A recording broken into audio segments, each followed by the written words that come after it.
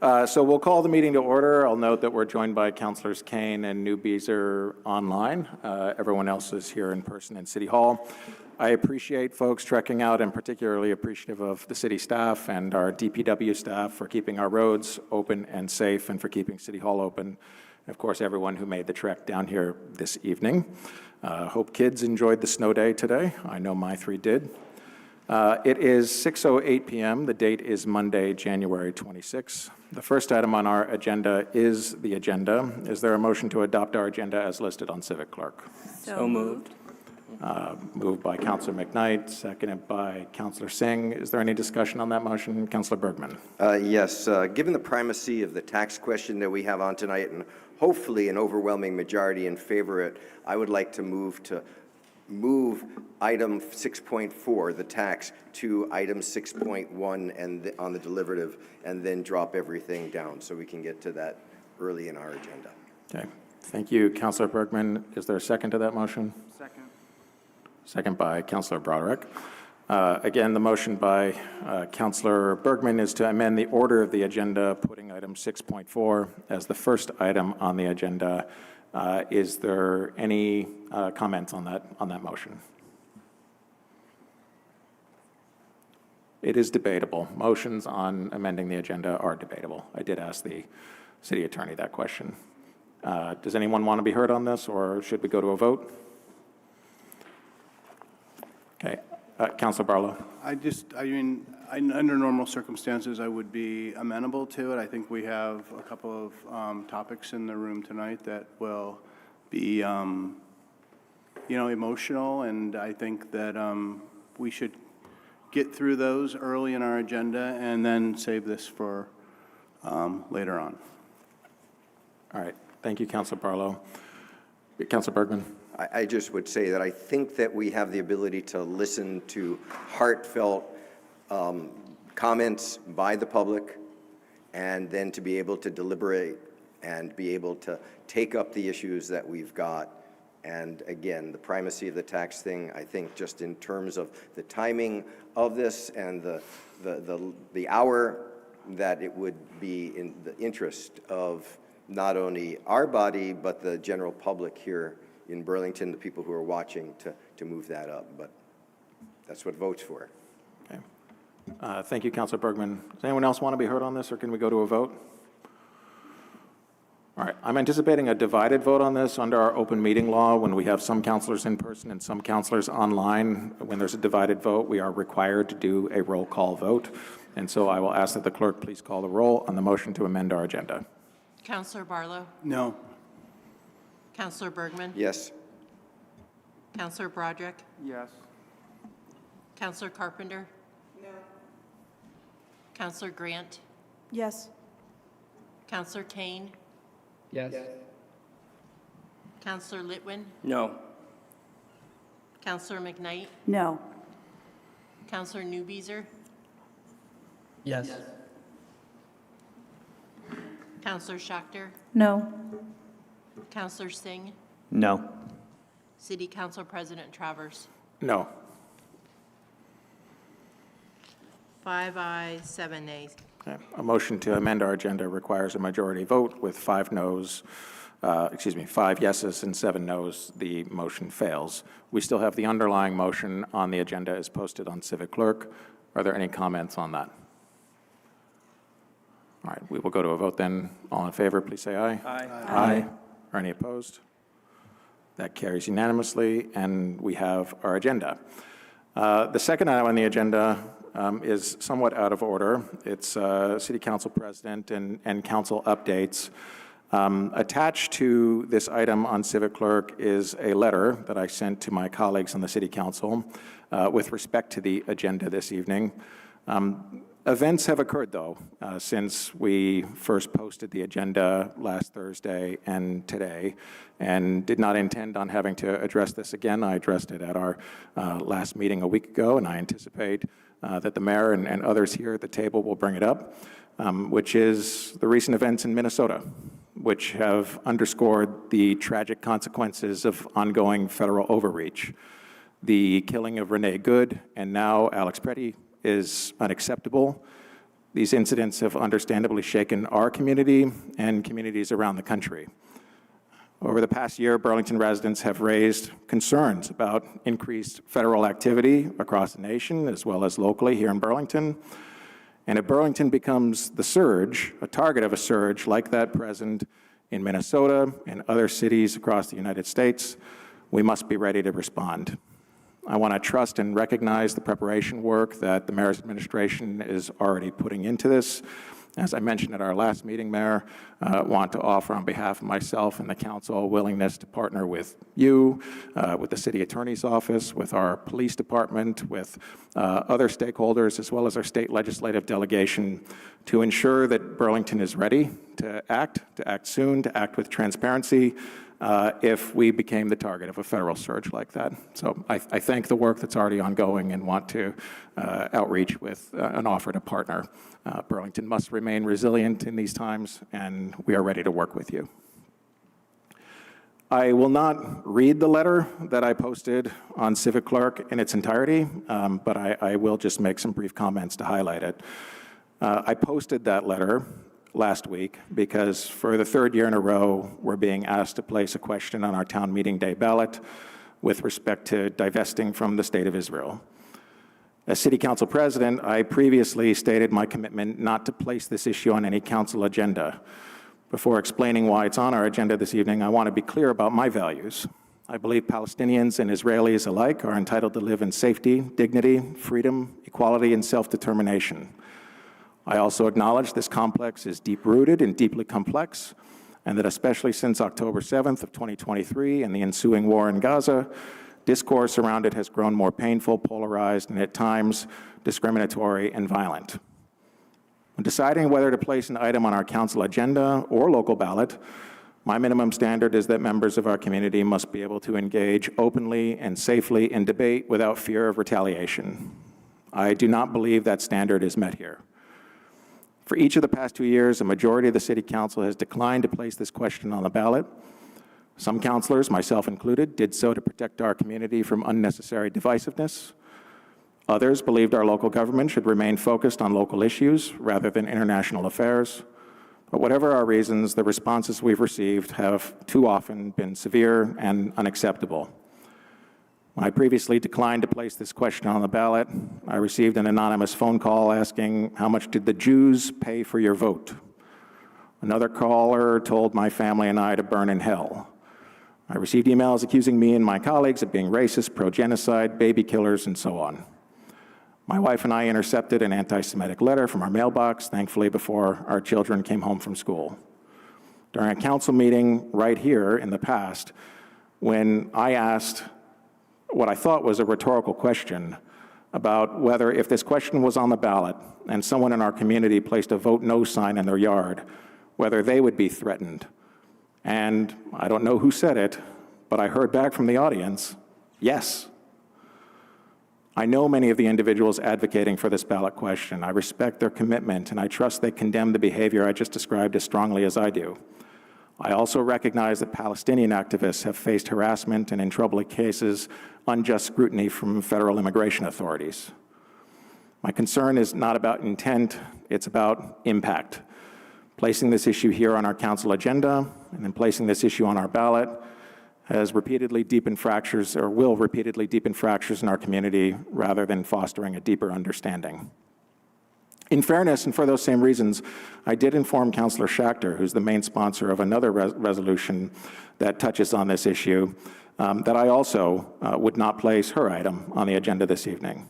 While I remain committed to dialogue, empathy, and education, and have participated in such efforts with the mayor and local faith leaders, our experience has shown that council meetings are not the appropriate venue for these conversations. Ahead of tonight's meeting, I asked the city attorney's office whether the council president has discretion to keep items off the agenda. The city attorney's office informed me that, from their perspective, the council president does not have that authority. To reserve my opinion on this for the future, my letter notes my respectful disagreement with that position. I do believe that the council president, under our council rules, does have a gatekeeping role with respect to the items that are or are not on our agenda.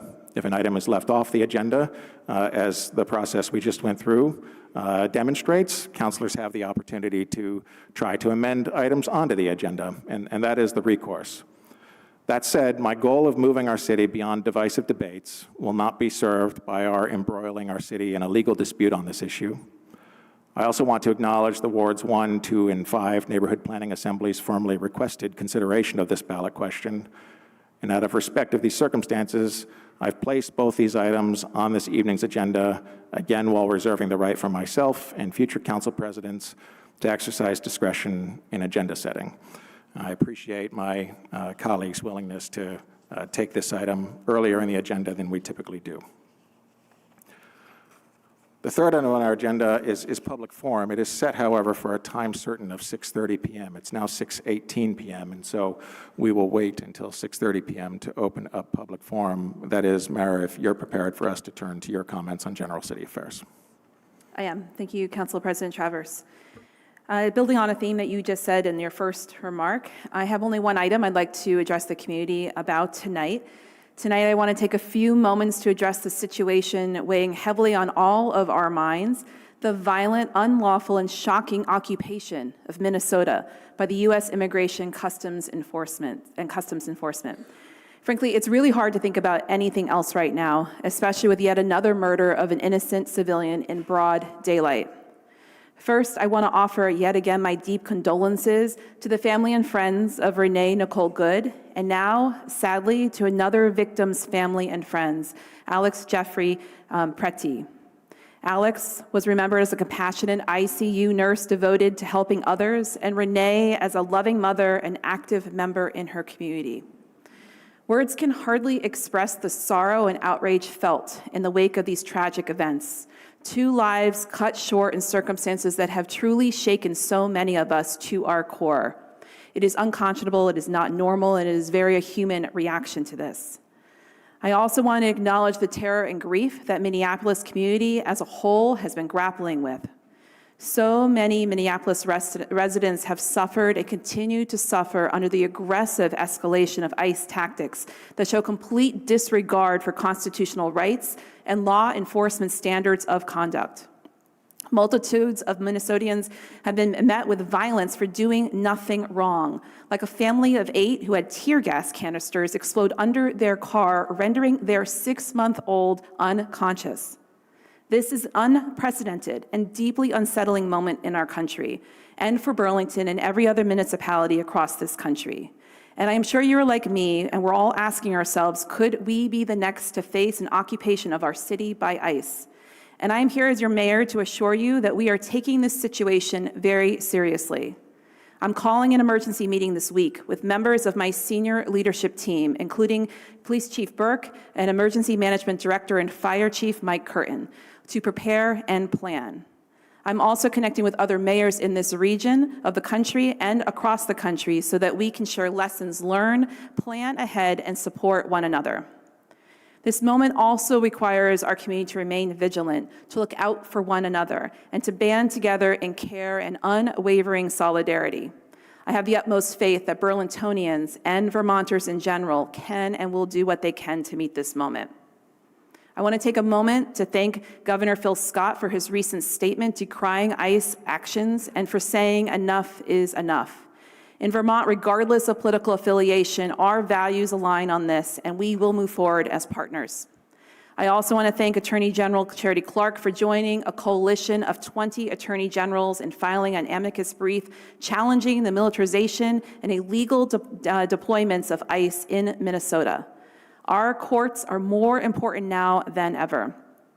Superintendent here locally, Tom Flanagan, and I met today and will be releasing a joint statement to our community later this evening, as we are both hearing from many folks in our community about their fears and concerns about what comes next here in Burlington. I want to thank him for his partnership in issuing this statement and to his team, who will be part of our planning meetings in the coming days. I'll end with assuring our residents that the city stands in unwavering solidarity with our immigrant and refugee communities. And as demonstrated in recent protests in Burlington and across the state, Burlingtonians and Vermonters will always speak out against unfettered state-sponsored violence. Stay steady, Burlington. We are preparing and we are tracking what is happening in other parts of this country, and we will do everything we can to keep all of our residents safe and protected from dangerous actions and overreach by the federal administration. Thank you. Thank you, Mayor. Why don't we take care of, well, no, we need to do public forum before we get to the consent agenda or deliberative agenda. It is only 6:23 p.m. Public forum was set for a time certain of 6:30 p.m. We have a number of folks that are signed up to speak, though. Absent objection, I would be open to going ahead and opening public forum now. Councillor Grant. I would like to recuse myself so I may speak as a resident at public forum and then return for the latter part of the agenda. Understood. Thank you, Councillor Grant. I will note that in communications with the city attorney earlier, that there was an understanding that we do not have any council rule or Robert rule that prohibits a councillor from participating in public forum this way. Well, unconventional. If there's no objection, we'll go ahead and open public forum now. Okay. In opening public forum, I will note for those here in person, as always, we will begin with Burlington residents who are here in person in City Hall. We will then turn online to Burlington residents online. We have at the moment, let's see here, 31 Burlington residents here in City Hall. We have 10 Burlington residents who are signed up to speak, or 11 Burlington residents, I should say, who are signed up. Sorry, we have 11 total speakers online. 10 of them are Burlington residents. One is a non-Burlington resident. We then return here to City Hall for any non-Burlington residents who are a Burlington property owner or are representing a Burlington-based organization. We then repeat the process for any non-Burlington residents who do not have those ties as I just described them. If you're here in person, when I call your name, would ask that you please come here to the table. Please pull the microphone close, hit the push button, and make sure that the light there is illuminated. If you're online, I will let you know once you've been unmuted and will be prepared to speak. Whether here in person or online, every speaker will be provided 2 minutes to speak. As always, but particularly important this evening, it is important that your comments please be directed to me as the chair and not to any other individual. We also ask that comments refrain from any individualized components. And let me be clear about what I mean about that. Certainly, whether it's the mayor or any particular councillor, it's within someone's right to speak their objection to any individual's position on an item. It's not appropriate, though, to talk about that individual because of any of their personal characteristics or their perceived or alleged personal characteristics. And if anyone violates that rule during public comment, I will ask that they please pause and correct their comments. It's particularly important that comments refrain from any discriminatory or retaliatory comments, especially those based on any individual's protected characteristics. We also ask the public comment please refrain from being overly loud or obscene. It's important that City Hall remain a safe place for those who serve, those in attendance, and those who are watching these meetings, both now and in the future. Again, if anyone's comments violate the rules as I've just described them, it's not my intention to shut public forum down at that time. I will politely interrupt the speaker. We'll pause the timer. We'll give the speaker an opportunity to continue in alignment with these rules. If a speaker continues to violate these rules, then we would reserve the right to end public comment at that point in time. So I appreciate folks' understanding. With that, we begin our public forum with Burlington residents. The first Burlington resident we have signed up to speak is David Geddes, who will be followed by Linda Siegel.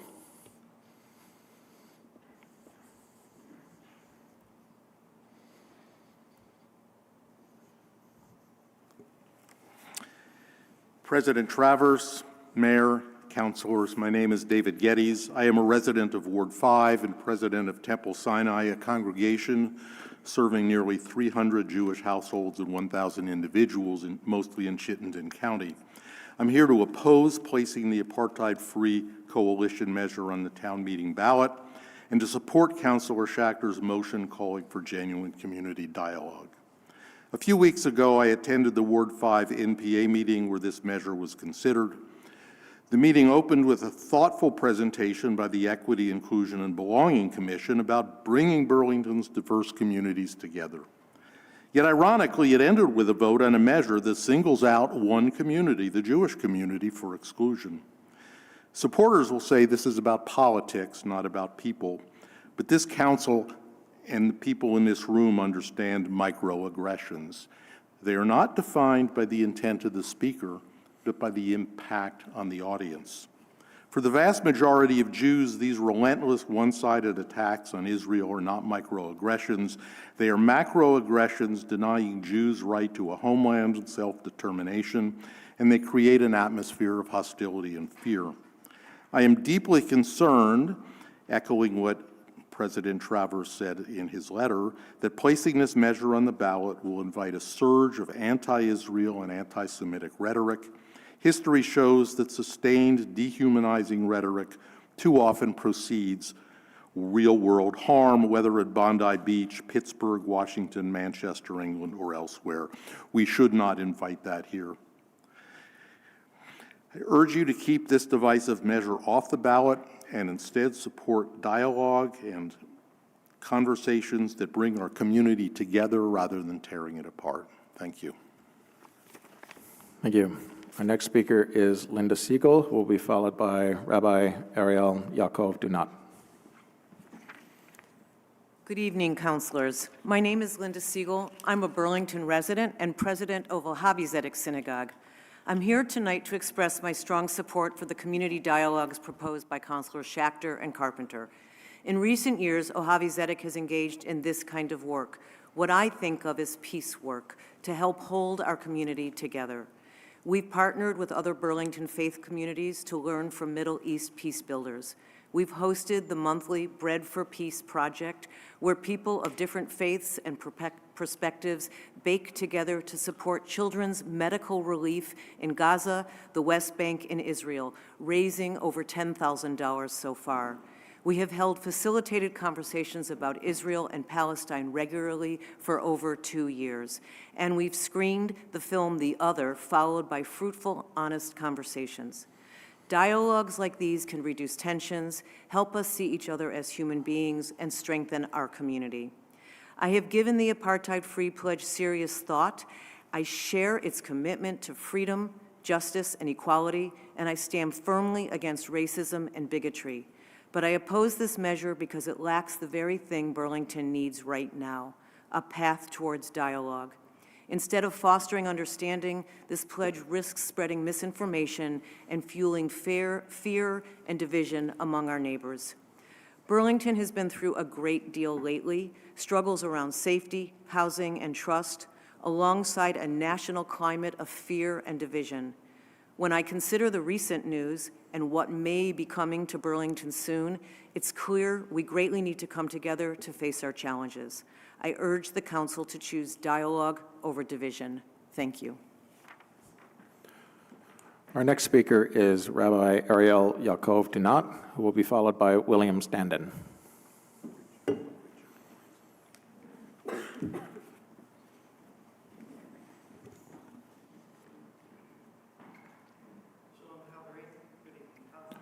I'm sorry, the microphone is turned off. You'll need to turn it back on. Back on? Yes, thank you. Sorry. Shalom Chaverim, good evening counselors and community here with us today. I am Rabbi Ariel Yaakov Dunat, they, them, if you please, and am a Burlington community member as well as the rabbi and spiritual leader of Ohavi Synagogue. Pirkei Avot, the ethics of our ancestors, teaches us that in any dispute, it must be for the sake of heaven or of peace, and thereby will endure. Conversely, a dispute not for the sake of heaven will not endure. In explaining this teaching, Rabbi Lord Jonathan Sachs Zichron Livracha said that the disputes and the arguments the Israelites had with Moses were an example of an argument for the sake of heaven. Those disputes dealt with concerns of great communal need, a lack of food, water, shelter, or concerns for freedom and safety. Whereas the dispute that was brought through the rebellion of Korach was not for the common good. Our world, our community, and our communities face a great time of great conflict, a time in which we are all concerned for what the future holds. We all grieve the senseless violence and hatred that is daily growing all around us. We all want a future in which everyone is safe and free to pursue their own happiness, wherein we truly love both our neighbor and the stranger as ourselves. But it is necessary that those disputes be for the sake of heaven, for the sake of peace.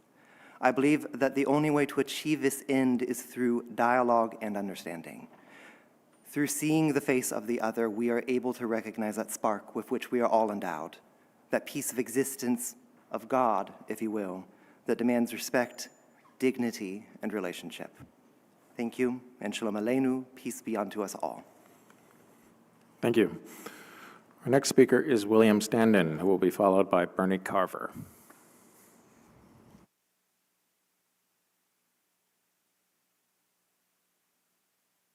Hello. My name is Bill Standen. I am running to be Ward 7 City Councilor.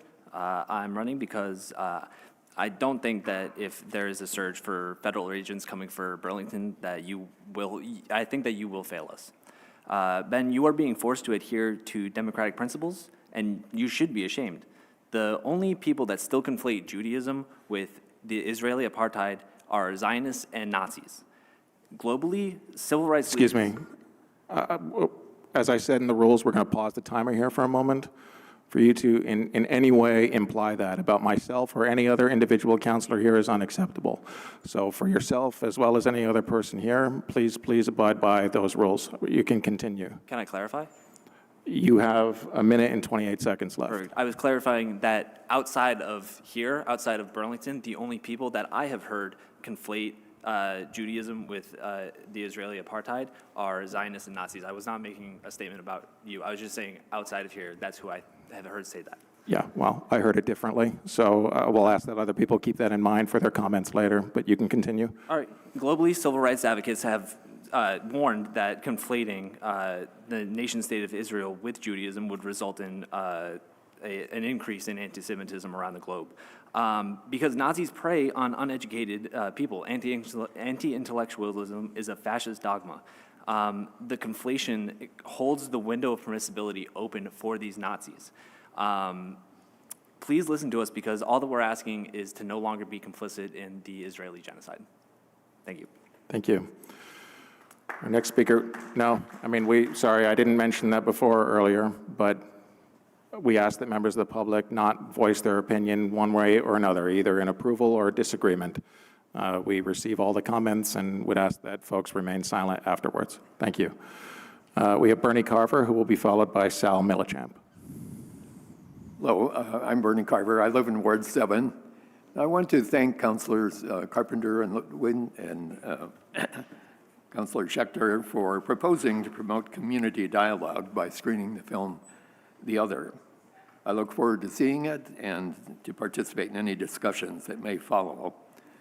I'm a bit stunned by the $12,000 price tag for a movie and facilitated discussions, however. Has our city suddenly become flush with cash?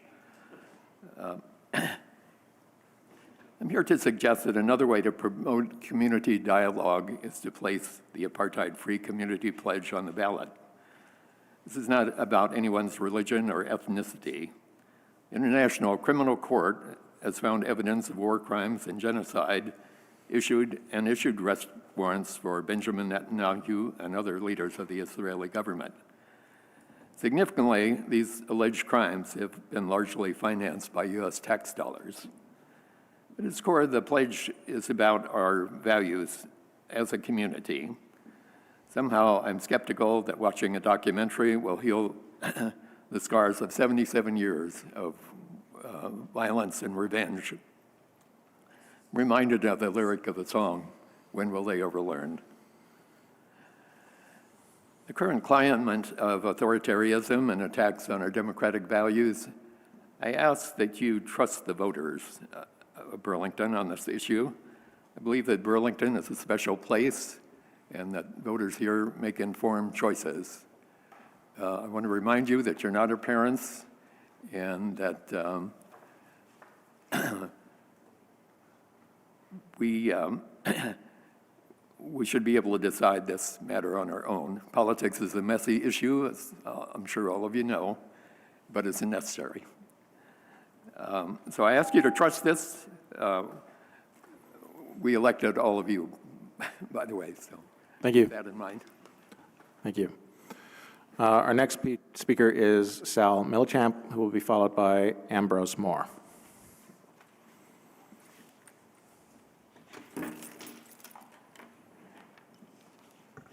Can you hear me?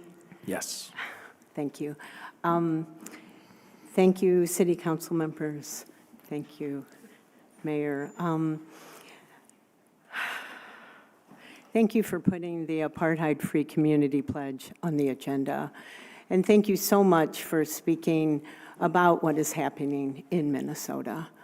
I want to talk about this, but of course, everything that's going on in Minnesota is terrible, and I feel like our democracy is being torn apart. I remember learning about Nelson Mandela, and when he was imprisoned in South Africa, and how the outcry from other countries made a difference in his release. Speaking out is important, and we should not ignore the power that we have to speak out. Democracy is messy, but we should respect each other and not live in fear to put something on the ballot that I have signed over and over, year after year, for these petitions. And I respect that the voters should make the decision. Thank you. Thank you. Our next speaker is Ambrose Moore, who will be followed by Duncan Krebs.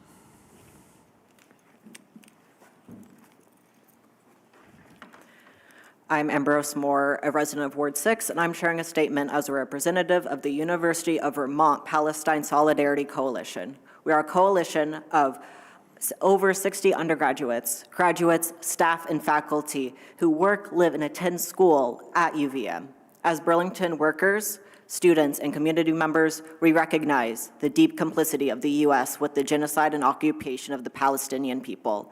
Our tax dollars, our local governmental and academic institutions continue to perpetuate the system of settler colonial violence by investing in, purchasing from, and even either explicitly supporting the apartheid and occupation or remaining silent on the issues of the Palestinian genocide. 3 Palestinian students were shot right near our campus in 23. Mohammed El-Kurd's lecture was canceled at our institution. This has been and continues to be a local issue. We see what's happening in Minnesota right now, in Minneapolis. That is an occupation. We oppose the atrocities there. Why don't we see this with the Palestinian genocide?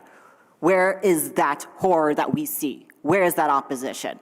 There have been numerous opportunities offered for dialogue, including the Apartheid-Free Communities Fair, which took place right in this room, right in City Hall Park. And we did invite every single counselor to attend, to have that dialogue, and we thank the counselors who were there. Thank you. Groups at our university have held numerous community events, movie screenings, and lectures with world-renowned academics to encourage this dialogue. The community has already led these initiatives. This is not a lack of community involvement, lack of dialogue situation. There is a lack of municipal action. We demand that the Burlington City Council put this on the ballot again. Let the Burlington people have their voice. Thank you. Thank you. Our next speaker is Duncan Krebs, who will be followed by Mark Leopold.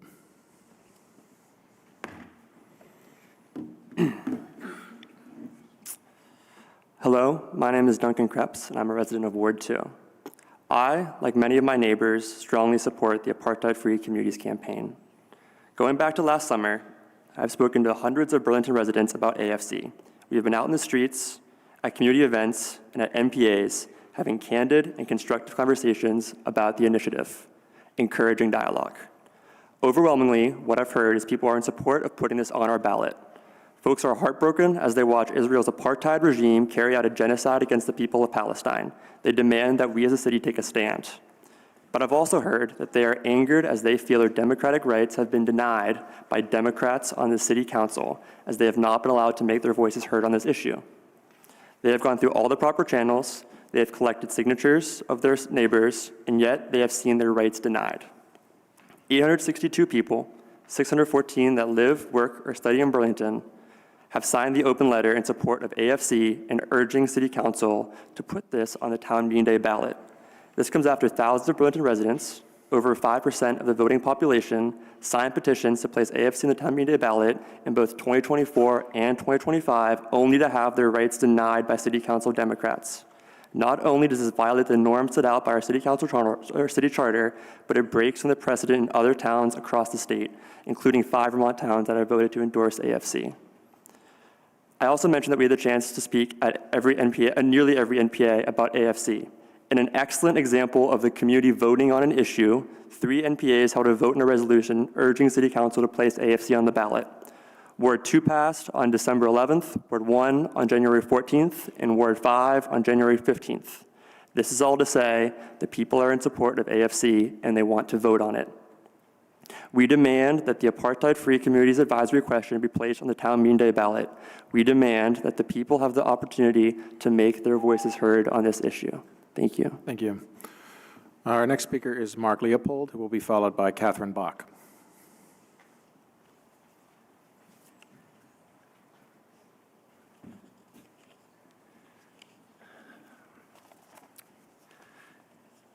Council President Travers, thank you for your letter to the Council. I agree with every point you make. The Ward 5 Neighborhood Planning Assembly did formally request consideration of the AFCP ballot question. The pro-Palestinian propaganda machine has called this overwhelming. There are nearly 5,000 voters in Ward 5. At the NPA meeting, 23 people voted yes. 23 is less than 0.5%. That is not a mandate for this council. This is just one example of the exaggerations found in the language from AFCP supporters. I support Councillor Schachter's resolution, and I hope to participate in the community conversations. I hope that opposing ideas will be respected. Reality is not binary. It can't be reduced to yes or no, as is the case on a citywide ballot.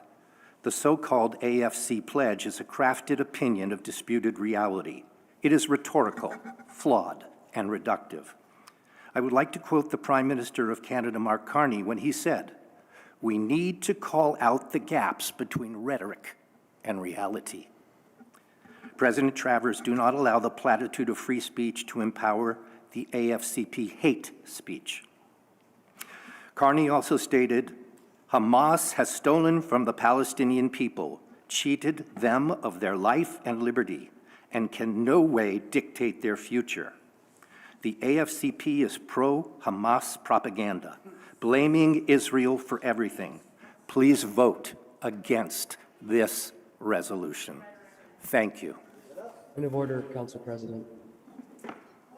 Yes, Councillor Newbeezer? If someone equates the pledge that we're discussing with Hamas, I would expect that the Council President uphold the standards as described in public forum. Thank you. All right. Well, understood. That was not how I personally heard the comment, but I appreciate the point of order, and we'll ask that folks keep that in mind moving forward. May I add one clarification, Council President, if you indulge me? Yes, Councillor Newbeezer. I mean, you've stated the point of order. I've rolled on the point of order, but is there an outstanding issue? Sorry? If you'd indulge me, I apologize. The comment was specifically the AFC pledge is pro-Hamas. I don't know how else I would interpret that. I think to the extent anyone were to imply that any councillors here or those that supported the pledge were quote-unquote pro-Hamas, that would be inappropriate. And so I appreciate the point of order. To the extent I didn't hear the comment that way, my apologies. President, I will not be speaking on Zoom later. I was able to make it here. Understood. Thank you. Our next speaker is Catherine Bach, who will be followed by Milo Grant. Hi, Catherine Bach. I'm I live in Ward 1, and first I'd like to thank my city councilor, Ali Schachter, for bringing the resolution promoting community dialogue to the council. Community dialogue is essential, as I just witnessed in Minneapolis, where I joined a team of leaders and staff from Vermont Interfaith Action to support the Day of Fasting and Prayer on January 25th. In Minneapolis, people have come together to protect their neighbors against the violence of ICE attacks, even when they don't agree on everything. I was deeply moved as I watched 100 clergy being arrested at the airport while they kneeled in prayer, not because watching arrests is something that I'm usually moved by, but because the police were so gentle and kind. They politely invited the clergy to stand and help them get up if they needed help. No handcuffs were used. Then they were gently led to the waiting bus. I asked one of the local organizers if the police were always so nice. They said, "We talked to them. We told them what we were doing, and they didn't like it, but they agreed to be gentle." This is community dialogue. Burlington has a lot to learn from Minneapolis, including being open to allowing a vote on the AFC resolution that was actually written by an interdenominational coalition of faith groups in North America to share its religious conviction to speak the truth. It's unfortunate that it's been considered divisive and anti-Semitic. As a Jewish Quaker, I understand the complicated opinions and feelings that this issue evokes. In fact, I sometimes even argue with myself about it. And yet, I don't see how this resolution can be seen as anti-Semitic. Is it anti-Semitic to let residents express their views about Israel's actions? Do you think that's being critical of all Jews? I got one more sentence. As a Jew and as a Quaker, I reject all racism.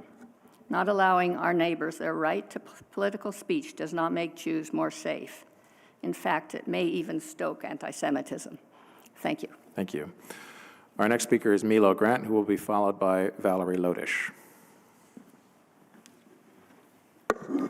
Thank you. My name is Mila Grant. I'm a resident of Ward 2, and I would like to address the council president's letter. We recently celebrated the life and achievements of Martin Luther King, and that made me delve into this issue even more. We are talking about a civil rights issue. Do the Palestinians have the right to live? It's a civil rights issue. Civil rights issues have a history, especially in our country, of not always being solved, quote unquote, peacefully, not always having dialogue that is peaceful or fair. We look at the assassination of Martin Luther King, Malcolm X, Black Panther leaders.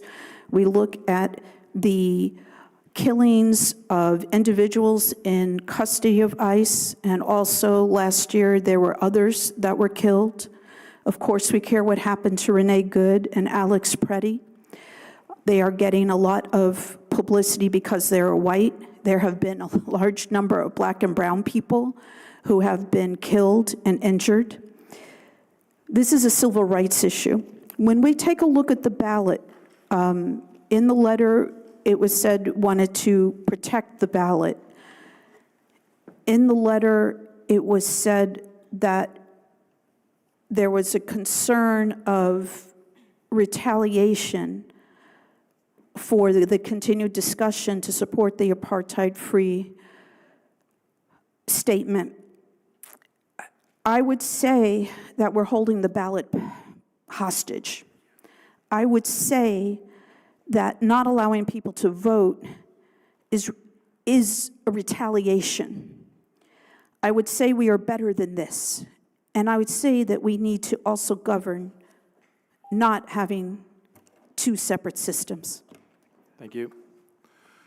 Our next speaker is Valerie Lodish, who will be followed by Chaim Lodish.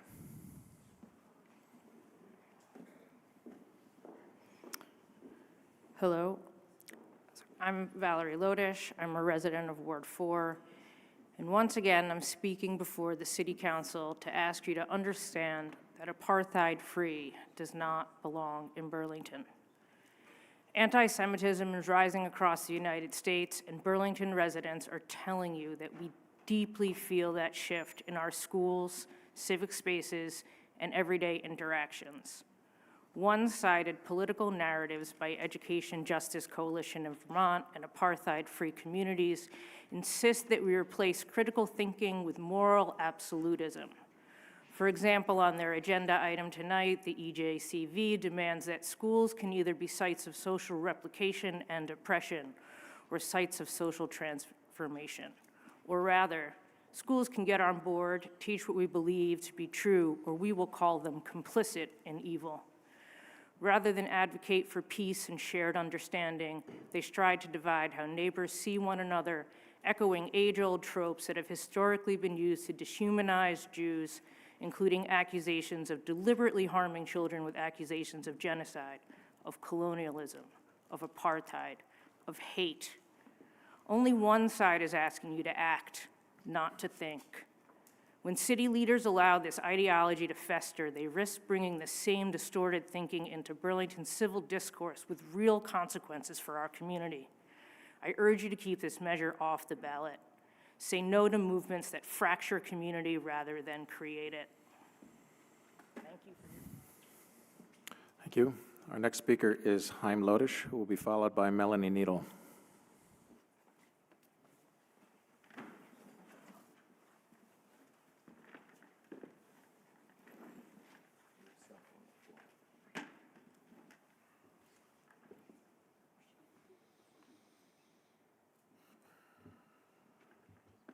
Is that, most people have been on that microphone. Is that one on? You need to make sure the light's on. No, it's not.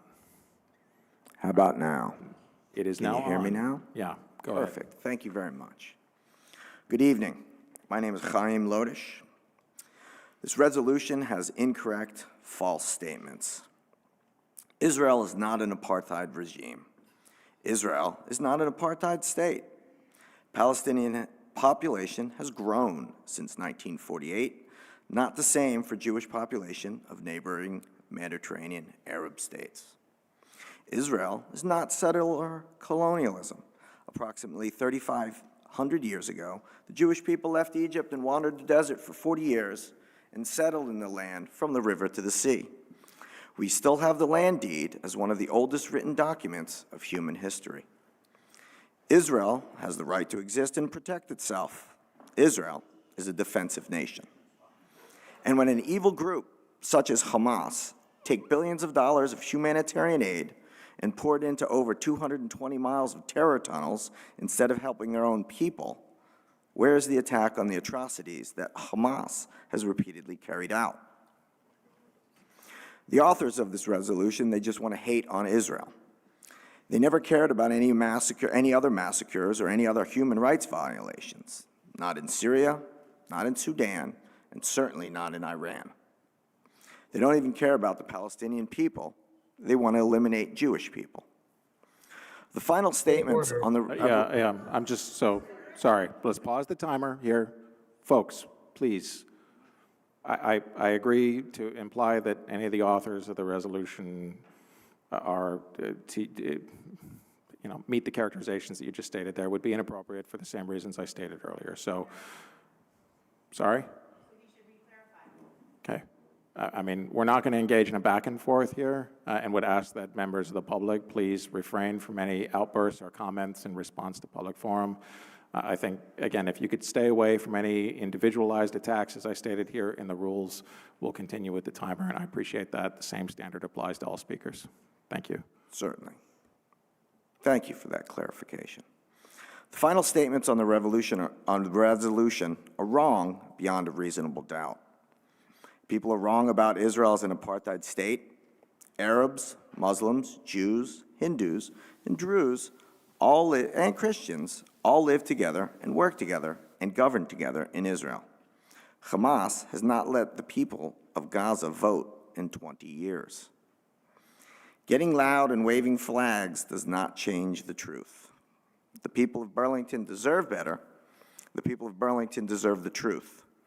This resolution does nothing to help heal, but further fans the flames, spreading false blood libel for Jewish people across this state and country and risk more attacks on Jewish people. Vote no. Thank you. Thank you. And I do just want to clarify here, folks are free to make comments with respect to the resolution itself. What they are not free to do is to make individualized attacks that go after the character or individual characteristics of any individuals. So, And as a point of order, as the author, well, as the sponsor of this resolution, and a proud Jew, I just want to say I've got a lot of tolerance for people's talk, but just remember, when you look at and accuse me of spouting Hamas propaganda, that is, you can shake your head and say, yes, that's what you're doing, but know that you are violating the rules and you are engaging in the type of uncivil discourse which should not be done. And I ask everybody as a sponsor to really refrain from that so we can just get well, we're having a debate. Let's have a real fair debate without throwing rocks. thank you, Councilor Bergman, for reaffirming that. To the extent any of the comments are an attack on any of the individuals behind the resolution and their opinions or perceived opinions, that would not be appropriate. So thank you. Our next speaker is Melanie Needle, who will be followed by Jeff Schulman.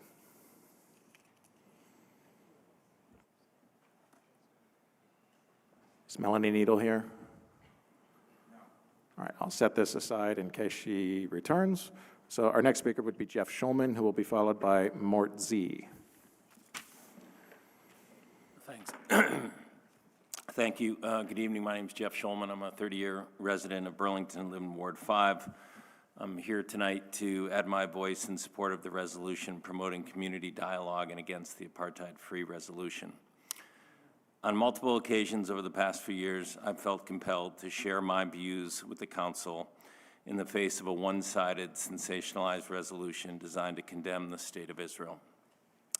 And each time I'm here, I find myself mystified that some members of our City Council would intentionally create such polarization in a community where the mass... Okay, sorry. No need, Councilor Bergman. We're going to pause the timer point of here. order. Yes. Understood. I think you understand the rules as we've stated them, Jeff, and hope that other folks, if they have prepared comments, can make some edits as necessary before they get up here. So, I apologize. It's okay. Thank you, Jeff. In a community where the vast majority of us, regardless of where we might stand on this issue, are able to get along, have civil discussion, compromise, and often arrive at consensus, an approach supported by the Community Dialogue Resolution. The language of the Apartheid-Free resolution does just the opposite. Instead of acknowledging the complexities of the region, differing perspectives, and working to unite our community, it sows more division, more hate, and more intimidation. By irresponsibly throwing around terms like apartheid, it plays into the hands of extremists and puts our community at risk. When I see Jews massacred while gathered for a Hanukkah celebration in Australia, or murdered in Boulder while participating in a peaceful walk, or while standing outside the Capitol Jewish Museum in D.C., I draw a direct link to the incitement that comes from irresponsibly using terms like apartheid as a way to delegitimize and dehumanize Israelis and Jews. And I shudder to think that Boulder and D.C. and Bondi could just as easily be Burlington. And so I'm here once again, and hopefully for the last time, urging you to reject the language of incitement and hate and to spare our community of this obsession with targeting Israel and our Jewish community. Thank you. Our next speaker is Mort Z. I don't have the last name, but I have Mort Z, who will be followed by Amy Malinowski. My name is Mort Zachter. I live in the North End. The way you speak to the forest will speak back to you. And I think at the core of the problem here is you have two groups who only see the suffering and the injustice on their side and do not see it on the other. I spoke at the December 16th, 2024 meeting, and after that I wrote a letter to 7 Days, and I'd just like to read a portion of it. I suggest the mayor, in conjunction with the council, nominate 3 individuals who reside in Burlington who support the current petition and 3 members of Burlington's Jewish community who do not, to meet to produce verbiage that will be viable for all. The issue is not going away. The kettle is boiling. A linguistic compromise will reduce the heat. I don't think that should cost funds of the city, by the way. I think there'd be enough volunteers for that.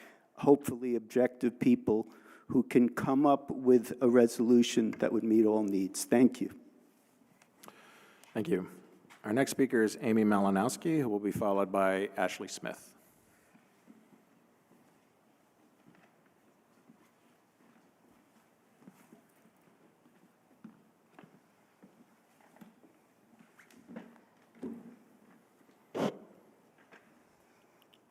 Hi. I'm Amy, and I live in Ward 8. I want to read you a headline. It says, "This is just the beginning. Non-binding Israel divestment ballot question passes in Somerville." It goes on to read, "A non-binding ballot question on whether Somerville should divest from companies supporting Israel's action in Palestine passed overwhelmingly. Question 3 asked voters whether Somerville officials should divest from companies that engage in business that sustains Israel's apartheid, genocide, and illegal occupation of Palestine. The question passed with 55.7% of the votes. What happened in Somerville, Massachusetts, is not that different from here. Like Burlingtonians, Somerville folks pride themselves on being a progressive enclave. Just like us, their ballot measure was a non-binding advisory question and was organized by grassroots neighbors going out on the streets collecting signatures. Like us, an official city body, in their case, the Elections Commission, had to certify that the requisite number of signatures were obtained and stamp it for approval for the ballot. And like us, this was a long and arduous meeting.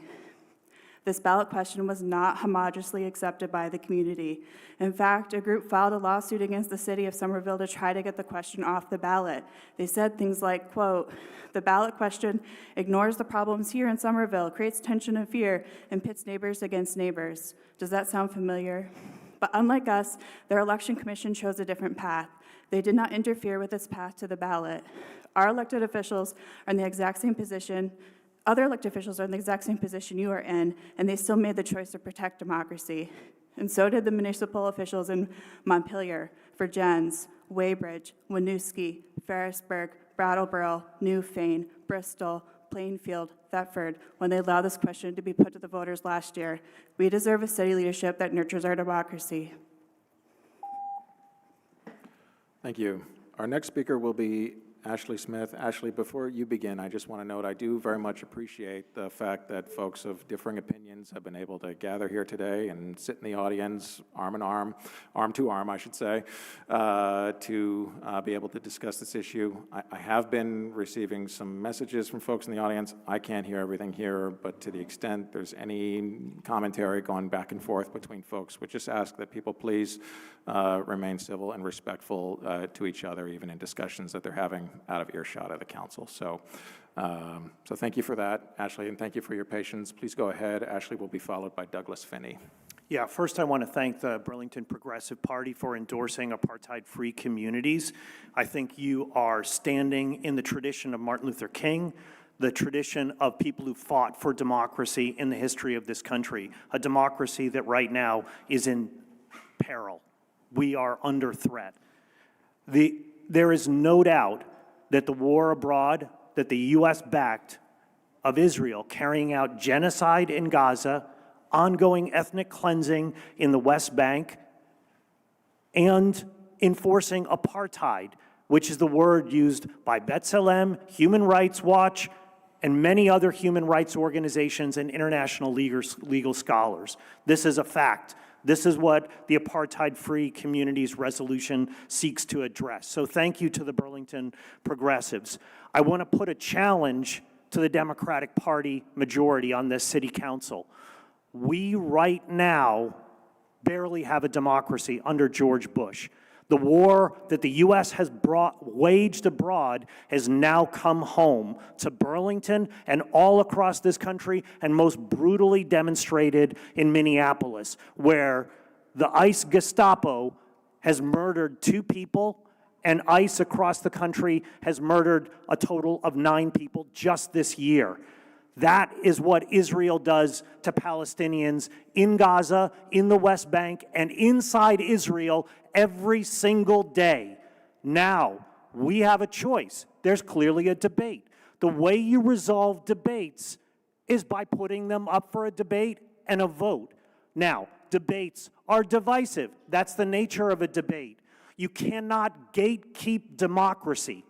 That is a violation of our democratic right to petition, to debate, discuss, and vote on matters of local, national, and international concern. You have a responsibility as Democrats, if you value that name, to uphold our democratic right to vote on apartheid-free communities. Put it on the ballot tonight. Thank you. Our next speaker is Douglas Finney, who will be followed by Sarah Davis. Hello, my name is Douglas Finney. I'm a Ward 5 resident, and I'm here yet again to talk about the Apartheid-Free Communities Pledge. In September of 2025, I was lucky enough to be a part of a group that put together an Apartheid-Free Communities Fair right here at City Hall Park and in this very room that we're sitting in right now. I'm pretty sure all of the counselors were invited to the fair. Some of you showed up, but regardless, it was a wonderful event. Dozens of local organizations and businesses who had all adopted the Apartheid-Free Communities Pledge showed up, along with hundreds of interested community members. The room that we're currently in was filled with Palestinian art, an interfaith prayer space, and educational materials. It was a space for quiet contemplation of our country's, states, and cities' role in the ongoing genocide of the Palestinian people. What those of you who did attend saw, and what those of you who were invited would have seen had you attended, was that it was beautiful, it was heartbreaking, but the one thing it absolutely was not was divisive. This exact space that we're in right now was a space of civil conversation, not the hate and division that some of you continually warn us against.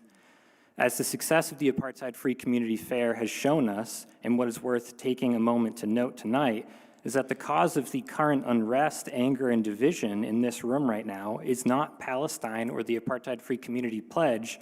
Rather, it is this council's refusal to allow the people of Burlington to participate in the democratic process and vote on this pledge. So I ask all of you yet again to do the right thing and to let the people of Burlington vote on this issue. Thank you. Thank you. Our next speaker is Sarah Davis, who will be followed by David Kerman.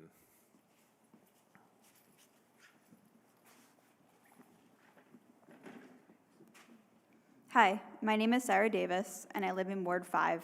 I am here to ask Burlington City Council to allow the people of Burlington to vote on the Apartheid-Free Community Pledge. Thank you. Thank you. Our next speaker is David Kerman, who will be followed by Megan Petrine.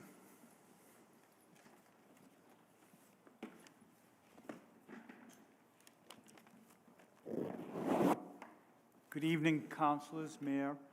My name is David Kerman. I'm a resident of Ward 5. I'm here this evening to speak in opposition to the AFC petition going on the ballot and in favor of the petition sponsored by Councilor Schachter. The Middle East conflict, as we know, has gone on for over 100 years and led to many wars and suffering on all sides. It is not going to be resolved by a ballot question of a voluntary nature put on the ballot in the city of Burlington. I strongly support the resolution of Councilor Schachter, which promotes a constructive community dialogue on this controversial issue. It provides for a facilitated, compassionate conversation among members of a diverse community and is designed to bring us together and explore common ground. In contrast, placing a controversial ballot question to voters only further divides us. As in any heated campaign, the parties on both sides of the question will use escalated rhetoric to defend their positions and to attack the views of their opponents. Instead of talking to one another, the parties on a ballot question like this talk past one another. With anti-Semitic incidents at an all-time high in Vermont, we do not need a ballot question that will inflame the situation or create more fear among the Jewish community. We should be looking for conciliation. We should seek to bridge the gap between our divergent opinions and not widen it. Councilor Schachter's resolution seeks to do that. Thank you. Thank you. Our next speaker is Megan Petrine, who will be followed by Lee Morgan.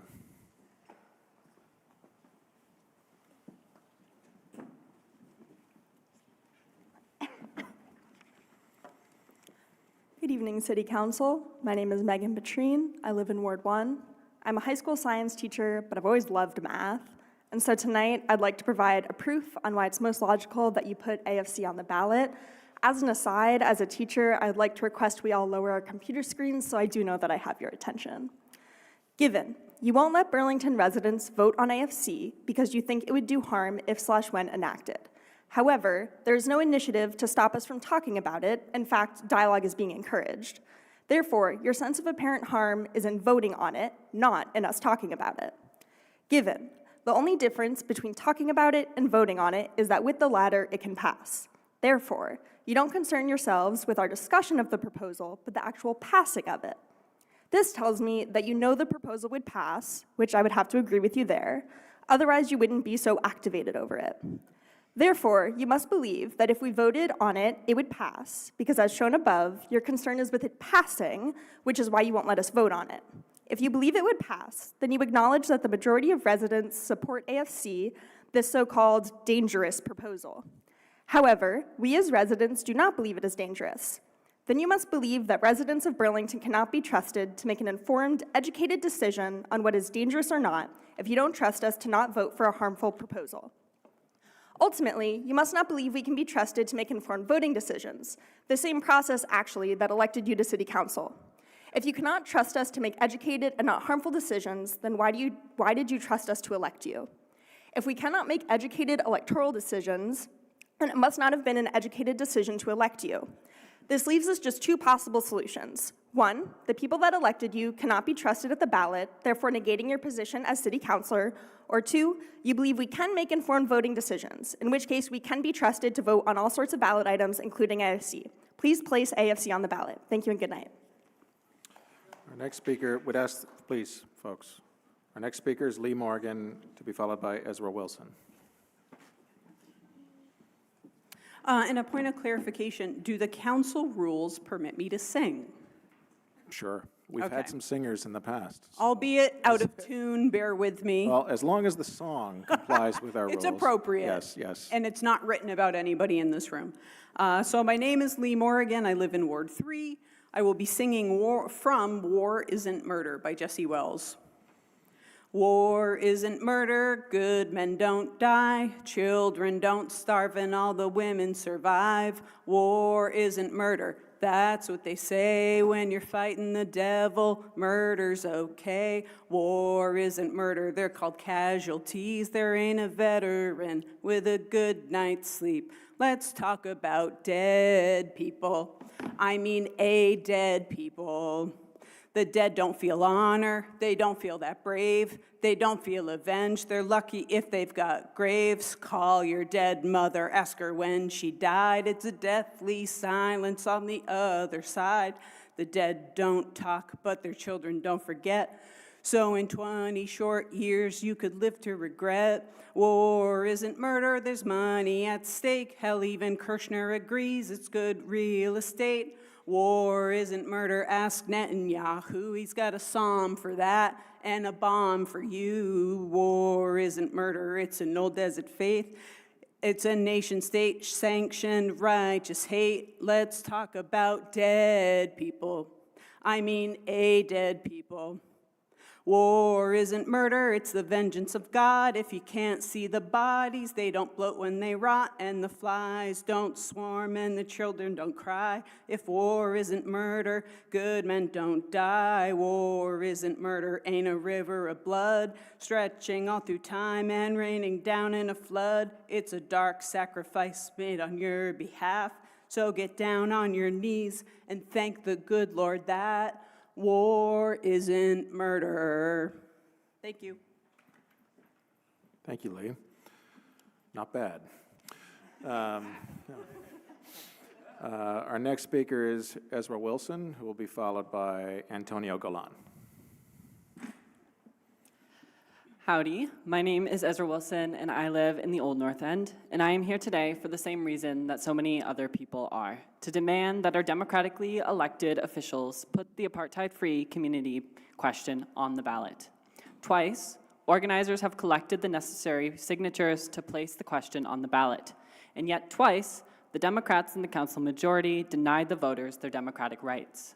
While the federal administration dismantles our democracy and murders our people in the streets, acts that were just called unacceptable, our city must do everything we can to protect democracy and free speech. We cannot claim to support democracy and free speech while silencing Burlingtonians. To vote against placing this on the ballot would be a shame. This isn't just an international issue, it is a local one. Our democracy is at stake. Our city must do better. You must allow voters to use their voice. Israel is committing an apartheid. The city is complicit in it. And one day, Palestine will be free. And your children and your grandchildren will ask you, what side were you on? Thank you. Our next speaker is Antonio Golan, who will be followed by Lawrence Seawheel. Good evening. I'm Antonio Golan, Ward 3 resident. I'm here in what has become a yearly ritual to once again support placing the Apartheid-Free Communities Pledge on the ballot this March. This time around, Palestine solidarity activists are once again being accused, among other things, of dividing our community. I want to signal that this claim implies a dangerously utopian vision of what a community is. Yes, communities are places of unity, but they are also places of division. Communities are composed of individuals and groups with varying interests, opinions, and sensibilities. Communities are divided on any number of issues, and this is perfectly normal. Calls for unity that delegitimize this diversity are, in practice, attempts at censorship. I find it revealing that when Burlington Democrats invoke community and empathy or tell us that we need to turn to each other, it is always in the context of telling others to shut up. It is important to recognize that when Burlington Democrats accuse others of incivility, it is more often than not, in practice, if not in intention, a form of gaslighting that shuts down meaningful dialogue and ultimately damages the community. Meaningful dialogue requires meaningful outcomes, and the AFC pledge would lead to a meaningful outcome. I realize that for all intents and purposes, the votes on this matter have been cast, so I'll end by saying that I'll see you next year when this matter inevitably comes before the council once again. Thank you. Our next speaker is Lawrence Seawell, who will be followed by Alyssa Breda.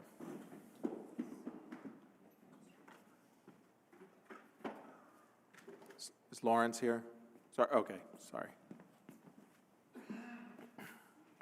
Hi, my name is Lawrence Seville. I was born to a Jewish father, and I chose to revert to Judaism. I have embraced my community for most of my life, and what I find most revealing is that we are not permitting people to utilize both the dialogue that we have had in the community that we have had to vote. This is not a dichotomy. This is not one or the other. We do not have to choose. We can have both. We can have a conversation and we can vote.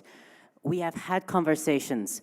We want our voices heard. We want the fruits of our conversations to be expressed. Please, please, let us exercise our democratic rights as they've been stripped from us on the federal scale. Let us not lose these local rights as well. I cede my time. Have an evening. Thank you. Our next speaker is Alyssa Breda, who will be followed by Colin Palmer.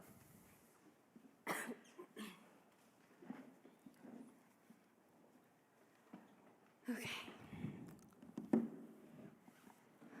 Hello, my name is Alyssa Breda. I live in Ward 3 in Burlington and work at Pathways Vermont on the Housing First team. Firstly, I want to be clear that we should spend $12,000 on social services that are being cut in our communities while we have hundreds of unhoused people outside right now in the cold, not for dialogue that we've been having for no money for years.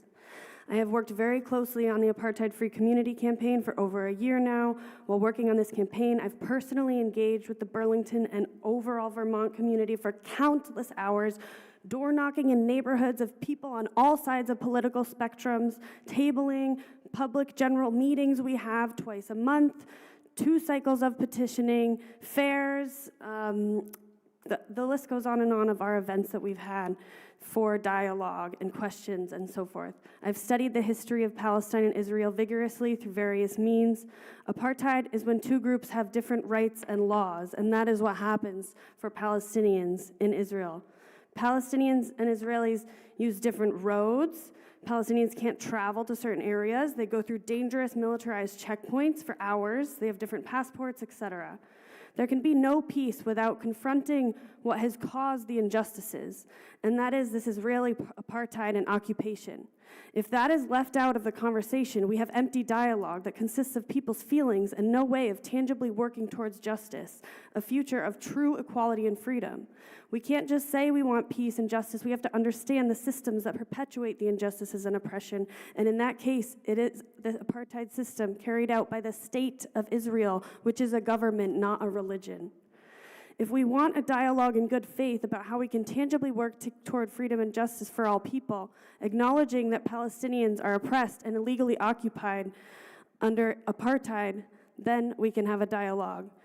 What is happening from ICE in our communities and the authoritarian regime now is the same thing, and we have to be against it. These struggles are all connected. Thank you.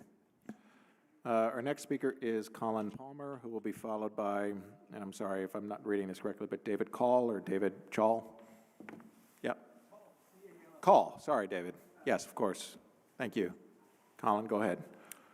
A Palestinian driver simply accused of speeding at a checkpoint north of Nablus was executed in his car by the IDF and their vassal, the Palestinian Authority, within the same month after Renee Good was executed by ICE during their ongoing terror campaign in Minneapolis. Neither of these incidents are isolated, as the United States is both a collaborator of Israel's ongoing genocide in Gaza and trained both ICE and local police departments in Israel. Allocating funds towards the Community Justice Center to quote-unquote facilitate dialogue surrounding the genocide in Palestine is not a solution and an excuse to dissuade Vermonters from taking real action to prevent more deaths.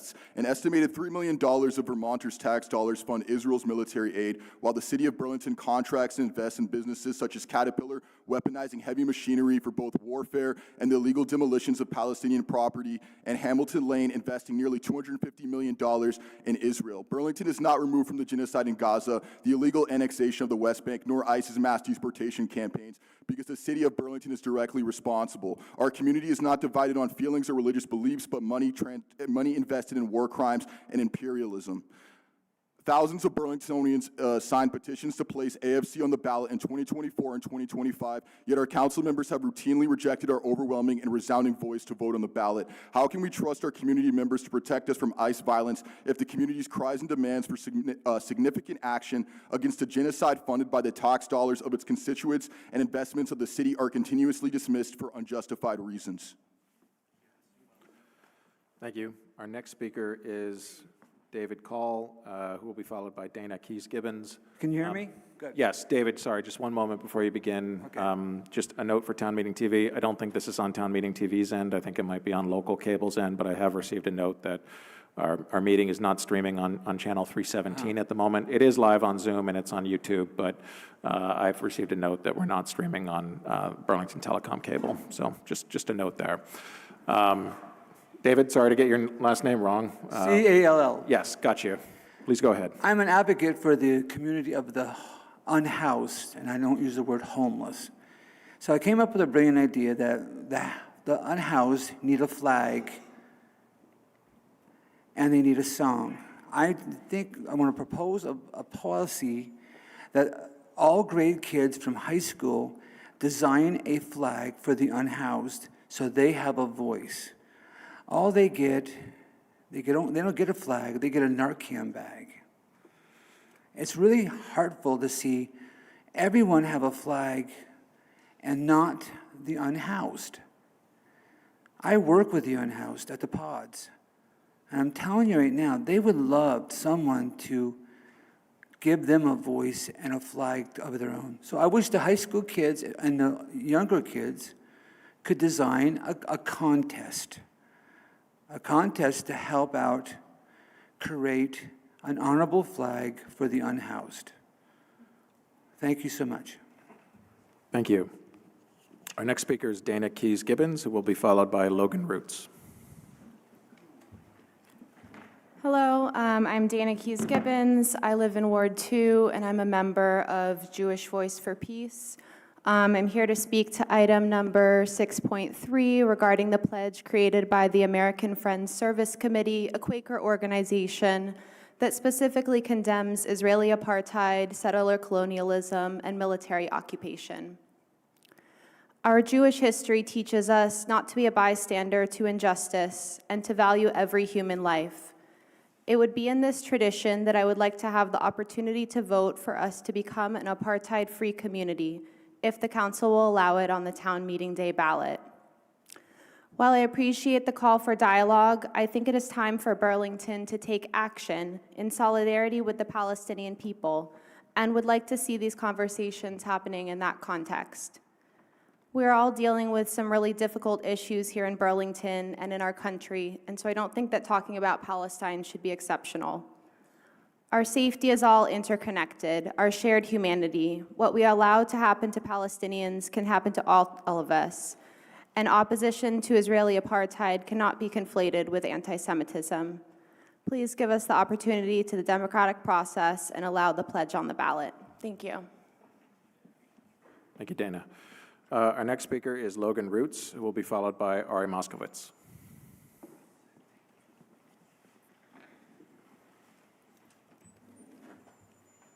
I want it on the record that I was assaulted at the start of this meeting, but enough about me.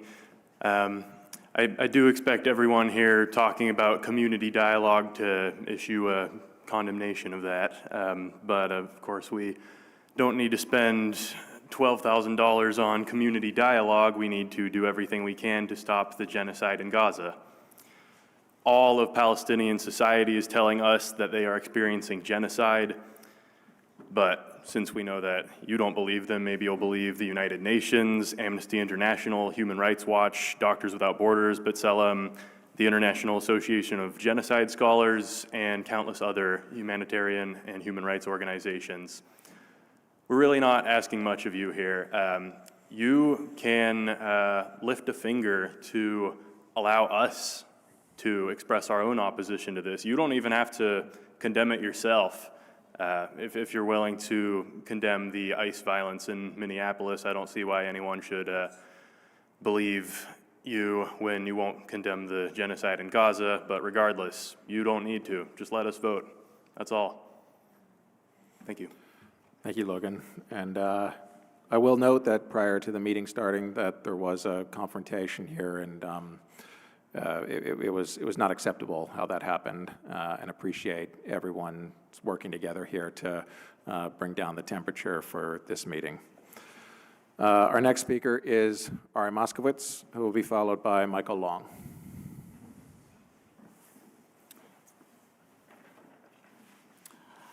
Let's be honest, what we're seeing tonight is not moral courage, it's moral theater.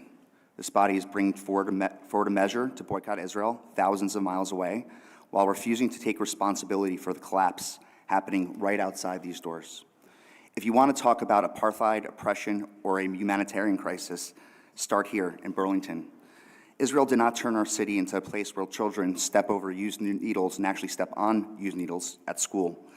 Israel did not allow downtown storefronts to be boarded up, vandalized, and smeared with graffiti, urine, and feces. Israel did not make families afraid to walk their own streets at night. Israel did not defund, demonize, and hollow out local policing, create a free-for-all where vandalism, theft, and disorder became normal? You did. And here's the part that makes this especially offensive. You can't even address anti-Semitism and hate coming from your own employees and institutions. Yet you want to position yourself as arbiters of foreign policy and global justice. It's really embarrassing, actually. It's really embarrassing. Every single city councilor here should be embarrassed for not helping me out about a security guard that sent me horrible.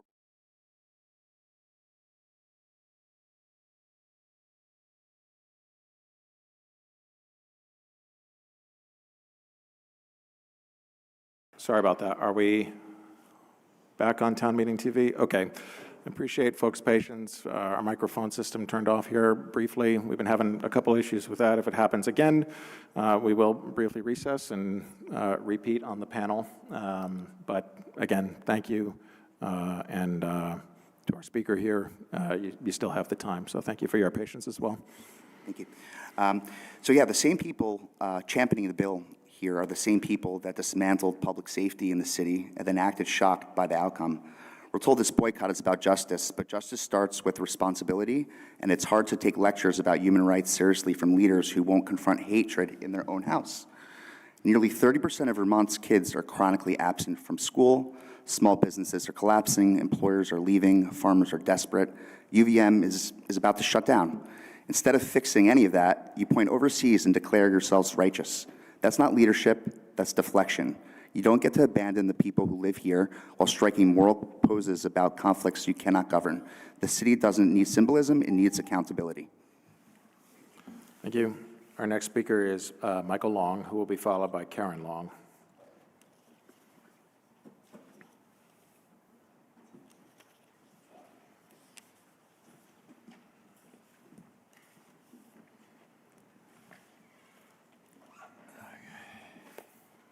Good evening. Authoritarian suppression of voting and free speech, a denial of constitutional rights,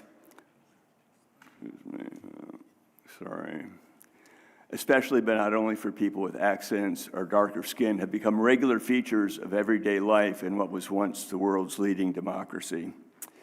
Please stand against, not with, these anti-democratic trends by supporting the AFC ballot item at the council meeting Monday. Voting is not divisive. Top-down denial of the opportunity to vote is divisive, and sorry to say, arrogant and egotistical too. This community has not failed in civil discussion of this fraught and complex issue. The petition process followed is intrinsically civil, democratic, and grassroots, as are the NPAs in theory and practice. If some individuals have failed in civility, that is their individual failure and no reason to cancel democracy for the community as a whole. Nearly every city council meeting features one or more individuals who fail at civility, but the council's work proceeds nonetheless. So too should the AFC ballot item be approved. I'd like to know also that the number of people who signed the petition to put this item on the ballot exceeds the number of voters who voted for 10 of the 12 people sitting on the council right now. So it's not an insignificant number of people who have asked repeatedly that this be put on the council. I note also that the council president has discussed or noted conversations around this issue have become more difficult and at times discriminatory and even violent. And I would argue instead that difficult conversations are necessary conversations, and conversations are communicative and reciprocal, not discriminatory or violent. Thank you. Thank you. Our next speaker is Karen Long, who will be followed by Sasha Rosen.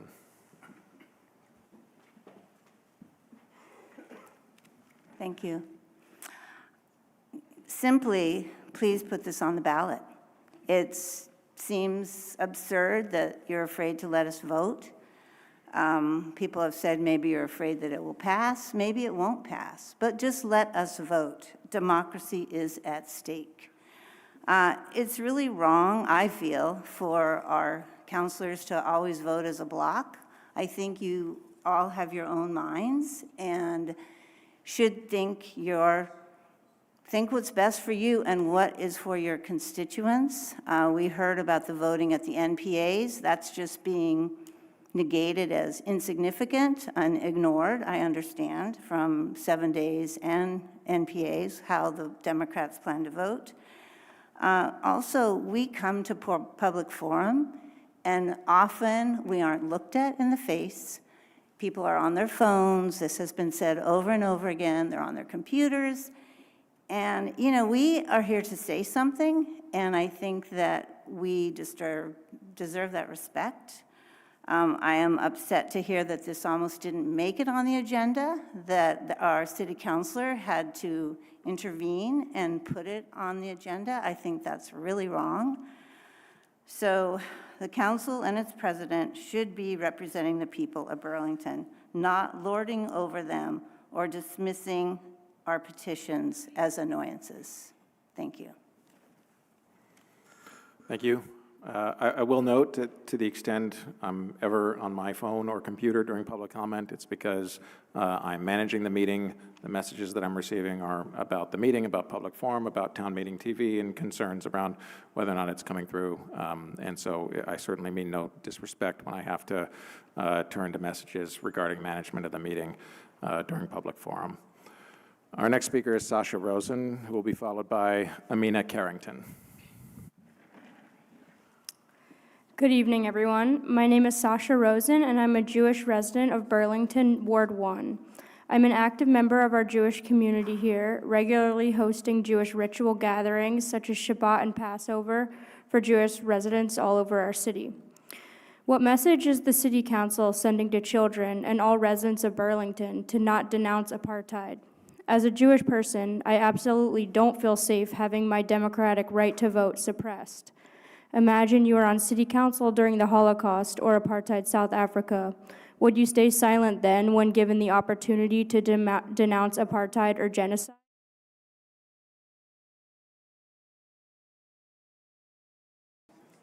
Okay, we're good. For folks tuning in online, again, appreciate your patience. We have some technical difficulties here in the room, but the microphones are back on.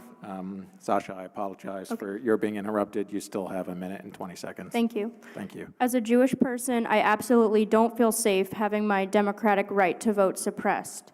Imagine you are on city council during the Holocaust or apartheid South Africa. Would you stay silent then when given the opportunity to denounce apartheid or genocide? Would you suppress the rights of the citizens you represent to vote? I would hope not. So why now? Jewish tradition has a long history of valuing intellectual debate and the exchange of ideas. The process of allowing Burlington residents to vote on an issue is in line with the Jewish tradition of dialogue and discourse. However, this necessitates that our ability to vote is not suppressed. Please do not uphold the same horrors that we are seeing from our administration to suppress our rights. The paramount value, Jewish value, tikkun olam, or repairing the world, is a driving principle that emphasizes our responsibility to social justice, human rights, and the pursuit of a better, more just society. To deny individuals the right to vote and to remove our ability to participate in decision-making around issues and initiatives in our own city is to diminish our role in the larger community and undermines the very foundation of tikkun olam that Judaism holds sacred. Thank you. Thank you. Our next speaker is Amina Carrington, and then our last Burlington resident here in City Hall will be Melanie. We are back live. Councilor Newbeezer, I see your chat that we're back. So thank you. And Amina, thank you and everyone else for your patience on this issue. Please go ahead. Hello, this is straight off the dome because I felt really compelled to speak after hearing everyone. I find it very hypocritical that there was mentions of y'all taking what's happening in Minneapolis very seriously and that you say you're going to protect our democracy while not protecting our democracy here. And also, if we're going to be talking about y'all protecting us against ICE and or police, you have to understand that this is connected. The IOF does train our police.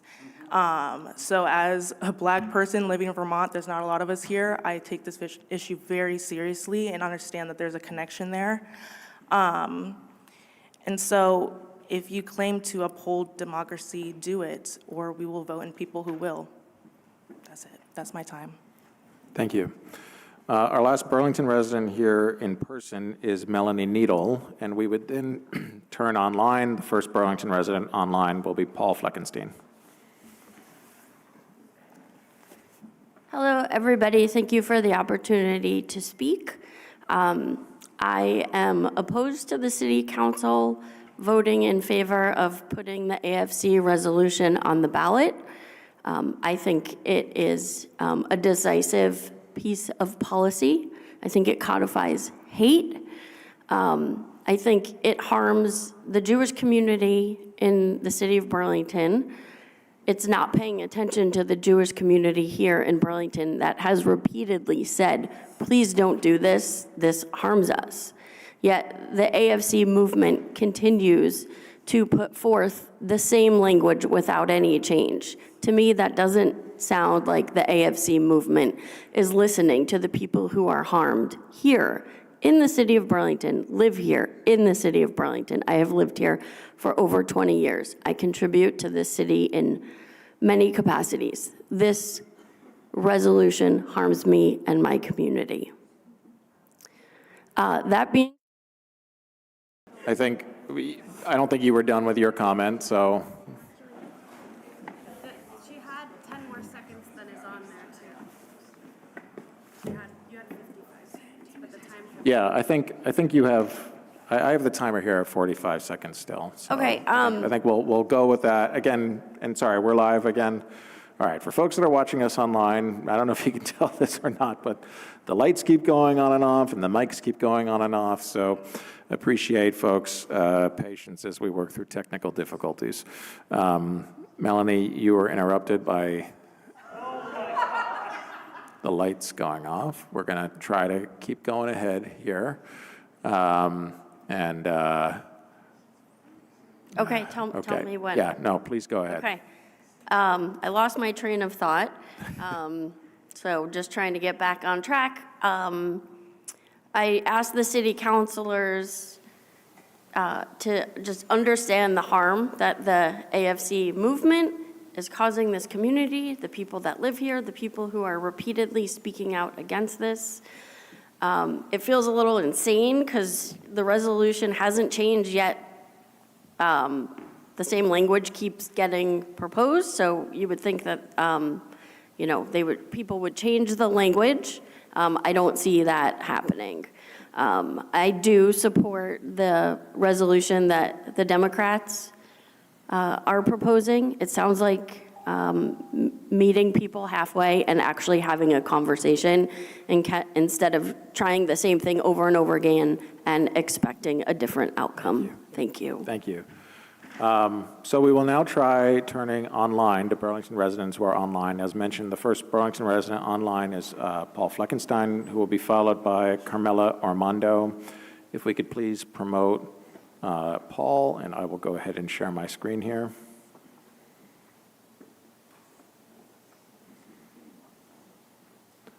Paul, if you could just wait one moment.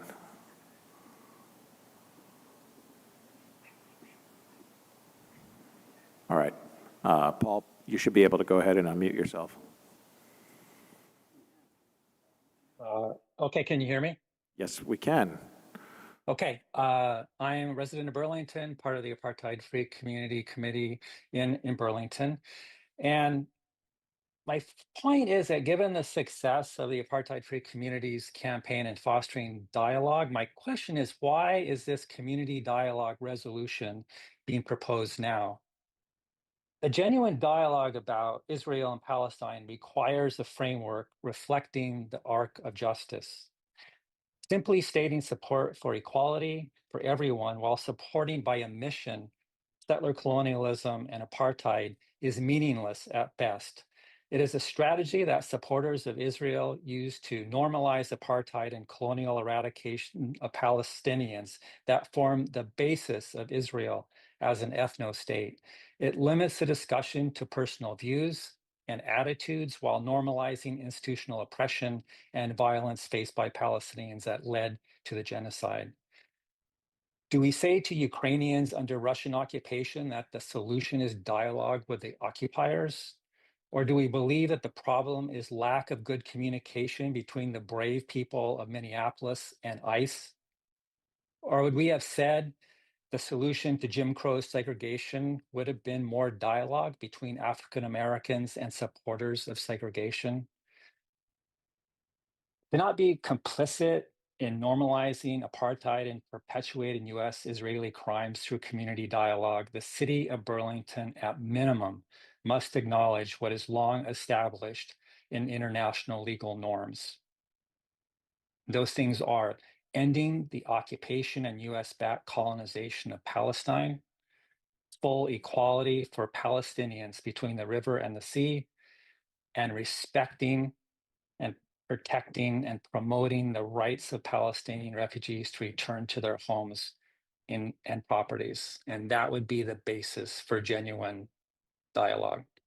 Thank you.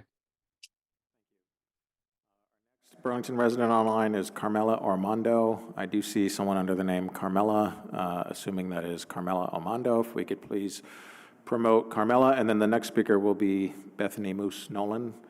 Carmela, you should be able to go ahead. Yes.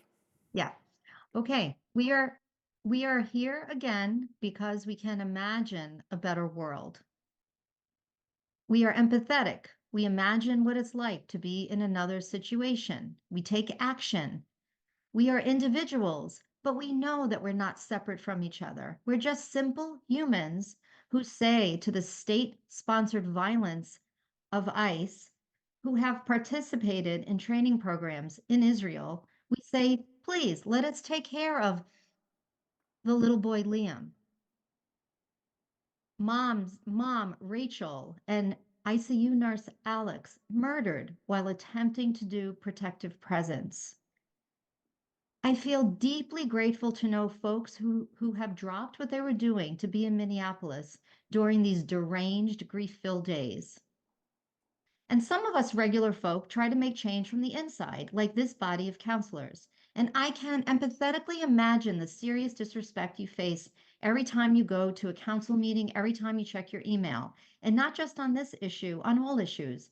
Because cruelty exists too, because sometimes we suffer from a lack of imagination and we're not willing to really dialogue, which means to be open to another's perspective, to at least hear it. So what I want to know is, what do you need? How can we help you to be braver? Because you are not pulling the wool over our eyes with this community dialogue resolution. By stalling and co-opting democracy for the third time, you can't possibly believe you make us safer. You make the community more divisive. The AFC resolution is a baby step toward recognizing what we see with our own eyes and what I saw this December in my 2.5 weeks in the West Bank, an occupation, a slow genocide. And because we can't do the smallest thing, like put this resolution up to a vote in a seemingly progressive town, we are careening toward being an occupied country where ICE agents have total immunity, like the total immunity we give to the state of Israel to continue its violence and murder against Palestinians with our tax dollars and where free speech is crushed. Thank you. Our next speaker is Bethany Moose Nolan, who will be followed by Dave Marr. Bethany, you should be able to go ahead and unmute yourself. Thank you. Thank you. My name is Bethany Moose Nolan, and I'm a resident in Burlington in Ward 5. In 1988, former Prime Minister Ariel Sharon said, "You don't simply bundle people into trucks and drive them away. I prefer to create conditions that will induce people to leave." On a recent delegation to the occupied West Bank, I saw the strangulation and what the Palestinians call a slow genocide for myself firsthand. Our group met Amira, head of mission of unarmed civilian protection in Palestine, who just wrote to our group, "I'm writing to you all with a heavy heart. This week, the last remaining family in Ras Al Ain made the decision to leave, not because they were afraid, not because they wanted to go. They are leaving because life has been made impossible. There is no longer safe access to school for their children, no internet, no reliable water, no basic conditions for raising a family with dignity. dignity. With this final departure, all 130 Bedouin families of Ras Al Ain have been forcibly displaced. An entire Palestinian Bedouin community, one that lived on and cared for this land for generations, has been erased. For months, we stood with them. We maintained a 24/7 protective presence.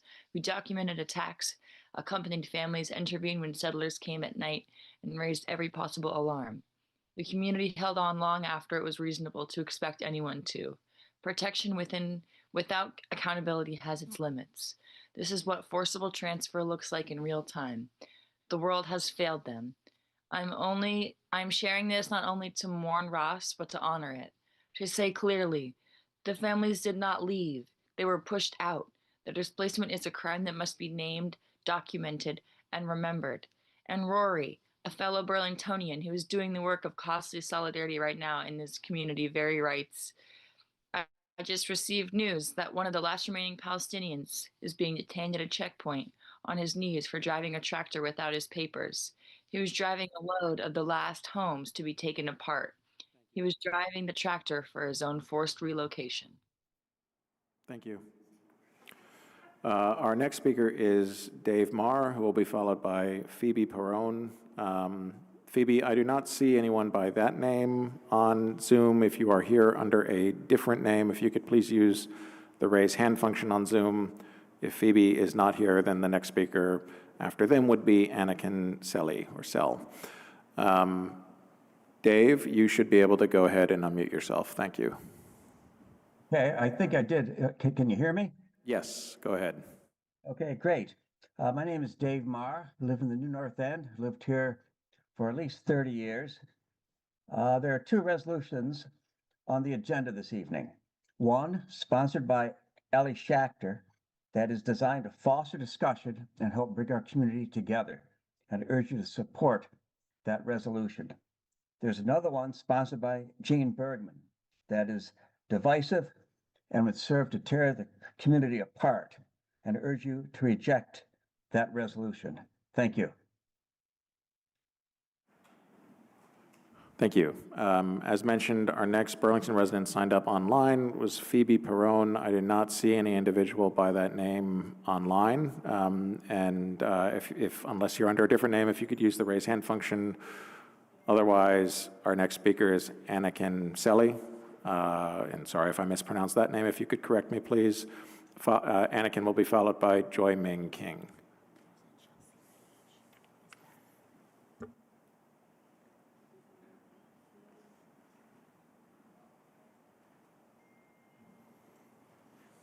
And sorry, we do need to, so we need to promote Anakin then.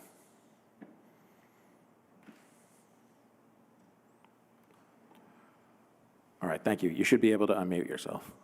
Hi, everyone. My name is Anakin Selly, and I'm here today to urge the City Council to please put the Apartheid-Free Communities Resolution on the ballot.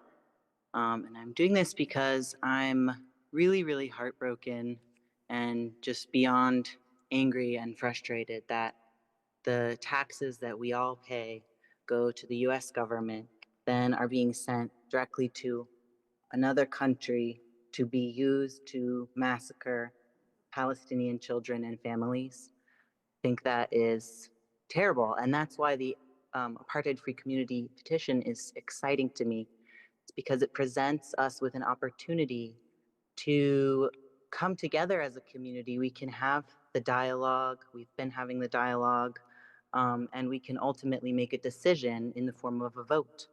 And it would be really meaningful for me to get to say, I do not consent to this genocide with a vote. I would really, I think that's democratically necessary. So to shut it down just feels like to shut down democracy. Thank you. Thank you. Our next Burlington resident online is Joy Ming King, who will be followed by Nadia Nygaard Ostby.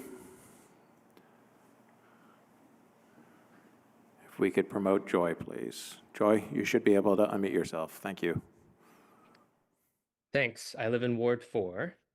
In his letter from a Birmingham jail, Dr. Martin Luther King Jr. wrote that one of the biggest obstacles to the civil rights movement was, quote, the white moderate who is more devoted to order than to justice, who prefers a negative peace, which is the absence of tension, to a positive peace, which is the presence of justice.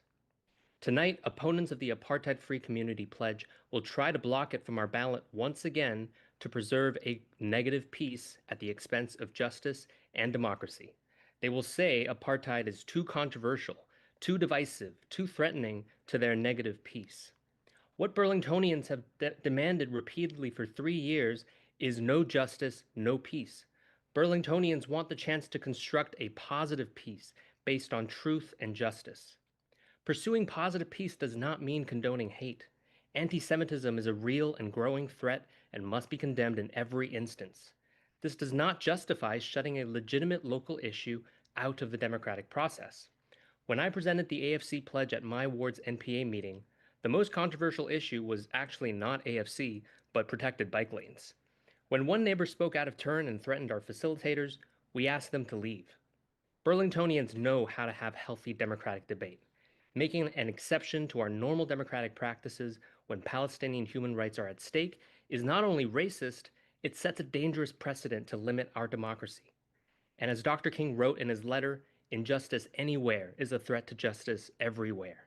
We can't fund apartheid abroad without strengthening fascism at home. Our city cannot do business with companies profiting from illegal settlements in Palestine without emboldening them to profit from Trump's lawlessness here. Dialogue without action is not enough. Placing AFC on the ballot will put us on a path towards a positive peace that truly achieves safety, freedom, and justice for all. Thank you. Our next Burlington resident online is Nadia Nygaard Osby. And Nadia, as you're being promoted to speak, I will just note here that under our council rules, public forum is set for a time certain of 90 minutes. It can either be extended by a 2/3 majority of the council or at the discretion of the council president. We have less than 10 speakers total still signed up, so at my discretion, we will extend public forum to allow everyone who's signed up to finish. Nadia, you should be able to unmute yourself. Go ahead. Can you hear me? Yes. Hi, my name is Nadia. I live in the Old North End, and I just want to voice my support for having AFC on the ballot. I think that AFC's pledge is well in line with the values of any community, or that any community should seek to affirm. I believe that apartheid, bigotry, and white supremacy have no place in our community, and I also believe that Israel's genocide in Gaza cannot be separated from any of those three things. I also reject the notion that advocating for Palestinian liberation sows unnecessary divisiveness. American military power, American tax dollars, and American ignorance are essential ingredients to the war crimes being committed against Palestinians every day, as well as the coinciding rollback of our civil and human rights here in the US under the Trump regime. In my opinion, allowing AFC to be represented on the ballot in Burlington says to your constituents that their voices matter, which is a sentiment that American elected officials are currently fighting a steep uphill battle to prove. Therefore, I implore you to take AFC as an opportunity to demonstrate your commitment to the voices of the people in Burlington and to let us decide what we want. Thank you. That's my time. Thank you. The last Burlington resident that we have signed up online is Michael Hoffnung. Michael, I do not see anyone by that name on Zoom. Again, if you're here under a different name, if you could please use the raise hand function. While we're waiting to see if Michael uses the raise hand function, if Michael's not online, our next speaker, we'll turn back to City Hall to non-Burlington residents that are Burlington property owners or representing a Burlington-based organization, and that speaker would be Wafik Furur, who would be followed by Sarah or Sally Linka, and then James Mark Lees. And then we did have one other Burlington resident who recently signed up. Well, we'll get to that in a moment. Before going down the full list, Michael, are you online? Okay, I do not see Michael, so we'll come back here to City Hall to Wafik Furur. Assalamu alaikum.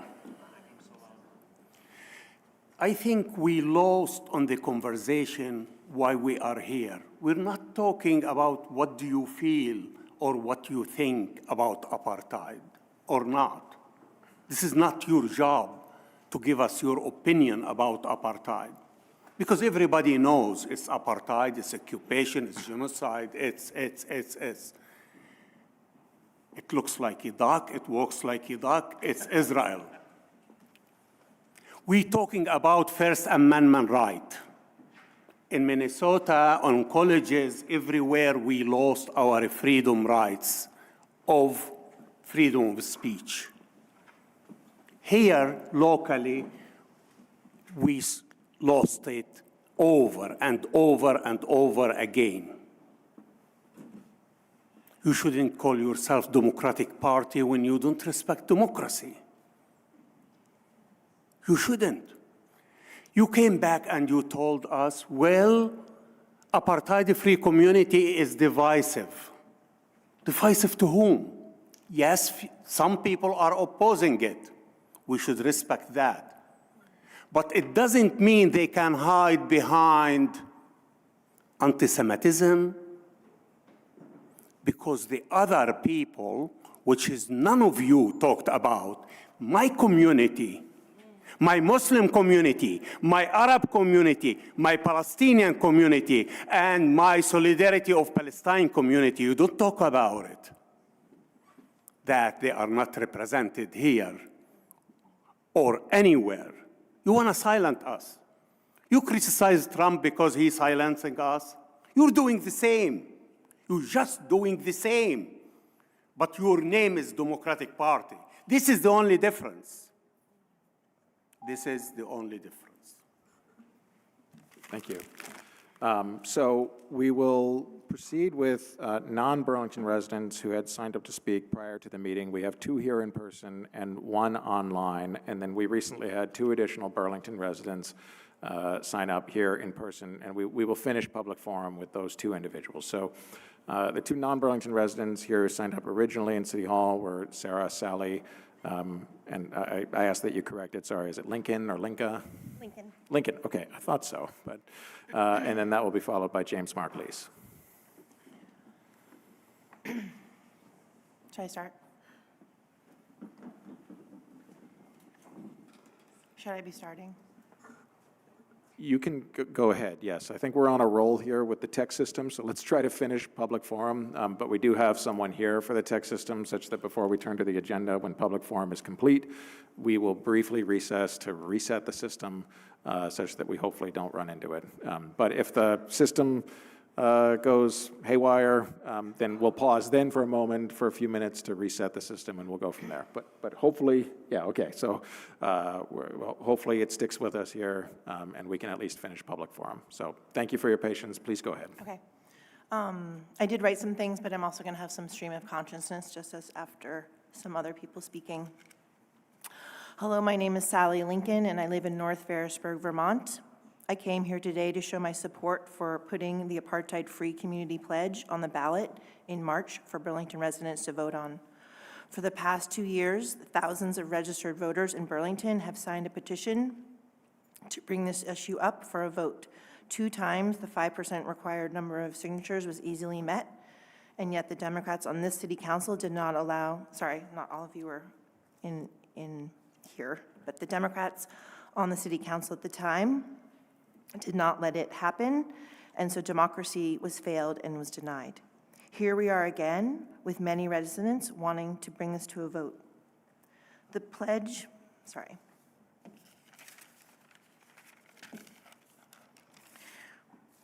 The pledge explicitly, I'm sorry, I don't have my reader glasses on. The pledge explicitly declares opposition to all forms of racism, bigotry, discrimination, and oppression, and a commitment to freedom, justice, and equality for the Palestinian people and all people. This is based on the belief that the safety and freedom of all people are interlinked. An injury to one is an injury to all. When I moved to Burlington in 1986 to go to UVM, South Africa was the issue at hand. I learned what apartheid was then, and here we are again. Burlington did the right thing then when we were choosing to oppose apartheid in South Africa, and we are again now asking that the voters get to decide about if they want to be supporting apartheid in South Africa, in Israel, and occupied Palestine. It seems ridiculous that you all can denounce what ICE is doing and do what you're doing here, which not letting the Burlington voters have a democracy here in Burlington. Just like in my town in Ferrisburg, I want to correct that Ferrisburg did not, we got the signatures and we did not get to get on a vote. So do the right thing here in Burlington. You're more progressive than Ferrisburg, I would think. Our next speaker would be James Mark Lees. After James will turn back online, I will ask if Phoebe Perrone or Michael Hoffnung are online from before. If you are, please use the raise hand function. If they are not online, then our last online speaker will be Corinne Sita. James, please go ahead. Thank you. So I ask the City Council to allow a town meeting vote to support the Apartheid-Free Pledge. Israeli government actions contradict everything about being Jewish that I learned at home and in Hebrew school. I'm not alone. The Washington Post reports that 61% of Jewish Americans believe Israel committed war crimes in Gaza. And multiple reports by Israeli human rights organizations document an apartheid system that includes acquisition of Palestinian territory by force, segregated Jewish-only settlements, a dual system of civil law for Jewish settlers and military law for Palestinians, Jews-only roads, demolitions of Palestinian homes and villages, and theft of Palestinian land. In Gaza, the Israeli military used F-35 jets and bombs supplied by the U.S. to systematically kill 70,000 men, women, and children and destroy homes, schools, hospitals, farms, and water systems. Israel then blocked humanitarian aid to cause mass starvation. These heinous genocidal crimes continue despite the ceasefire, fully funded and supplied by our federal government. So it's up to local governments, including Burlington, to take action. Americans organized boycotts against all British companies in the 1770s. During the bus boycott in Montgomery, Alabama 70 years ago, and local boycott and divestment, and finally federal sanctions helped abolish apartheid in South Africa. Yet some councilors would vote to block the fundamental process that defines Vermont democracy: discussion, debate, and voting at town meeting. Please let the people vote. Thank you. Thank you. We will now turn online. I do not see Phoebe Perrone or Michael Hoffnung, who were Burlington residents who signed up early, using the raised hand. So we do have one additional non-Burlington resident online. If we could go ahead and promote Corinne Sita, please. Corinne will be followed by our last two speakers, Eliyahu Junik and Lonnie Ravine. And Corinne, before you speak, let me please share my screen here.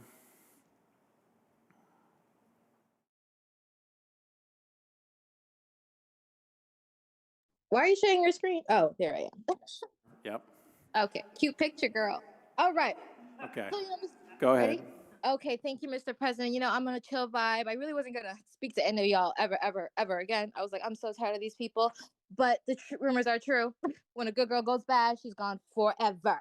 All right, so I'm here once again because I don't understand why we are so focused on somewhere other than our own state. Do you not see how we are suffering currently? Do you not see that $55,000 of your taxpaying money was sent to the pocket of your mayor's wife? But you're worried about Israel? You're worried about I've never met a Jewish man that doesn't like me, so I can speak this, okay? And I've never met a Palestinian that doesn't rock with me. And I'll tell your mother and your father to rock with me. So anyways, I really don't want to speak to y'all, but I got to tell y'all the truth because I know y'all have a demonic hate towards a Black woman who's prophetically right and telling y'all to focus on yourself. I hung out a lot with Jewish kids because y'all stay treating them horrible. But anyways, this Black girl and the Jewish girl would hang out and people would be like, why don't they focus on themselves? Focus on your state. Focus on the taxes. Focus on the fact what's going down in your own state. And, I'm just like, once again, confused on why y'all are confused. And anyways, what else should I tell y'all before I never speak to y'all again? Bringing up the Progressive Party and MLK and who else? Madiba and connecting y'all together, if the Vermont Democratic Party, y'all are crazy. Y'all need to stop that. If Madiba and MLK saw what y'all were doing, he would be horrified. And if you really want to see if the state is against racism, come to our trial. They want it in March. Come to our trial live in Burlington. Come see that. Then you can see and make a decision, because a court of law will make one too, okay? So once again, focus on your own state, focus on your own life. Think about your children. Look how tired your husbands look. Can you go to Church Street and be at peace with your kids? Of course not. Focus on your life. Focus on, I'm focusing on my apartment.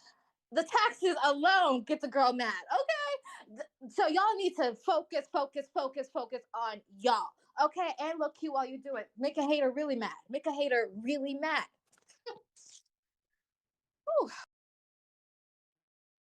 I will just note, and we've been through this before, any reference to the mayor's family was not appropriate, and we won't put up with that moving forward.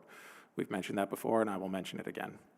The last two speakers that we have are Eliyahu Junik, who will be followed by Lonnie Ravine or Raven.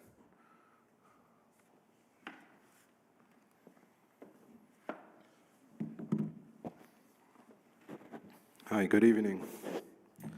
My name is Eliyahu Yunik, and I'm a rabbi here at the Chabad Jewish Community Center in Burlington. I'm here today because we find ourselves in the same position time after time. This council has already voted no to these types of resolutions several times. Through those votes, the representatives of Burlington have sent a clear message. We want you to focus on the issues facing the city. We do not want you to attempt to legislate what is going on across the seas. I want to speak to the nature of this process. We often hear that we must continue these debates in the name of democracy. But voting no is not a failure of democracy. It is democracy in action.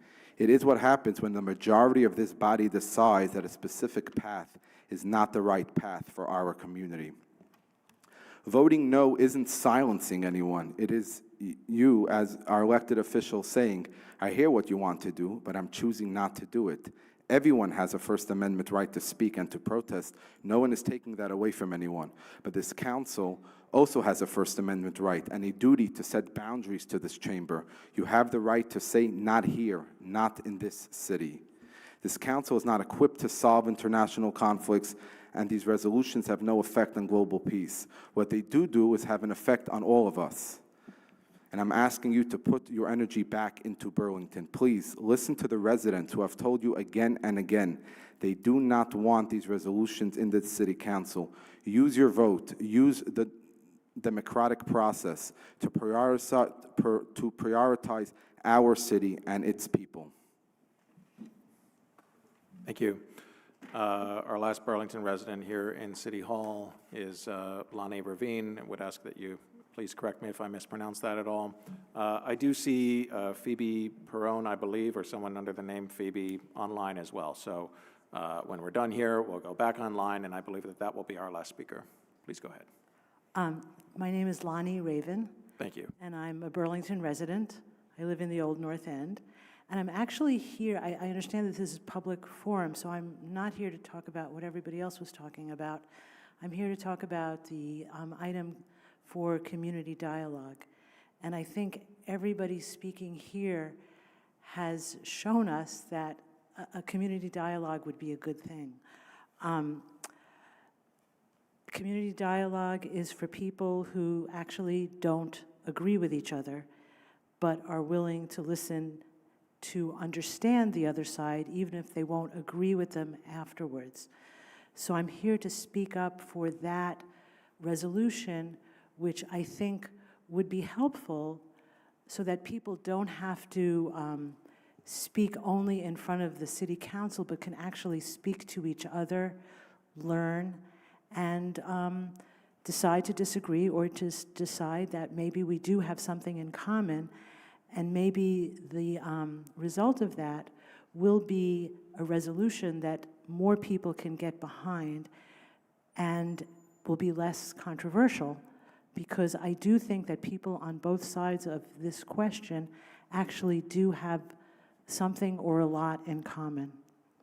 And I think it would be helpful to actually explore that a little bit more under the umbrella of the city, and that's serving city residents. Thank you very much. Thank you. We will go back online. We had 2 Burlington residents signed up earlier, Phoebe Perron and Michael Hoffnung.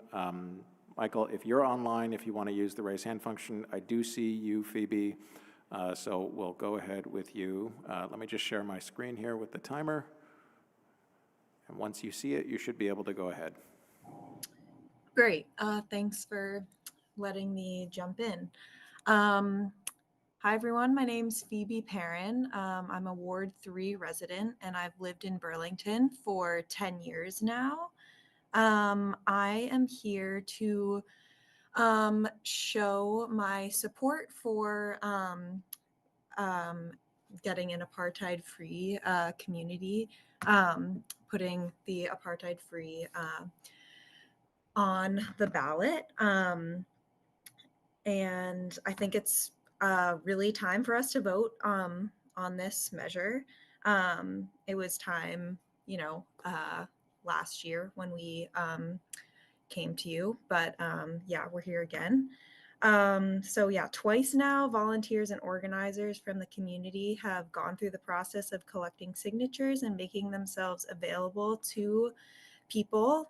They've been having open dialogue for so many hours.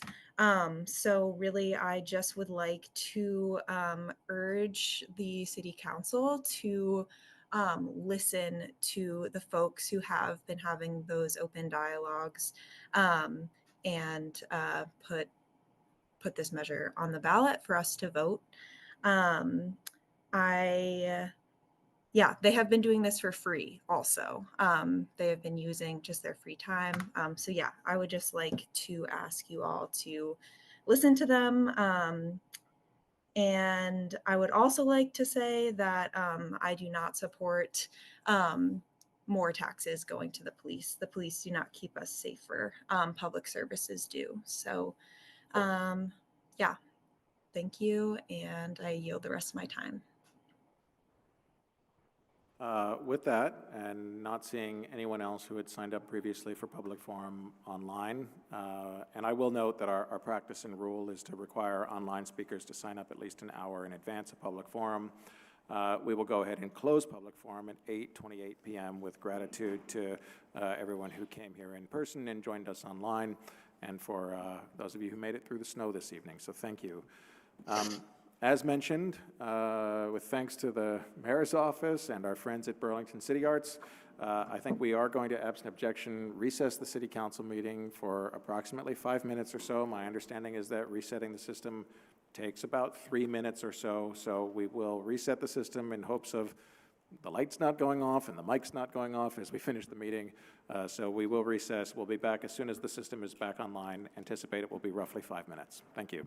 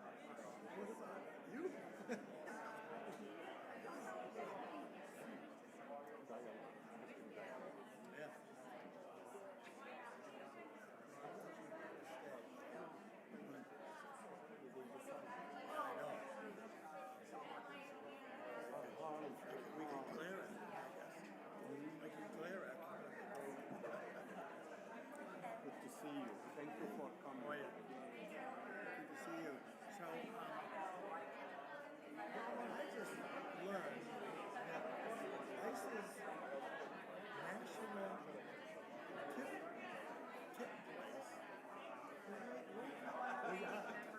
All the phones come here. so can't No, it's the question you have to ask. Who is doing this? Who brought this phone? Leave.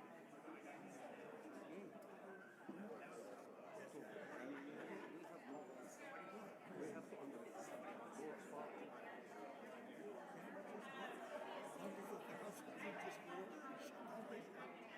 I guess I can't get away with what they did in England.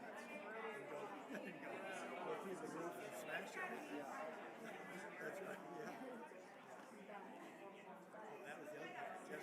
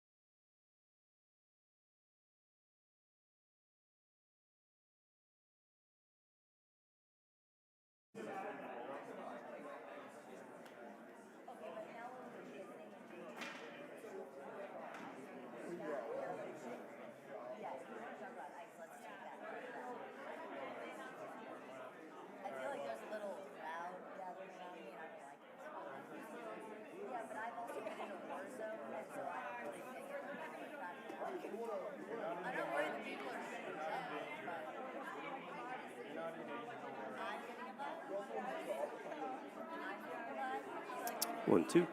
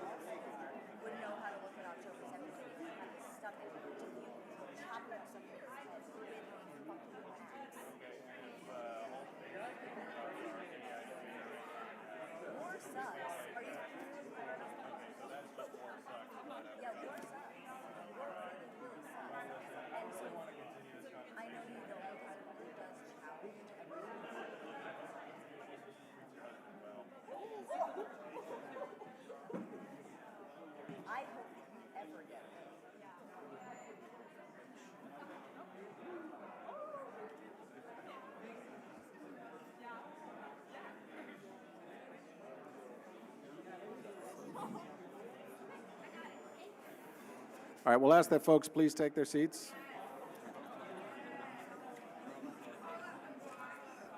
If counselors could please take their seats. Councilor Bergman, Councilor Barlow.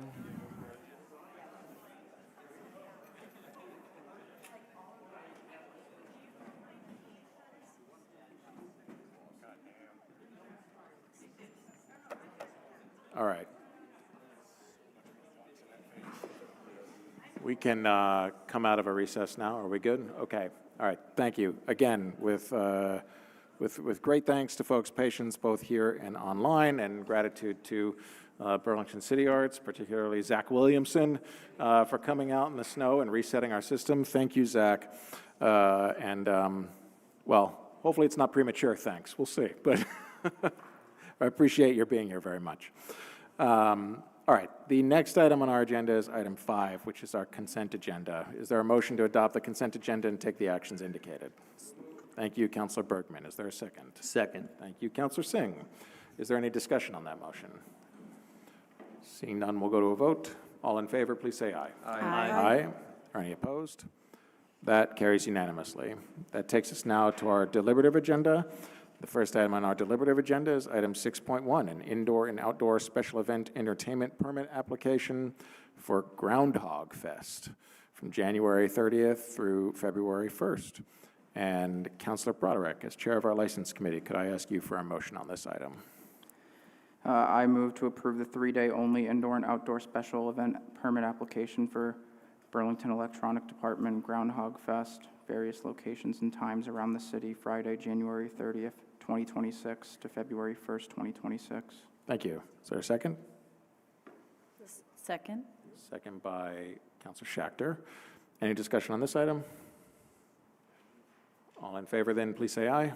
Aye. Are any opposed? That carries unanimously. Item 6.2 is a resolution promoting community dialogue.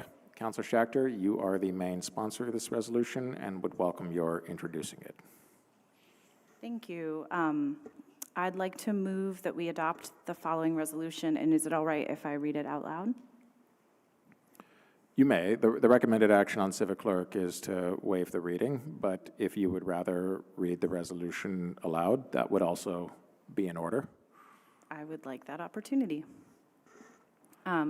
So I move that we adopt the following resolution. Resolved by the City Council of the City of Burlington as follows.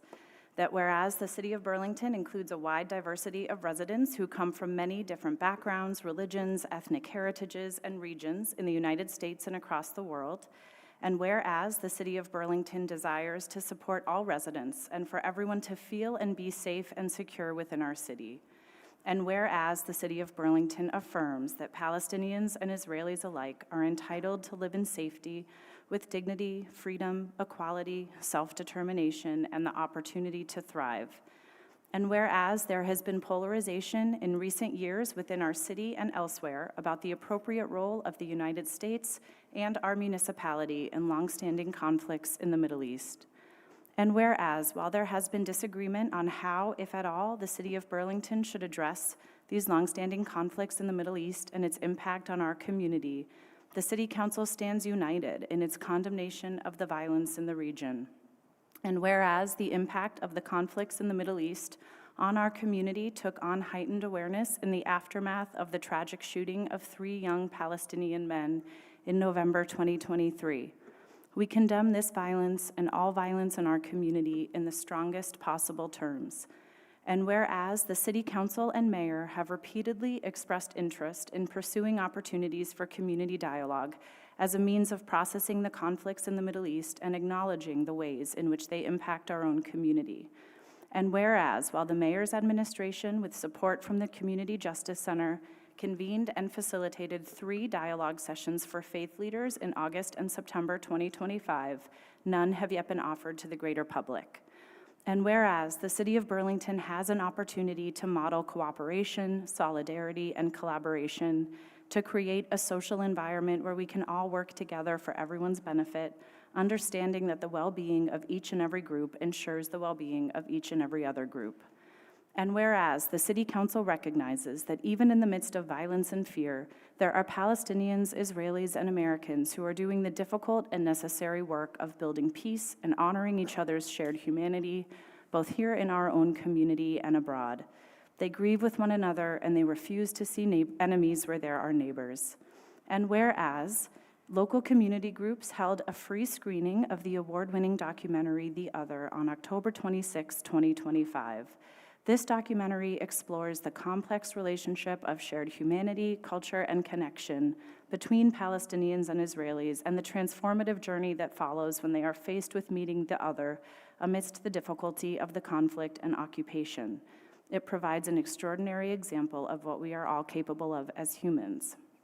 Now, therefore, be it resolved, the City of Burlington honors those individuals and organizations who have been working tirelessly during these challenging and divisive times.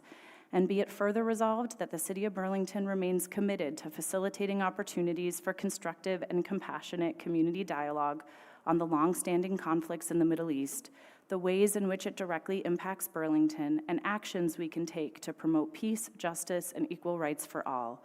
And be it further resolved, the Burlington City Council allocates up to $2,000 from the Councilor Initiative Fund in fiscal year 26 to the CJC to organize and host 1 or more film screenings of The Other for the general public, followed by facilitated dialogue sessions. And be it further resolved, the Council renews its request to the Mayor in partnership with the CJC to support additional opportunities for restorative community dialogue sessions with trained facilitators for all interested members of the public. The Burlington City Council will allocate up to $10,000 from the Councilor Initiative Fund in fiscal year 26 to support these efforts. Thank you. Thank you, Councilor Schachter. The motion is to adopt the resolution as read. Is there a second to that motion? Second. Second by Councilor Carpenter. Councilor Schachter, do you wish for the floor back on this item? Sure, yes, please. Thank you, President Travers, and I also want to thank my co-sponsors, Councilors Carpenter and Litwin.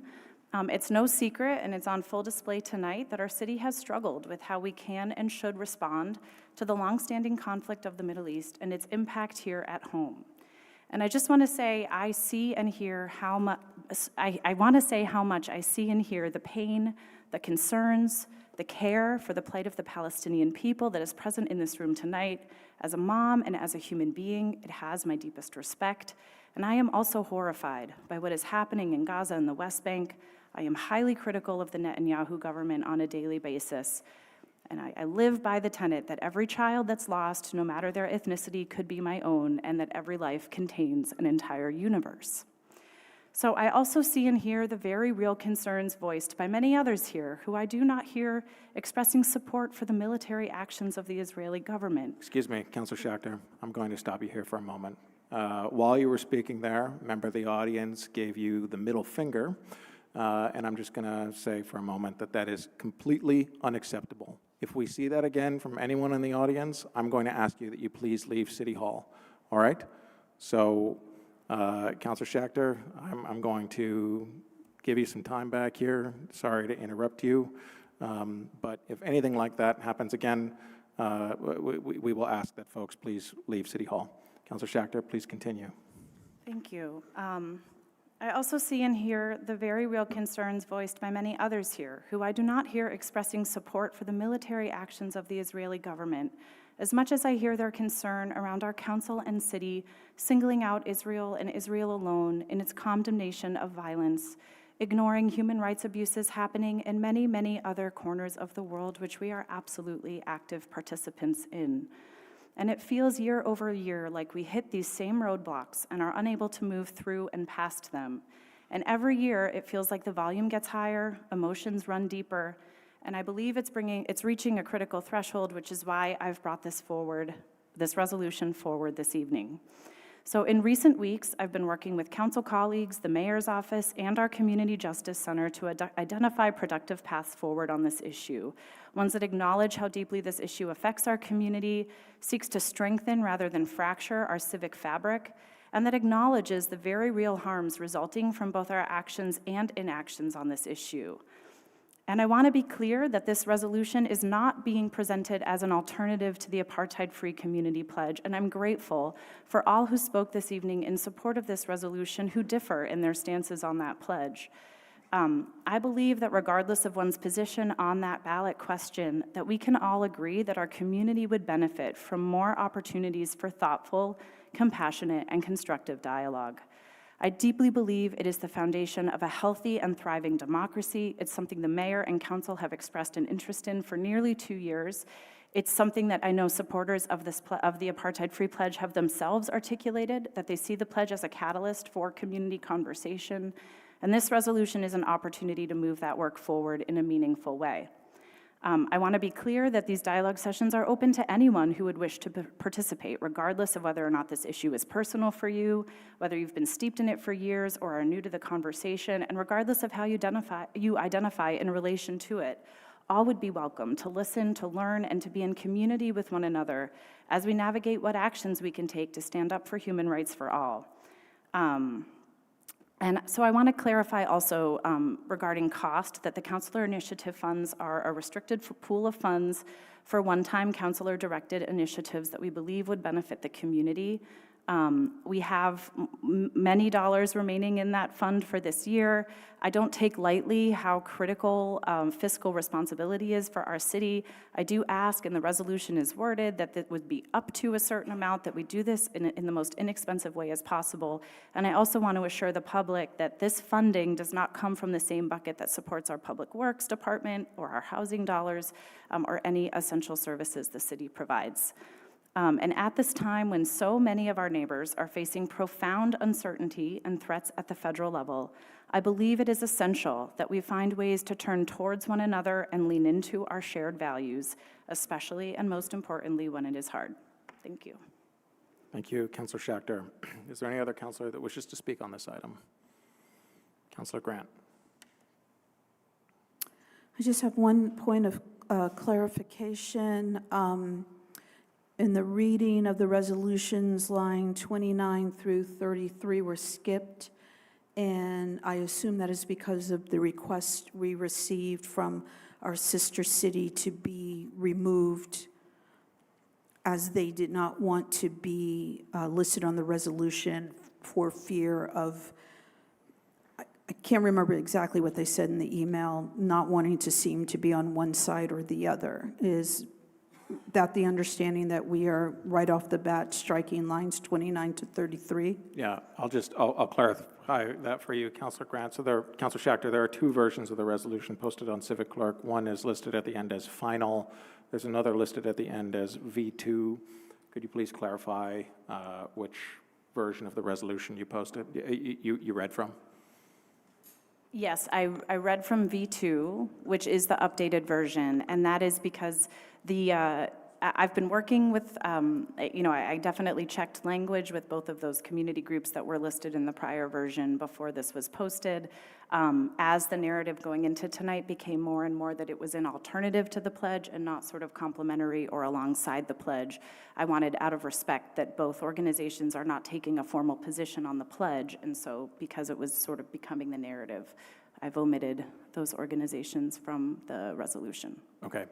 So, Councilor Grant, the version that we're talking about is V2. I note that that version has some strike-through text on it still, so I think if this resolution were to pass, would ask that we get a clean copy without track changes to be posted to the agenda. But thank you for seeking that clarification.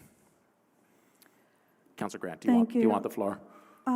Yes, I am. The first thing I want to suggest is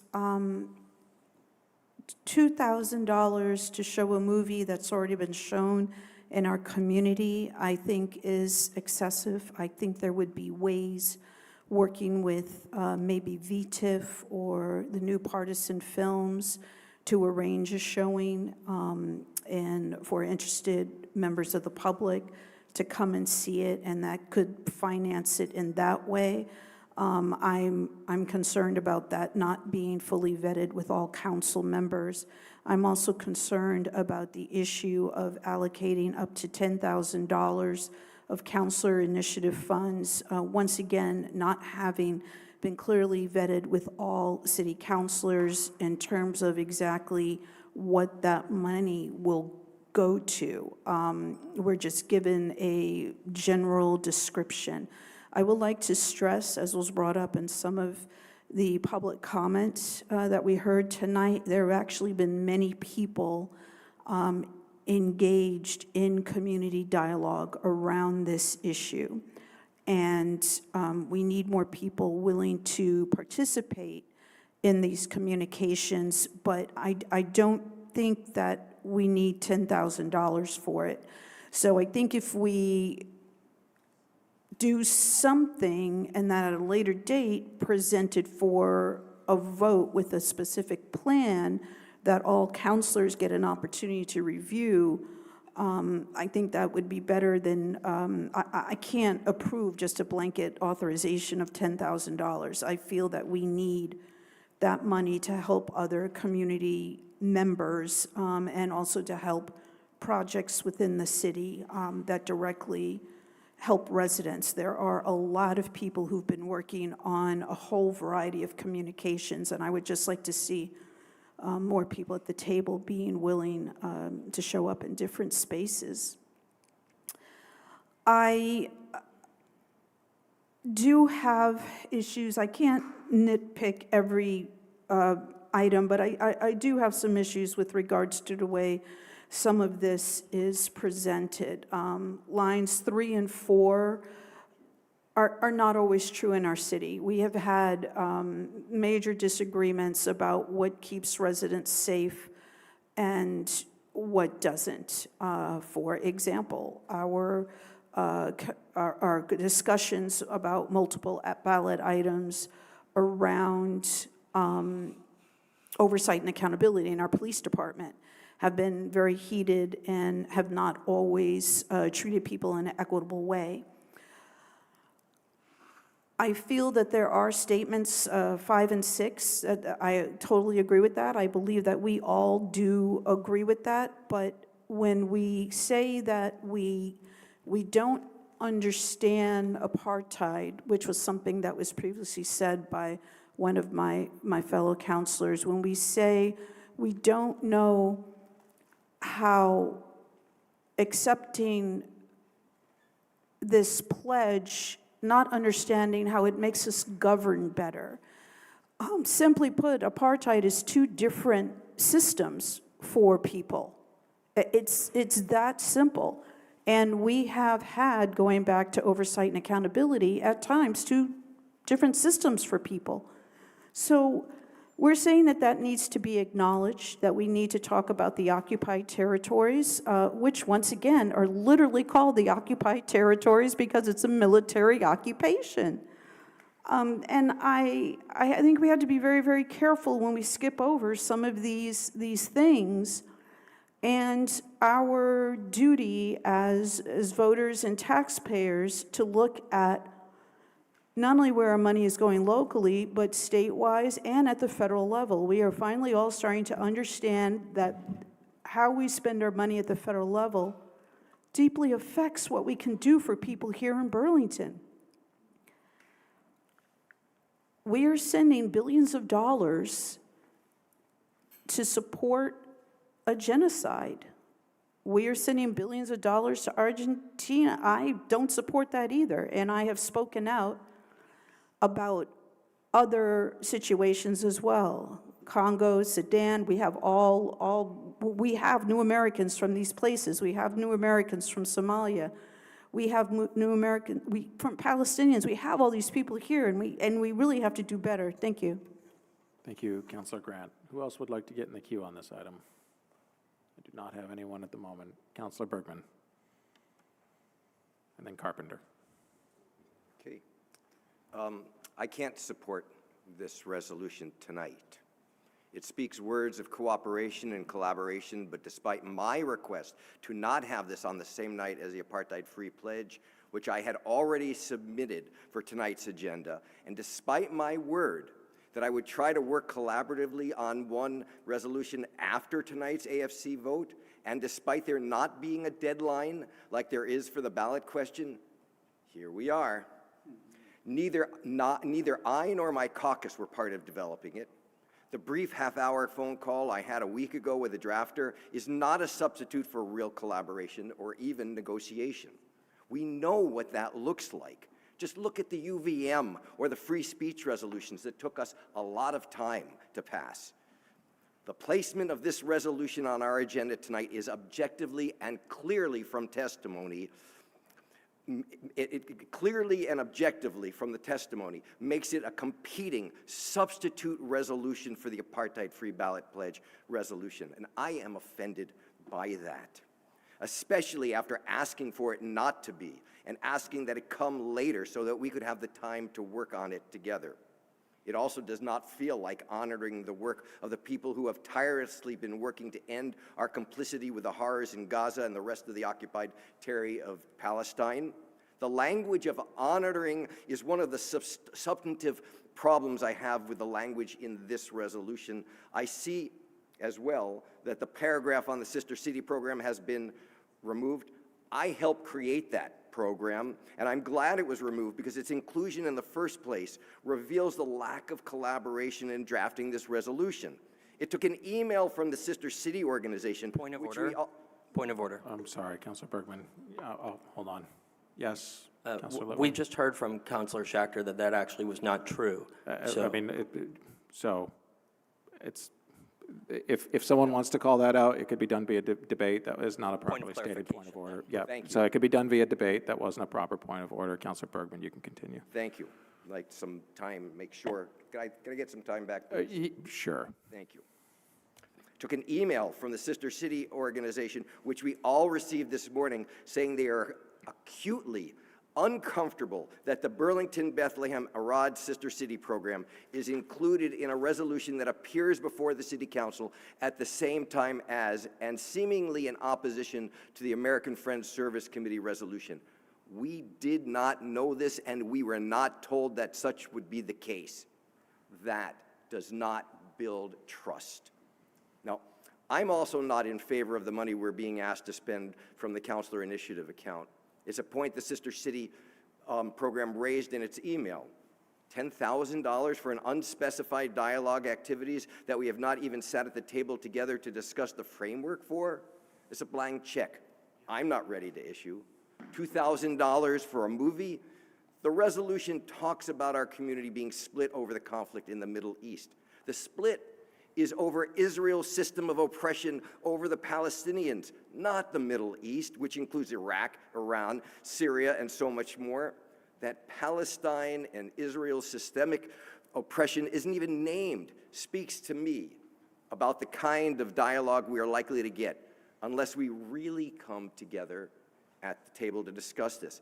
I see a bland, homogenized discussion that objectively supports the continuation of the status quo or worse. I know many in the Palestinian Solidarity Movement who would welcome a dialogue on the history of Palestine and Israel, one that allows real truths to be spoken and acknowledged. This resolution does not call for that. Perhaps if we have time to craft something, it would. A resolution names the other and as a movie, and the question of who picks a cultural event and how it's chosen is central to the question of the nature of the dialogue. It requires people to be at the table to decide that, and they have not been invited.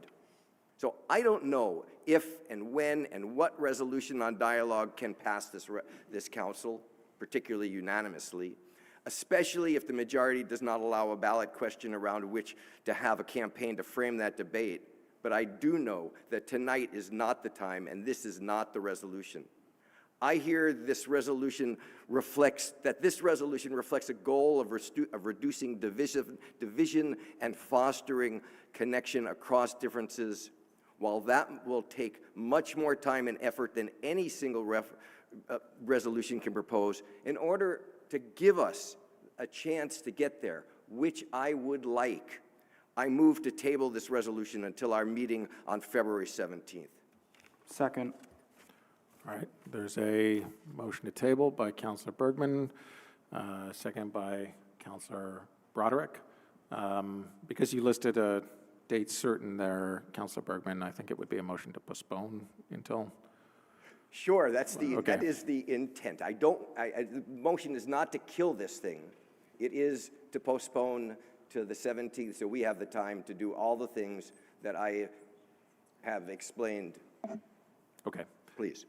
So the matter on the table is a motion made by Councillor Bergman to postpone this matter until a date certain, our meeting of February 17th, seconded by Councillor Broderick. Is there any councillor that wishes to be recognized on this motion?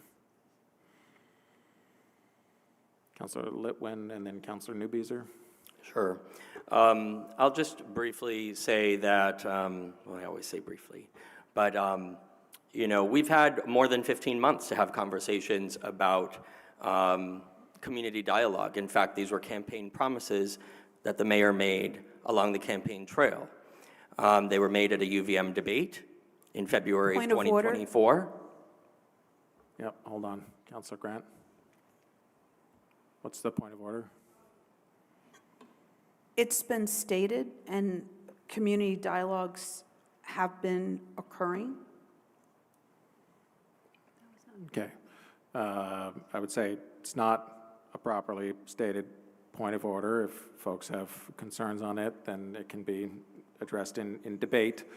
I will say, though, that the comments on this item should be germane to the motion to postpone, and so would ask that they remain so. So we'll go from here. Great, thanks. I'll clarify my germaneness, which is I think we've had a lot of time to have this discussion, and I don't think we need to postpone it to continue to have it. I have to commend Councillor Schachter for spending quite a bit of time and effort speaking to people, writing to people, having meetings with people, and working on something that very clearly is rooted in what we need to be doing in Burlington. Kicking this down the road doesn't change anything, and I commend her for setting us on hopefully a path of dialogue that, you know, is facilitated, not just sort of like happening out there where some people may or may not know about it, some people may or may not feel safe going to it, some people may or may not, you know, feel welcome to share their opinions. And, you know, I had hoped to see from this administration more commitment to those promises of facilitated community dialogue. Point of order. Yes. What's the point of order? Again, community dialogue. And how is that germane? Okay. I can clarify, President. Well, I think the point has been made, Councillor Litwin, so if you have any further comments, if you could please just keep it focused on whether or not the item should be heard tonight or on the 17th as proposed by Councillor Bergman. I'll be voting no, and for that reason. All right. Thank you, Councillor Litwin. Councillor Newbeezer and then Schachter and then Carpenter.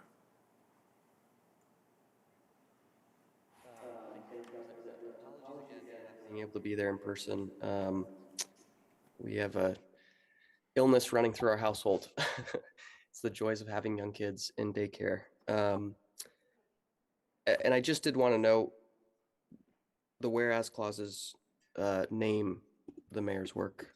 I think 2 separate whereas clauses, 15 to 20, which I appreciated inclusion of around this issue and engagement with faith communities in Burlington. I am really split, and I think I'm really split in this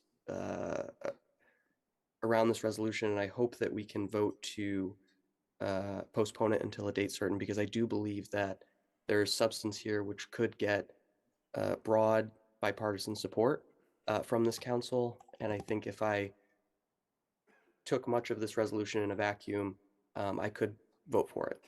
I am also concerned about the timing.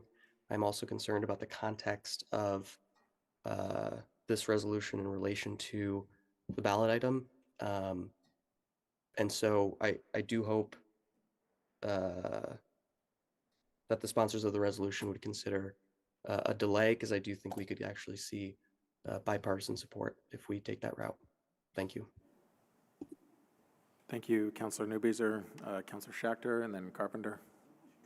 Thank you, President Travers. Just to respond to the motion, I will say I don't think it's the council's responsibility to figure out the framework for the dialogue sessions. That's the beauty of the Community Justice Center. They specialize in restorative practices and dialogue sessions. And in fact, I intentionally kept it such that we are not directing them in any specific way.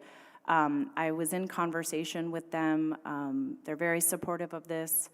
The $2,000 for the film is it's up to for if there's any rental needs or food needs or facilitator needs to go with it.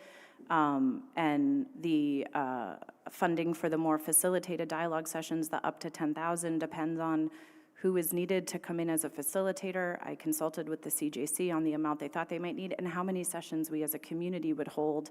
I am very comfortable putting in a sort of request for the utmost discretion of how these funds are used, but I do trust the CJC to build a framework around this, and it is something that I know we've all been talking about for a long time, and so for that reason, I'm struggling to see the benefit of postponing this, because I think it's not really the council's responsibility to build it out. I would like to have the CJC take the lead on that. It's not my area of expertise, and I don't know how many of us at this table have that expertise, and that's what they do every day. Thank you. Thank you, Councillor Schachter. Councillor Carpenter on the motion to postpone. Actually, I was just going to point out what Councillor Schachter said, which is the intent is that it really be guided by the CJC. So if that's not clear, we should make that clear, but I don't think there's any need to postpone. I think the first group they could probably start with is us. And I just, again, as someone who's worked on this as well, this is not an alternative, and I don't think the timing is a problem. You know, we're asking for people to get together to figure out a structured way to talk. I find it exceedingly difficult when you question the history of some of the stuff that's happened in Israel. And we need a way to talk about that, and others need a way to talk about it. And so I think this is perfectly appropriate. Whether or not we agree whether something should put on the ballot itself is a different question. This needs to happen whether or not something goes on the ballot. Thank you, Councillor Carpenter. Councillor Broderick. Thank you. I support postponing, and I'd like to provide a clarification that not every councillor was consulted. I was, but not every councillor. Can I respond to that? Well, just a moment. I want every councillor to have an opportunity to speak on this item first. Is there any councillor that has not spoken on this that wishes to? And again, this is on the motion to postpone. Councillor Singh? No, I wanted clarification that we will, if we vote on the motion to postpone, we still will have time to discuss the underlying resolution. If the motion, sorry, hold on a moment. If the motion to postpone passes, then the item will be disposed of for this evening. It will be postponed until the 17th. If the motion to postpone fails, then we will be back on the underlying motion, and councilors will have an opportunity to get in the queue on the substance of the underlying resolution. Okay, thank you for that clarification. Okay. Is there any councilor that wishes to speak on the motion to postpone, who has not spoken already? All right. Councilor Schachter, I think you wanted a brief moment to, and if there's another councilor that's already spoken that does wish to get in, Councilor Bergman, I'll give you the opportunity as well. So Councilor Schachter, you go ahead, and Councilor Bergman, and then I think we'll try to go to a vote. I just wanted to issue a point of clarification in response to Councilor Bergman's remarks, which is that it's my understanding, I'm one of the newest councilors here, that it's standard practice to send a draft of a resolution to the caucus chair for distribution to the rest of the caucus. And Councilor Bergman, we spoke about it, I shared it well in advance, and so I'm surprised to learn it wasn't shared with others. My understanding is that was standard practice. I mean that with all due respect. And I also want to name, because it's come up in our last several meetings, that the next resolution being brought forward, to my knowledge, was not shared with anyone on this caucus. So, and when I asked you about it last weekend, you said you weren't planning to share it with us. So I just want to say, I hope we don't fixate on that. I don't mean to say, I don't like picking these fights publicly at all, but just to clarify, I'd prefer that we not dwell on that point, and it was my understanding that I had given you plenty of time to give feedback as a caucus. All right. Councilor Bergman, not wanting to get into too much of a back and forth on this, but I want to give you the opportunity as the maker of the motion to have the last word on this item, and then I think we'll try to go to a vote. Yep. The language of the resolution makes a difference. It's not, in my mind, sufficient to say we're going to leave it to the CJC. I pointed out issues, right? The motion to postpone is an offer to work together. There is no time limit on that. We have not done the work that we could do to see if we can come to a unanimous vote on this. Councilor Newbeeser mentioned that as a hope. If I just wanted to oppose this, I would have voted, I wouldn't have moved to table to a time certain, to postpone to a time certain. I don't think that this is ready. I've pointed out substantive concerns about it. I don't see a harm in taking the time. Now the battle is joined, so to speak. We can spend some time on it. But, you know, the beauty is that we get to vote. I sure wish the people would have the chance to vote, but that's the next item on the agenda. So with that, thank you. All right. Thank you, Councilor Bergman. I think we'll try to go to a vote. The vote is on the motion to postpone the resolution until February 17th. Again, anticipating a divided vote. Because we have councilors online, we need a roll call vote. And so I will ask the clerk to please call the roll. Councilor Barlow? No. Councilor Bergman? Yes. Councilor Broderick? Yes. Councilor Carpenter? No. Councilor Grant? I'm sorry. Yes. Councilor Kane? Yes. Councilor Litwin? No. Councilor McKnight? No. Councilor Newbeeser? Yes. Councilor Schachter? No. Councilor Singh? No. City Council President Travers? No. 5 ayes, 7 nays. Okay, so with 5 yeses, 7 noes, and a majority vote required, the motion fails. Councilor Bergman, I don't have the exact amount of time, but I think you had about 30 seconds left on the underlying resolution. Are you good? Okay. Councilor Carpenter, I had you next in queue on the underlying resolution. Would you like to be recognized now? And then I have Councilor Broderick. Yes. I said a piece earlier, probably not in the right spot, but just in my opinion, the real importance of doing this. It will take a lot of work, and I sort of said offhanded, but I really do mean that maybe they should start with us. I hear, community dialogue being mentioned. I don't feel that I've been particularly reached out to, and when I bring up, I want to understand the history. We have two nations or folks that want their own homeland. I mean, there's so much work that needs to happen certainly with me, and I think many others in the community, to get this put in a context where we can talk. And that's what I see this doing, and it's not competing with the other resolution at all. It's just saying we've got all of this work to do, no matter what happens with the other resolution. And this is a small place to start. Thank you, Councilor Carpenter.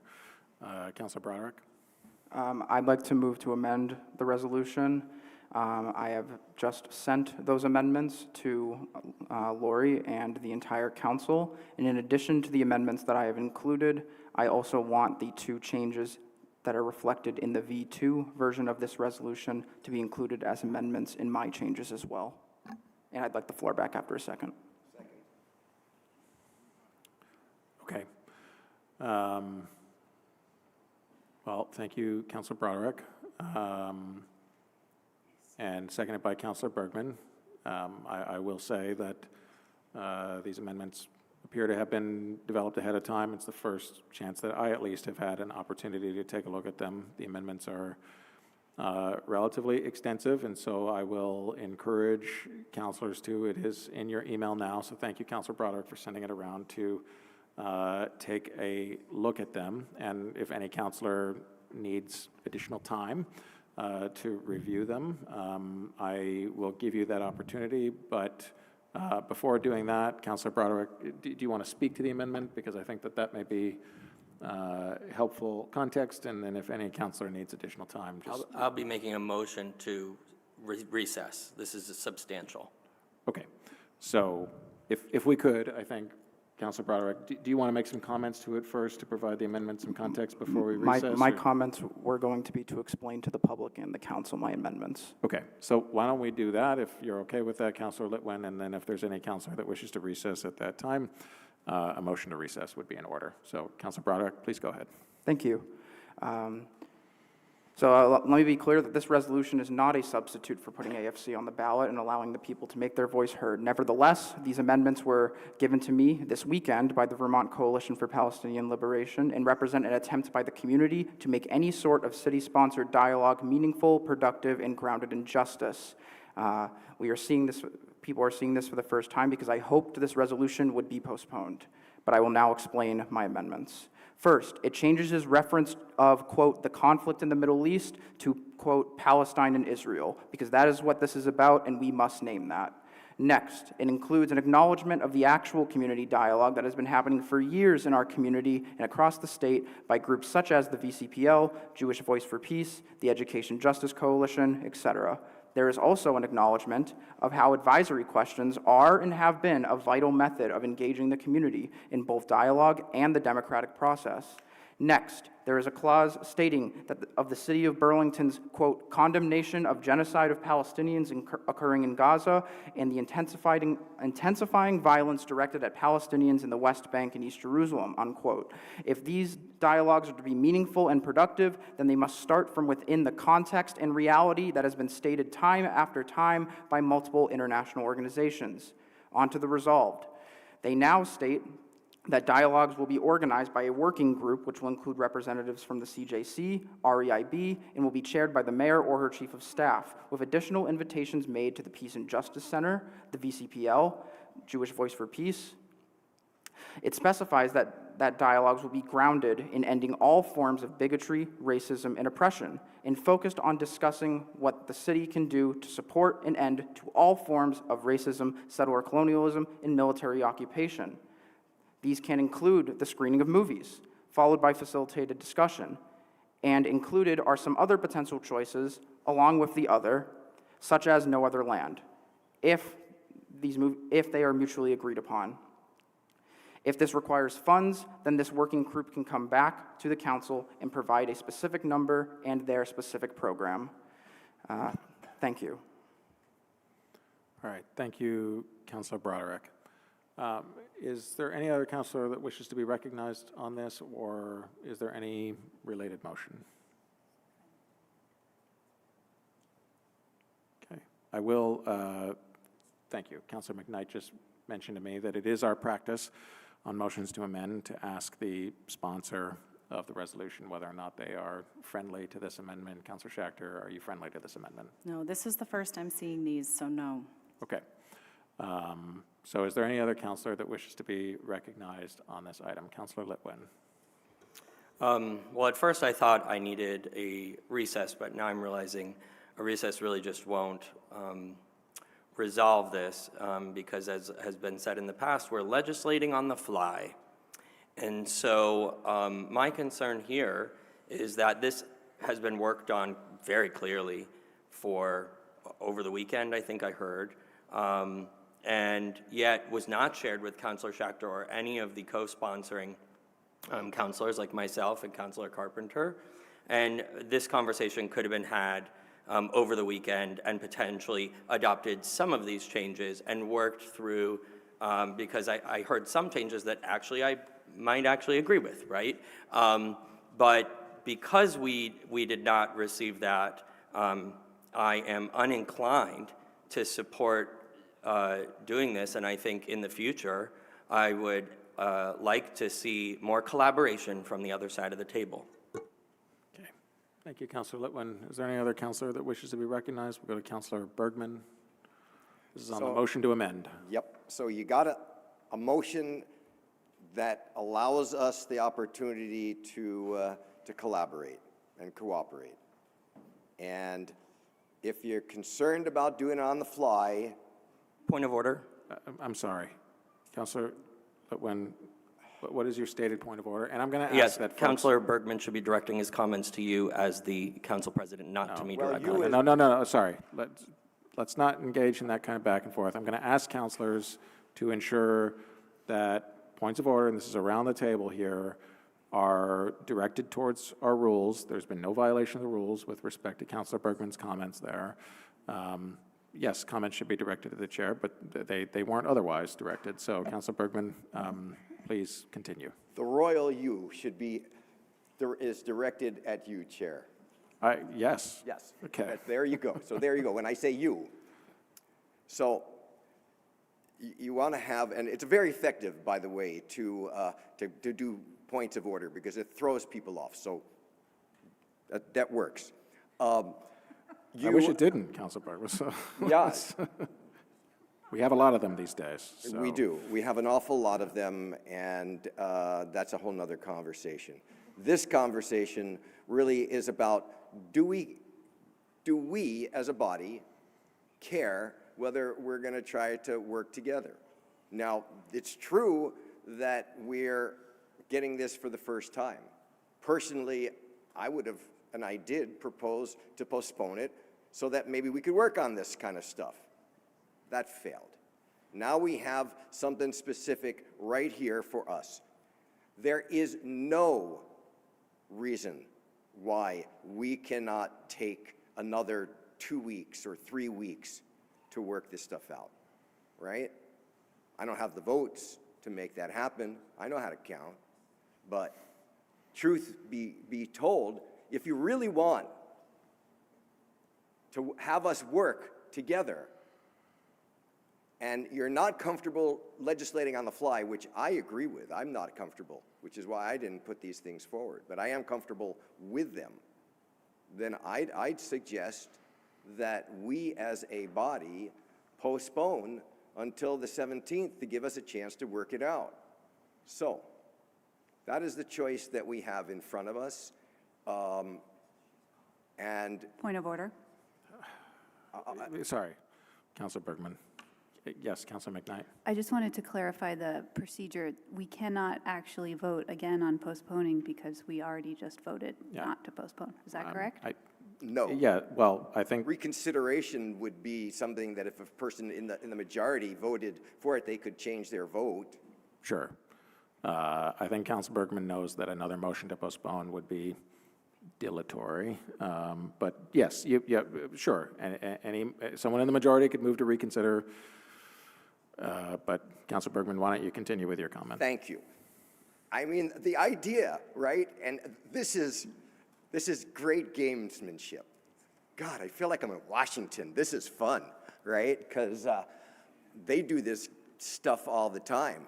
Here, there's an offer to make some opportunity for us to talk together to end the divisiveness. The choice is ours, and we will see how we make that choice or not. Thank you. All right. Thank you, Councilor Bergman. Is there anyone else who wishes to be recognized? Again, this is on the motion to amend. Councilor Schachter. I would just like to reiterate for the record, because I take collaboration so deeply seriously, that I sent this over 9 days ago with an invitation not just to support, but to even consider co-sponsoring. I took the one piece of feedback you gave me, I incorporated. This has been an open invitation, and I pride myself on that, and that is how I conduct business on this council. I want us to become a body where I will be so proud if our middle and high school students learn what effective legislation and collaboration and respectful bodies looks like. That's how I try to lead as a counselor, and I do take just great issue with the fact that it's being said that there's an opportunity for collaboration now. I do believe that invitation has been there for quite a while. Thank you. Councilor Newbeezer. I don't like playing process semantics, but I do want to know that a request was made to delay this from even being on the agenda. And I think the spirit of this resolution is one of the council, as the community knows, is not always the most functional body. I think we could all agree.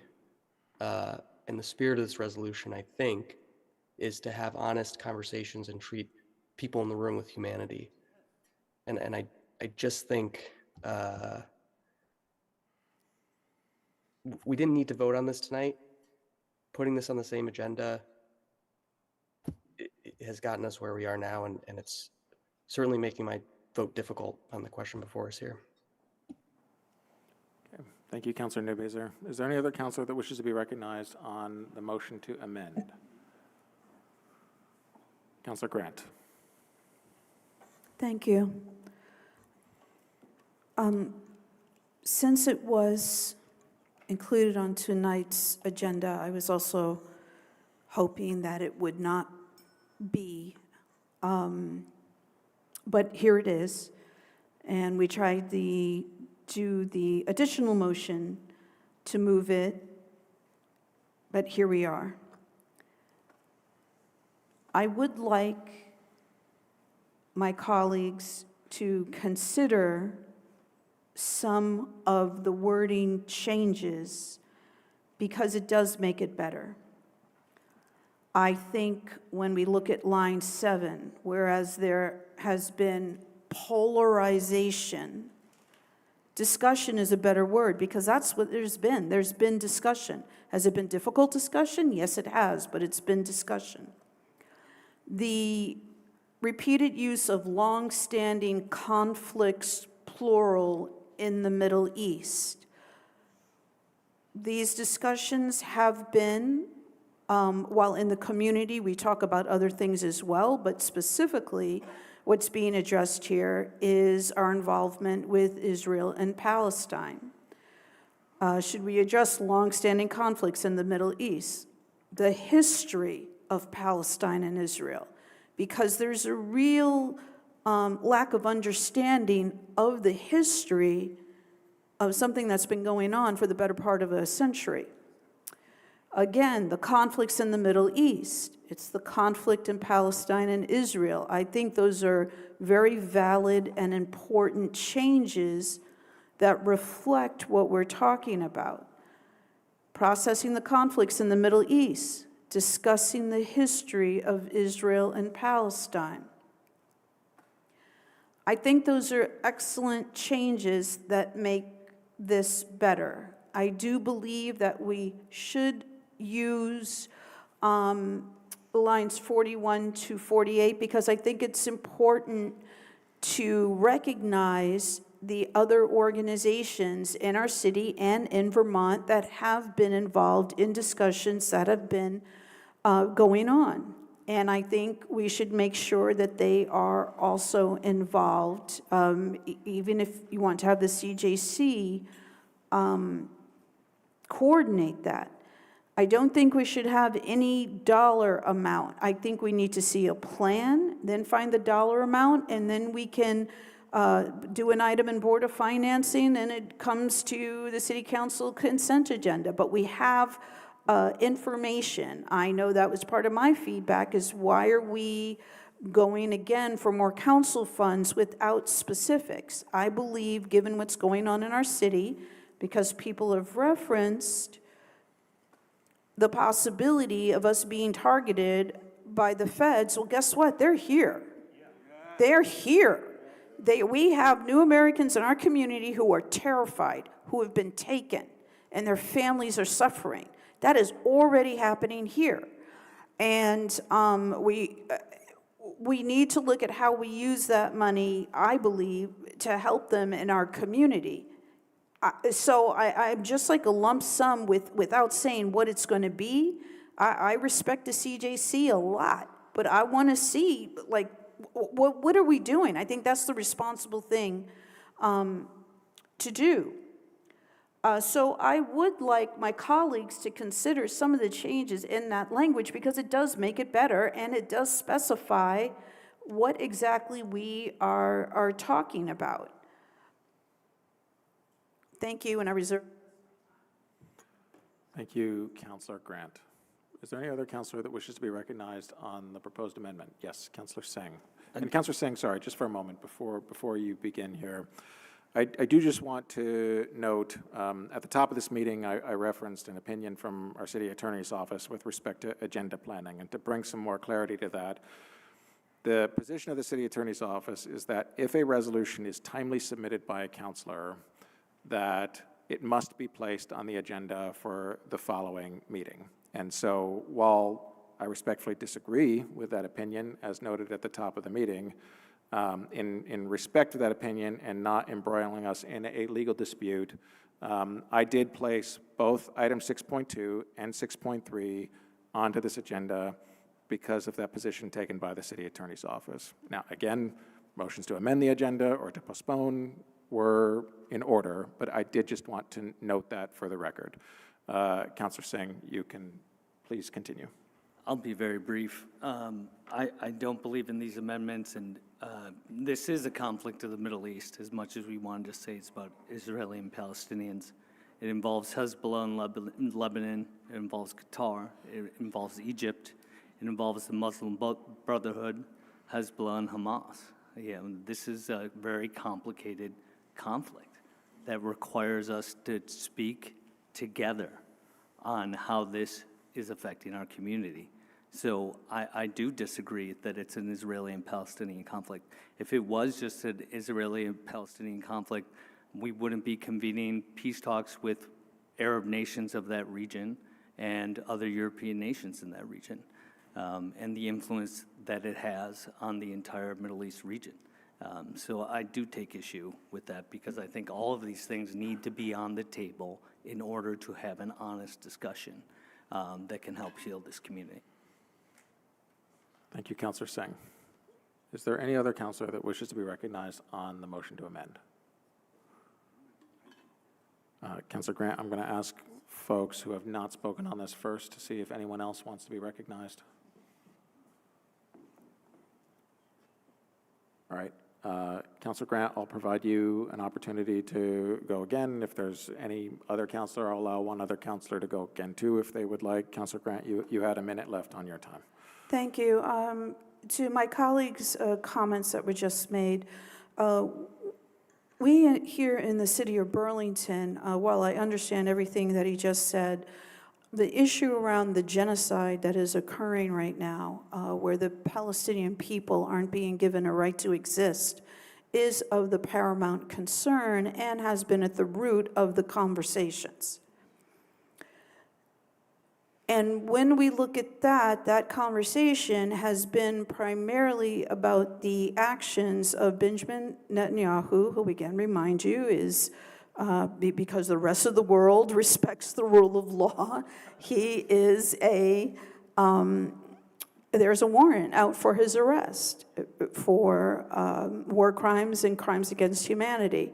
The government, and I'm always very careful to see the government because I see even the most conservative Israeli media, they covered the protest where thousands of people have marched in Israel, especially because they realized what was going on was not going to help to get the hostages back. Thank you. Thank you, Councillor Grant.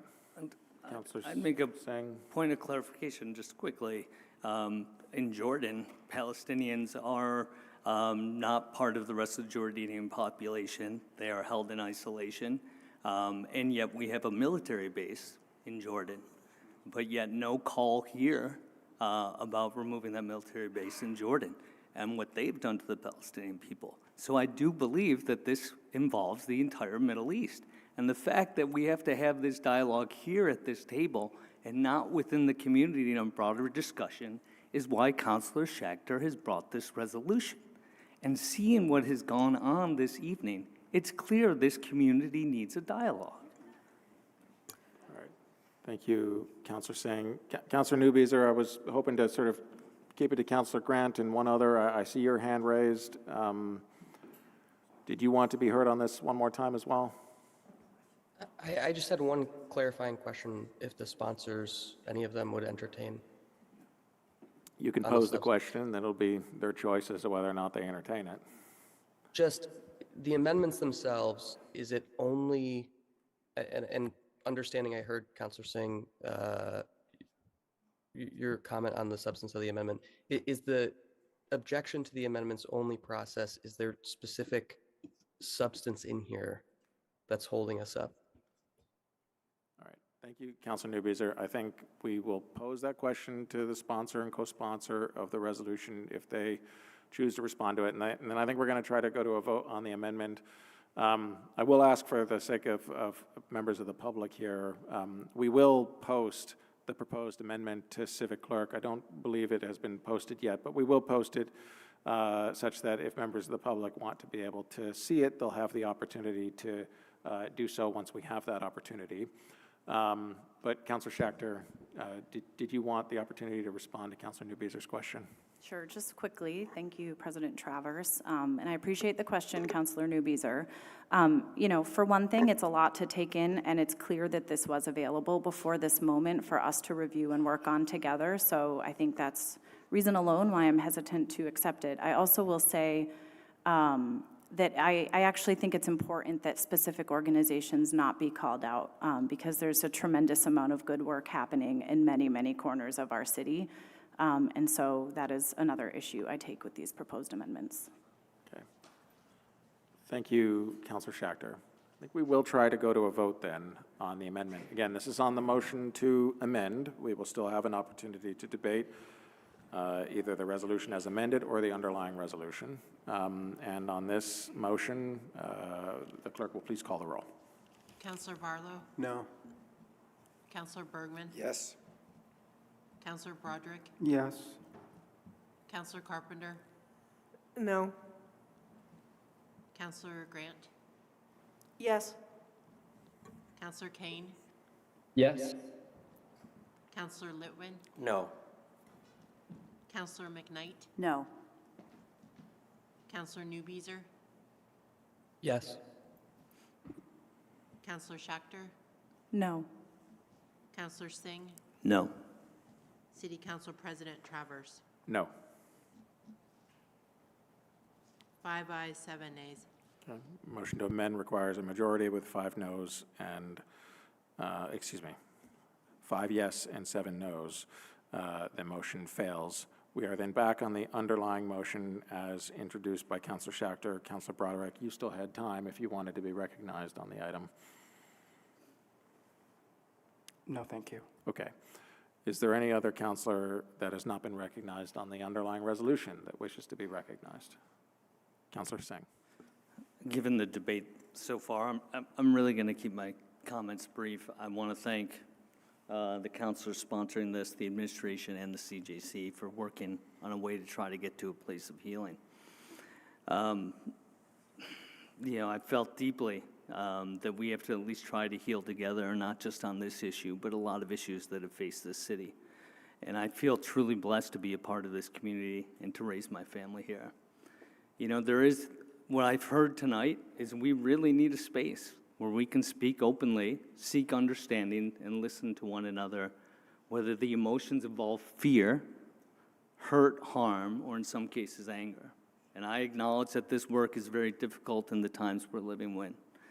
We're constantly fed information that may not be accurate, and are often designed to pull at our emotions, influence our subconscious, and ultimately affect how we treat one another.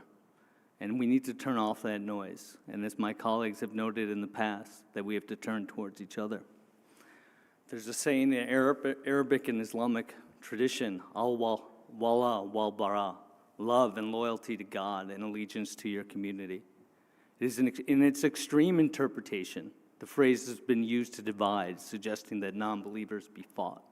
But scholars remind us that the true meaning is a call for justice and kindness towards one's community, grounded in the love of God. And I will and have and will always choose that path. In Hebrew and Jewish tradition, there's kavod habriot, honor of God's creation. More simply, the obligation to recognize and share in our common humanity. And I want to choose this path as well and continue choosing this path. For that reason, I will support this resolution. Thank you, Councillor Singh. Is there any councillor that has not been recognized on the underlying resolution that wishes to speak to it? Councillor Carpenter, you did have some time on it before. I'm happy to come back to you. I just want to ask if there's any councillors that have not been recognized a first time that wish to be recognized. All right. Councillor Newbeezer. I'm actually not sure through all that if I've been recognized on the underlying or not. You have not. Councillor Schachter, Grant, Bergman, Carpenter, Broderick, and Singh have been recognized a first time on this. So this is your first time on this question, Councillor Newbeezer. Go ahead. Well, I appreciate it. I'll keep my comments brief as well. I don't think I'll say anything particularly groundbreaking here. This is a very hard vote for me, but I do think I have to vote no on this resolution as proposed, mainly because while I can, I think, get to a yes in the future, this resolution and the way in which we have introduced it is not existing in a vacuum. My understanding is that it was communicated early in this process that a request that not be placed on this agenda. There was no reason it had to be placed on this agenda. And again, I take at face value a desire to create more spaces in our community where, whether it's this topic or whatever topic, folks can come together and see each other with humanity, and even if we leave the room completely unchanged in our views, developing a level of respect for our neighbors. I think there's nothing wrong with that, and I'll always support those spaces being created.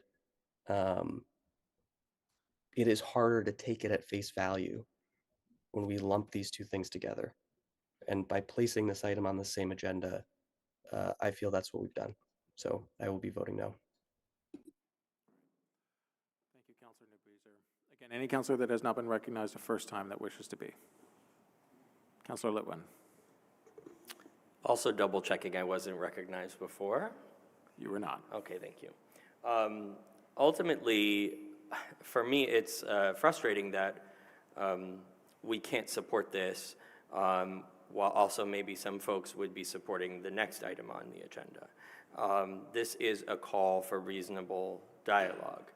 I also want to reiterate, not only did Council President Travers take the legal advice of the city attorney and place this on this agenda, as he was instructed by the city attorney that we all listen to, but Councilor Schachter submitted her resolution ahead of Councilor Bergman. It was in queue before his resolution was submitted.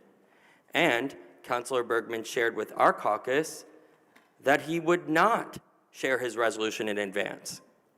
So forgive me if I find these words a bit hollow that I'm hearing now, and this upset that this is on the agenda. We are following the legal process as outlined by the city attorney. So I think this is a very reasonable resolution. I think voting no on it just because of, well, the process wasn't the way I wanted it to be and it wasn't shared in the exact timeline I think it should be shared in, it loses, we're getting lost in the dynamic that we have at this body.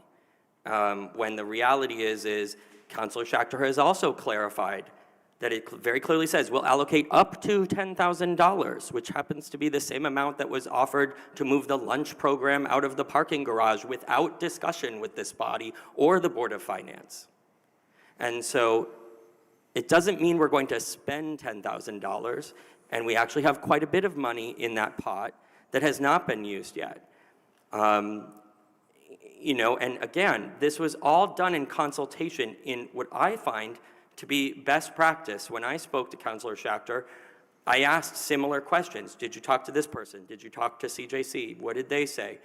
Because I wanted to make sure that those folks were involved and had buy-in and had even talked to the mayor's chief of staff and the administration about this. So everybody was on notice. So, you know, I feel like in my co-sponsoring, I'm trying to offer a path. I'm not going to support the next ballot, the item going on the ballot. I'm already clear on that. But I am trying to offer some sort of path so that we can have substantive community dialogue for the folks who want to engage in it and the folks who want to, in a space that we can ensure that there's some facilitation that is skilled and that is balanced. And in fact, some of that has failed because contracts that were originally set to be executed sat in the mayor's office for over 6 months and then couldn't be executed because then that facilitator was no longer available. And that happened last December, and we've had no progress since then. So this is a failure of leadership from the administration. That is why we're here tonight. Point of order. Sorry. Yes, Councilor Litwin. Councilor Grant. He's impugning the mayor by bringing up these things. He's actually shaking his head. He's like, yeah, I'm impugning the mayor. That's ridiculous. This is ridiculous behavior. Okay. That we are constantly. Okay. It's not a properly stated point of order. It's impugning the mayor, and he literally, in front of all of these witnesses, we are allowed to say we are allowed to be. Shook his head, confirming he is impugning the mayor. We are allowed to be critical of one another's positions, whether you agree with it or not. The way to address that is not through a point of order. The way to address that would be through debate. If a councilor is impugning the motives of their colleague or the mayor, then that would be problematic, but that is not what has happened here. Councilor Litwin is speaking to his perceptions, whether they are correct or not. That can be corrected through debate. He is speaking to his perceptions of whether they're what has correct happened or or not. not happened. He is not impugning the motives of a colleague, and so it's not a properly stated point of order. Just because we disagree with something that's being said doesn't mean that it's to be addressed by a point of order. It's only if one of our rules has been broken, and it has not. So, Councilor Litwin, you may continue. Thank you. I've made my ruling on it. I've made my ruling on it. I understand you made your ruling. I just have to say that the way to address it, Councilor Grant, would be to appeal the ruling of the chair. I'm appealing the ruling because this was clearly. There's a motion to appeal the ruling of the chair. Oh, okay. And Attorney Brown, are you online?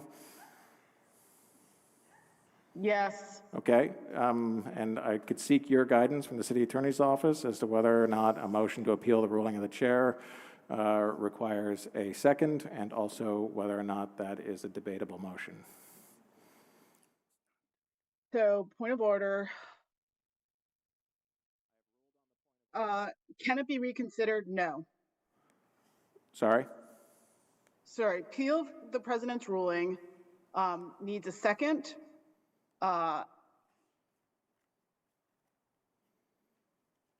Was that your Yes. initial Does question? it need a second? So that answers that question, and then is it debatable? It would not in this situation, not for a point of order. Okay. So I have made a ruling on the point of order. Councillor Grant has moved to appeal the ruling of the chair on that point of order. It does not require a second, so that motion is now pending. It is not debatable. I am anticipating a divided vote. We will need to call the roll on it, so the clerk will please call the roll on the motion. Point of information? Yes. An affirmative vote would be to An affirmative vote would be to overrule my decision, Okay, understood. which means Thank you. that Councillor Litwin would be found as out of order in the comments that he was making. An affirmative vote would be to overrule my determination on that point of order. Understood, thank you. All right. Again, anticipating a divided vote, and with councillors online, the clerk will please call the roll. Councillor Barlow? No. Councillor Bergman? Yes. Councillor Broderick? Yes. Councillor Carpenter? No. Councillor Grant? Yes. Councillor Kane? Yes. Councillor Litwin? No. Councillor McKnight? No. Councillor Newbeezer? No. Councillor Schachter? No. Councillor Singh? No. City Council President Travers? No. 4 ayes, 8 nays. All right, with 4 yeses and 8 noes, the motion to appeal the ruling of the chair fails. And so we will turn back to Councillor Litwin. You have your time on the screen here. Thank you kindly. Ultimately, the point I was trying to make is that I think we are here tonight at this, again, this difficult moment of impasse, because there has been a failure of leadership on promises that were made to have community-based dialogue, not dialogue amongst a small group of people, but actually community dialogue. And I am entitled to critique the policies, practices, or failure thereof of the executive, just as has been done for the prior mayor. And so, essentially, I would have loved this to been able to been just done out of the executive, so it wouldn't need to be done at this level. But when I saw the work that Councillor Schachter put into this, it was so clear that she has such a vision around this of connectedness, of weaving people together, and of trying to provide alternative spaces to have dialogue that are as safe as they can possibly be, physically, maybe not emotionally, and are facilitated by skilled, trained facilitators. I think she has taken quite a bit of time to cross her T's and dot her I's, and to really speak with people, and to bring awareness of this film, and to work with the folks who are the makers of this film to learn more. So anyway, I'll leave it there, but thank you, and I wish we could have done better as a city. Thank you, Councillor Litwin. I will note, and I know that we had multiple motions that we were debating, that we are well over the time that we had originally allotted for this item. I do have the mayor in the queue. Councillor Carpenter, I do know that you wanted to speak to this. Is there any other councillor that wishes to speak to this resolution? All right, so Mayor, I think if it works for you, we will provide you the opportunity to speak to the item now. Councillor Carpenter, I know you spoke very briefly to it before. I think you'll have the last word on the item. and then we'll go to a vote on the resolution. So, Mayor, thank you. Thank you, President Travers. I think it's really important to set the record straight. So, Councilor Litwin, I don't get to engage in this debate. I think this is the council's work tonight to talk about this resolution and the next resolution. I have repeatedly mentioned over the course of many meetings of this body during Mayor Update, which is my agenda item, where we stood in the dialogue circles over the last several months. I've included information on my regular meetings with the council president on where we stood with the Community Justice Center, developing a proposal, finding out and exploring if they internally could lead this, and then they ultimately recommended an external partner, and then there was scheduling. There was also a course of action strategically to engage faith leaders. You know all of this, Councilor Litwin, so I'm just making sure the record is straight because we have a lot of members of the community here tonight. And I do ask that the entire council be very mindful, especially in these times, about making sure we're doing our best to bring facts forward to our community. To me, that is the important work of a civil servant, is to make sure that we are being accurate and that we're taking the temperature down and providing real information at the community who's calling for us to be good stewards of this community, that we really make our best effort. And I appreciate Council Schachter's engagement on this piece, but I also hope that we can just do better as we go forward. Thank you, Mayor. Councilor Carpenter, we'll turn to you, and then we'll go to a vote. Thank you. I do appreciate the mayor reiterating the facts. I'm not sure I quite agreed with my colleague, Councilor Litwin. The point of this resolution is to continue to work with the mayor's office and provide resources to the CJC to do that. I'm happy to propose, I think it's clear enough, but if it's not clear enough, that, that the money, the $10,000, be allocated to the CJC, because that's the intent. Let them work out a program, use their expertise, work with the mayor's office to try to get a menu of things that would be helpful to us. And I don't think we want to litigate that here. I don't think we need to litigate who's involved. I think we need to continue what started and provide a little bit of resource to the CJC pointedly at this point in time. So I guess I'm looking to the other sponsors of this, if it would be helpful to say the City of Burlington Council will allocate up to $10,000 from the council initiative to the CJC to support these efforts. Is that a friendly amendment? Okay. So that's an amendment I'm proposing. Okay. Councilor Carpenter has proposed an amendment, I believe, to line 51, the last line of the resolution, where it says to support these efforts currently. It would now say to the CJC to support these efforts. Is that correct, Councilor Yes. Carpenter? All right. Councilor Schachter, you are the maker of the underlying motion. Are you friendly to that amendment? That is a friendly amendment. Thank Okay. you. And Councilor Carpenter, you seconded the underlying motion. I'm assuming it is friendly to you. Yes. All right. So the resolution will then be considered amended. I will note as a matter of process that when the council acts to allocate council initiative funds like this, it is not our practice to simply cut a $10,000 check to the awardee, that rather the awardee can return to the council with requests for reimbursement for whatever amounts there are spent. And we've had some history of awarding larger amounts where the total amount is not spent. But in any event, that's a point of clarification. I do think we will now go to a vote on the underlying resolution. This is the underlying resolution as it was originally read by Councilor Schachter some time ago. And again, the clerk on this item will please call the roll. Councilor Barlow? Yes. Councilor Bergman? No.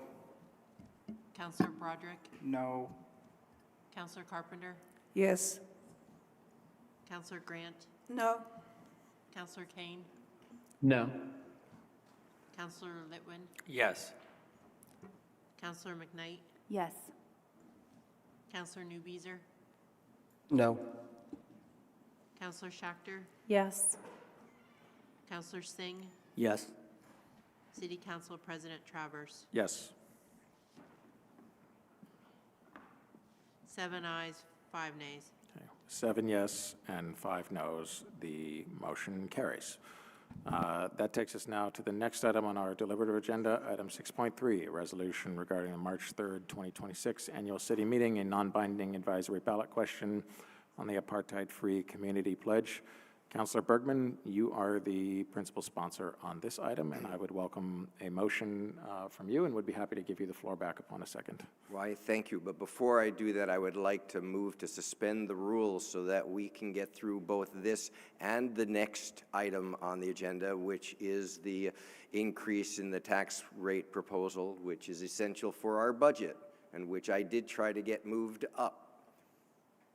Would love a second to, or I think I need to have that be seconded. Sure, you do. And just, yeah, and to clarify that, our rules require that all votes on deliberative items have to be taken before 10:30 p.m. And so I think Councillor Bergman, anticipating that we may not be done by 10:30, is moving to suspend our rules to finish our deliberative agenda. Councillor Bergman? That would be correct. Okay, and there's a second from Councillor Broderick, is that right? All right, we will try a voice vote on this matter. All in favor of that motion, please say aye. Aye. Any opposed? That carries unanimously, and so the council will finish our deliberative agenda. If it's after 10:30, then we will end the meeting right then. So, Councillor Bergman, the floor is yours. Thank you. So first, I'd like to waive the reading and adopt the resolution and have the floor back after a second. Second by Councillor Broderick. Councillor Bergman, go ahead. Thank you. Our world is going to hell, and all my adult life I fought against that. I have always used every means at my disposal to nonviolently resist and to help build a fairer and more peaceful world. The Israeli-U.S. war on the Palestinians is part of a spear piercing the soul of humanity, and I will do everything that I can to be a shield to protect that soul. This struggle over apartheid, settler colonialism, occupation in Palestine is something that we can do. It's a nonviolent work that thinks globally and acts locally, and it matters. We brought this resolution, this ballot question before, when a genocide was being conducted with full fury, with our tax dollars, our weapons, our federal government's political support.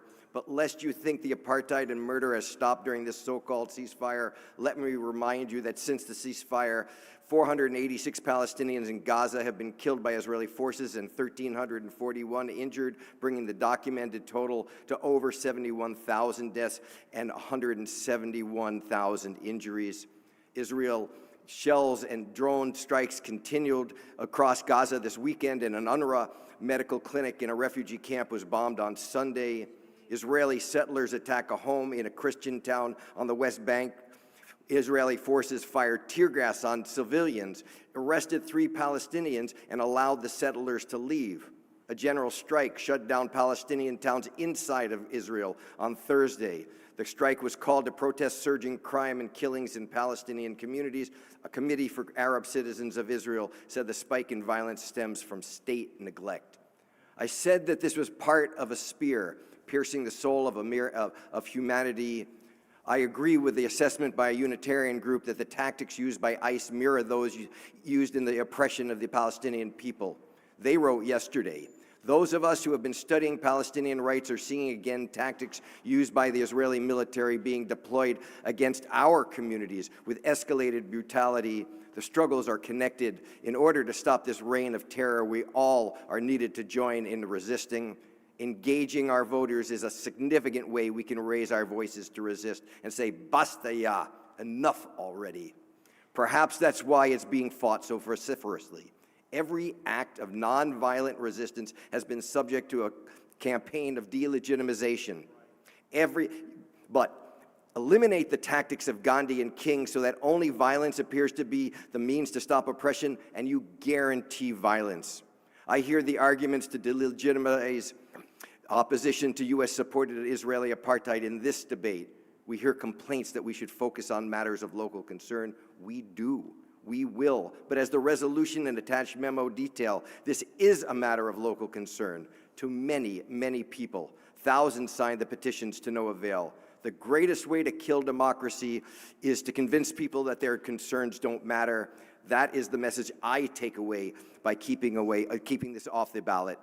We hear complaints that this is divisive. There is no doubt the war on Palestine raises tensions when it's debated. People's lives are being shattered with our tacit consent, so how could it not? Generations are traumatized by pogroms and genocide, displacement, occupation, discrimination, and exile, and feel this issue on a physical level. It is a human response. The horror is real, but putting this on the ballot gives our community the best, the most complete way to debate this in a civil and democratic fashion. We hear concerns about safety and hateful rhetoric. As a Jew, I reject that. Putting this on the ballot fans the flames of anti-Semitism. It's the occupation and apartheid itself, the rejection of a Palestinian state, the conduct of a war, the unchallenged identification of the Israeli state and its actions with all Jews. These are the main drivers of increased anti-Semitism. The war on Gaza has only intensified this. The memo attached to our agenda is clear that all forms of oppression, including anti-Semitism, are wrong and should be opposed. The organizers have been clear. Jewish Voice for Peace, the lead proponent of this pledge, is clear. If we want to combat anti-Semitism, then let's structure a debate about the issues raised by the pledge so that we can practice our democratic skills with civility and integrity as part of the electoral process. Indeed, we just heard and read heated but very clearly stated opposition to the charge of apartheid, settler colonialism, and occupation. This is a debate I have confidence the people of Burlington can have with civility and integrity. I trust the people. I trust democracy. Let the people vote. Vote yes on this resolution. Thank you, Councillor Bergman. Is there any other councillor that wishes to be recognized on this resolution? Councillor Carpenter.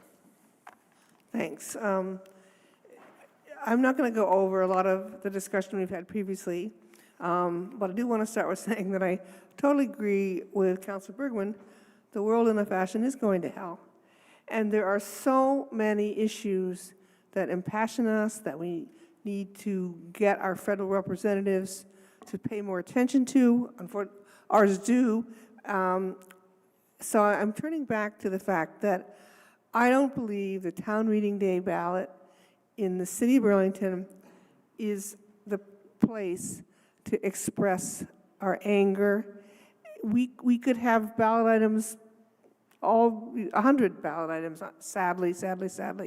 The point of the town meeting day ballot is to govern on things that we have authority to do. They're intended to oversee. There is possibility under state law that we can make some exceptions, and occasionally we have for items that relate to city business. I know in the past we have adopted or put on the ballot items, but in this time with the world as it is, I don't think the ballot is the place to express our anger. It's all of the good work that's happening out there in the community. It's tons of good work, and that does not diminish it, but it's not, there's no right to put it on a ballot, and I'm expressing my feeling that the ballot isn't the city ballot is not the place to put an item like this. It's to get out there and get our Congress to do something, and that's the work that we need to do. We need to spend our energy probably outside of Vermont getting those folks to make some changes. Thank you, Councillor Carpenter. Is there any other councillor that wishes to be recognized on this motion? Councillor Newbeezer, and then Grant.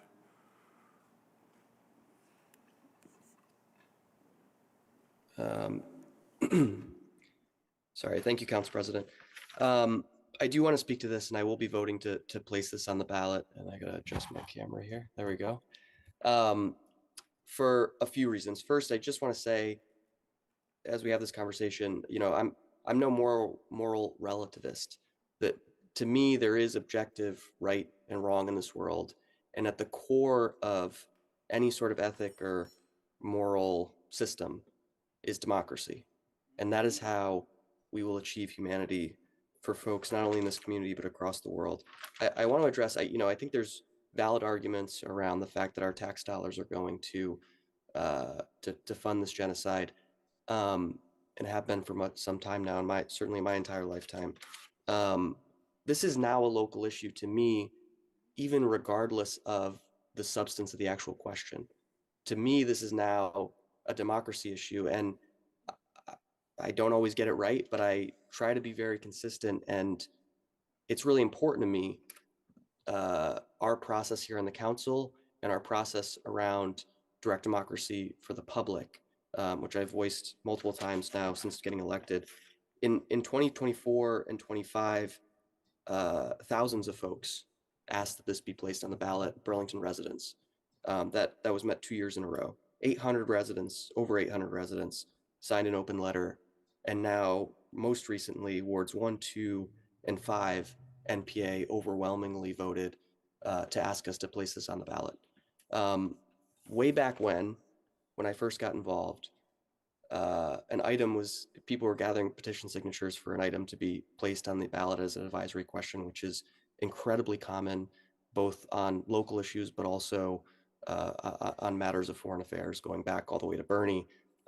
Sandinistas, as folks with more history in the city than I have, didn't come out of nowhere. My point being, I was assured over and over again, we just got to get the signatures because it's just pro forma. If you get thousands of people to sign, the council's making sure the language is sort of legally accurate to be placed on a ballot, but there's no weighing in of the council's opinion on the actual subject.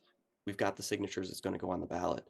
And that's a recent change, that this council now sees its role as not ensuring that there's adequate public participation, which we have standards by which we ask the public to engage if they'd like an advisory question to be put on the ballot, but actually that we are going to decide how we would vote on the ballot as elected officials and use that as justification to keep something off of the ballot.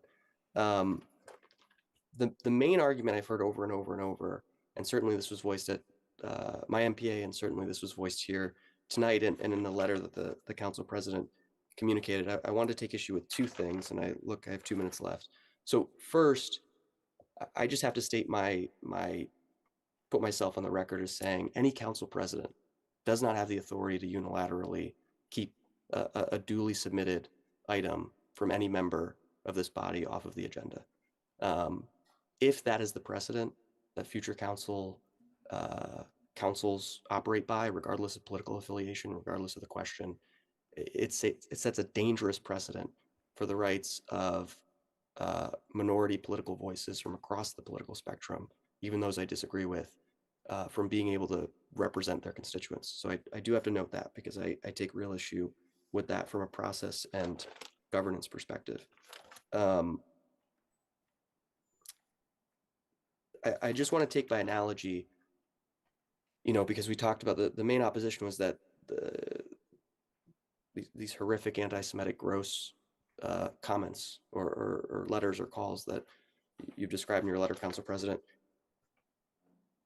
My predecessor, the first woman of color ever elected to this body, received, untold amounts of hatred and stuff that I think everybody at this table would be disgusted with and would condemn and oppose every single time we had a conversation around policing over the last half decade to a decade, right? And many others on this council, past and present, have received that kind of hatred.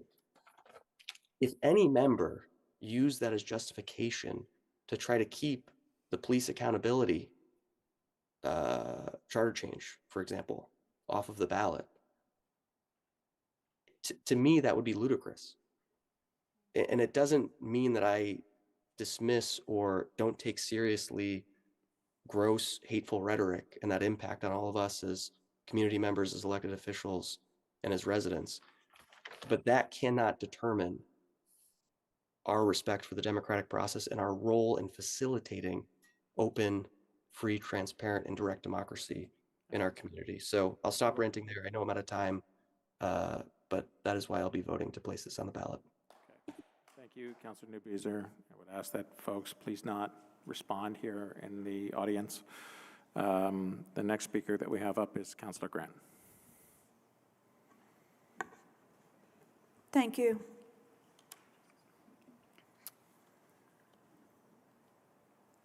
I am one of the individuals that was subject to a hate campaign. Started out as very political.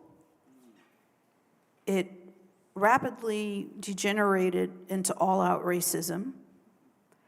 And then it's just kind of been general hate. You can go to Reddit, Google my name, and all kinds of fun stuff will come up.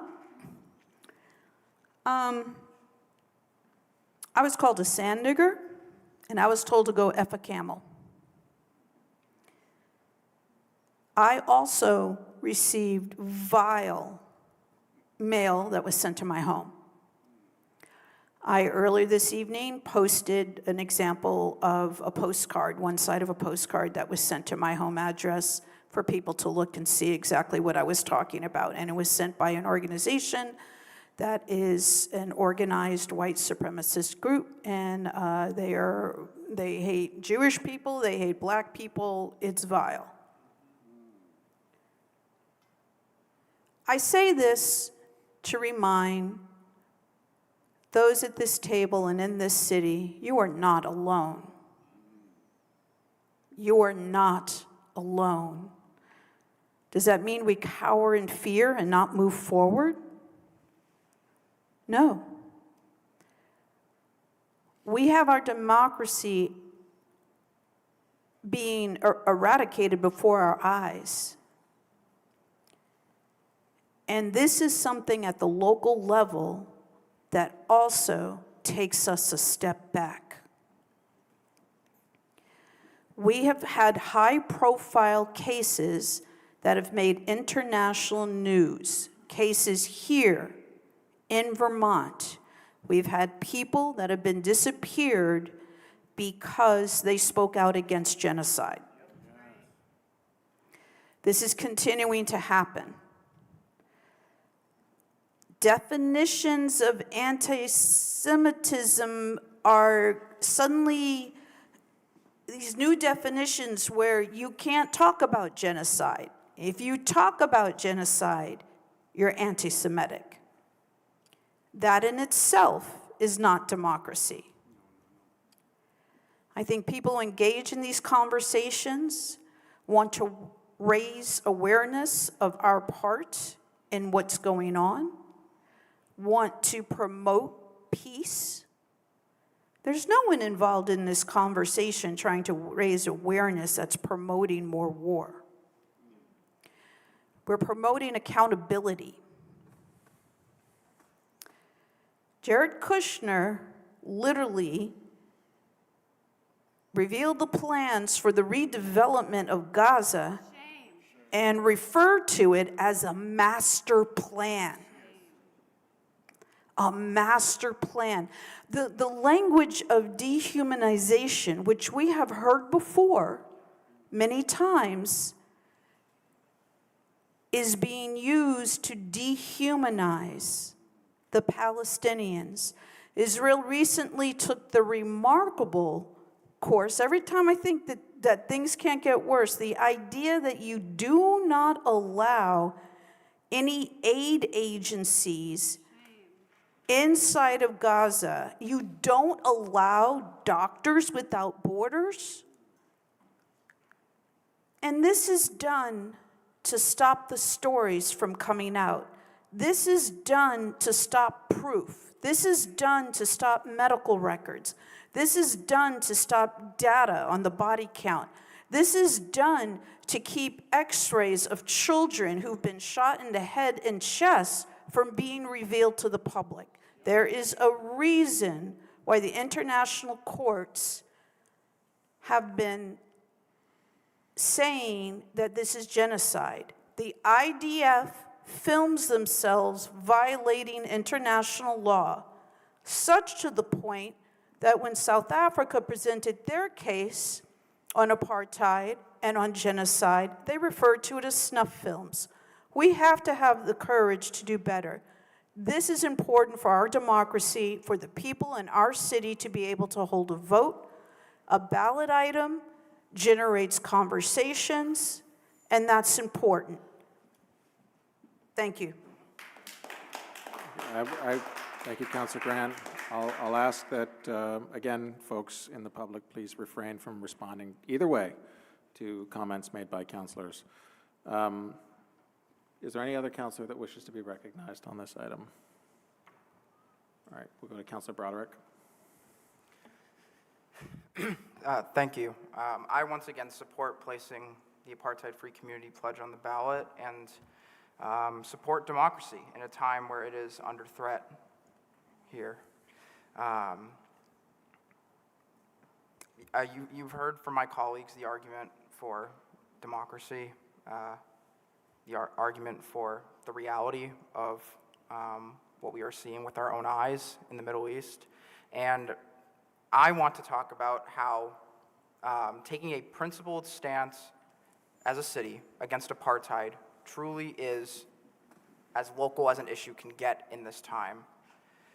When I speak of a society where government institutions enforce de jure and de facto segregation against certain groups of people who are discriminated against, forced to the margins of societies, and are not allowed the rights and privileges that others in that society enjoy, well, of course, I must be talking about apartheid South Africa or Israel, all of which is true, but no, I am talking about the United States of America and our undocumented neighbors. An underclass of people who for decades have been exploited for cheap labor, cannot participate in the society that they live in, and are forced to hide from that society for fear that they will be taken from their families, fear of violence, fear for their lives. And today we are seeing the logical conclusion of decades of dehumanizing fascist rhetoric in this American apartheid. The mass trafficking and expulsion of this underclass, people are afraid to go to work, send their kids to school, fascist stormtroopers are murdering those who resist and torturing those they take into custody, with no accountability because the system is working exactly as intended. This is local. This is happening here, right now. And the proving grounds, the training grounds for these tactics of oppression are places like Palestine, where this has been happening for decades and has been funded by our tax dollars. Taking a stand as a community against apartheid in Palestine should be and is a stand against apartheid everywhere, including here at home. If you find what is happening in our country by our federal government abhorrent and worth resisting, but do not come to the same conclusion when it comes to the state-sponsored terror our federal government funds abroad, then you simply do not understand that this is all part of the same system. And if we, as citizens of the Imperial Core, do not resist the fascism displayed by our government in all its forms, here and abroad, then we should not be surprised when the violence we fund abroad is done to us at home. I'm sorry. I've asked. Abolish ICE excuse and me, free Councilor Palestine. Clark, please, just wait a moment. All right. I have asked multiple times now for members of the public to please not respond either way, whether clapping or cheering or booing or hissing, one way or another. I've asked you to not audibly respond to councilors with respect to their comments, and that's the rule here. And if it continues to be broken, then we reserve the right to clear the auditorium at that point in time. Councilor Broderick, are you done at this point? Okay, thank you. Councilor McKnight. Thank you. So I first want to express gratitude for the earlier remarks made by Council President Travers and the mayor on the situation in Minnesota. I also want to add my condolences to the victims' family and friends, and I offer solidarity to all residents of Minneapolis, including and especially my own very dear family members who live there. What is happening to all of you is wrong, and we stand with you. And what is happening there is a vivid reminder that violence and dehumanization are not vague, they're not theoretical, they can happen anywhere. They can show up here in Burlington too. We are living through an incredibly painful and polarized time in our nation. People are scared, people are angry, people are grieving, and I myself am all of those things too. And I believe our job right now, especially right now, is not to inflame that, but to lead us away from that. Leadership requires judgment, and tonight I am exercising my judgment against putting a question on our ballot that drives us apart instead of bringing us together. I want to be clear about something. For decades, since I learned about this in college, I have long believed, strongly believed, that Palestinians deserve freedom and deserve to have their humanity and their safety be valued, both in their homeland and by the rest of the world. I am angry about what is happening in Gaza. I have been angry about it for decades, and I regularly reach out to our federal delegation to request action. Months and months ago, I told the sponsors of this resolution that if they were willing to make edits, real, good faith edits that would incorporate more residents' viewpoints while still maintaining the spirit of the pledge, that I would vote yes. They declined. They chose rigid dogma over collaboration. And that choice speaks louder than any of the other words we have heard tonight. Point of order. Yes. That's impugning No, it's not. fellow councilors. No, it's, Saying rigid dogma? I was not I referring mean, to any. I've been impugned. it's referring to, I'm sorry, I'm going to pause the timer here for a moment. It is not impugning the motives of other councilors. That's my ruling on the point of order, and I'll allow Councilor McKnight to continue. Thank you. Just to clarify, I was not speaking about any counselors when I'm describing that. Understood. In President Travers' letter attached to our agenda, he outlined vile acts and violent threats directed against him and his family. Tonight, we witnessed similar vile behavior in real time from a member of the audience. What President Travers described, also what Councilor Grant described, and what Councilor Newbeeser described is unacceptable, and it has no place here in our city. How can anyone consider themselves a leader here and at the same time stand alongside the very same people who carried out these acts and these threats? I cannot. I will not. And yet again, I will be voting no. Thank you. Councilor Singh. Thank you, Councilor President Travers. Thank you, Councilor McKnight. I share all of her thoughts on what's going on in our country and especially in Minneapolis. When I ran for council, many neighbors told me they hoped that I'd focus on the issues that are directly challenging and we're facing locally, and I still remain deeply committed to that. James Madison foresaw, that representation requires refining of popular passions to improve decision-making. I take that responsibility that was entrusted to me by voters and our form of government very seriously. I rely on feedback from constituents, including those that disagree with me, to help inform policy decisions that come before this body. The Divest Israel ballot measure comes before this council for a third time, and I must ask, what community input went into drafting it? Was it developed with broad local engagement, or was it written by an outside organization and brought before this council without meaningful community involvement? Did the organizers seek feedback beyond those who already support this measure in order to refine, amend its language before being presented again now for a third time? And if not, why has this language remained unchanged? I question what is democratic about that process. I would echo the words of Louai al-Sharif, an Arab activist. Those who pose as scholarly and do not spend time to debate and then focus their energy on the next steps is where the problems arise and where we begin to separate us as people. He tells the West, do not fall into this trap, as this is a long journey to reconcile and to recognize one another and should not be taken in haste. After the Bondi Beach attacks in Australia, I reached out to one of the organizers of this petition effort and asked these same questions. And I encountered, again, no willingness to deviate from the original language. I also shared that I was very impressed and that how much following on their social media that they have and how many people follow what they say. And I expressed after such a horrific attack that it would go a long way to help us heal as a community and to move us forward if they took those social media channels and denounced what happened in Australia. I unfortunately was met with silence. I asked them to take it to their leadership, and I was still met with silence. And I made it clear they are not obligated to take my advice.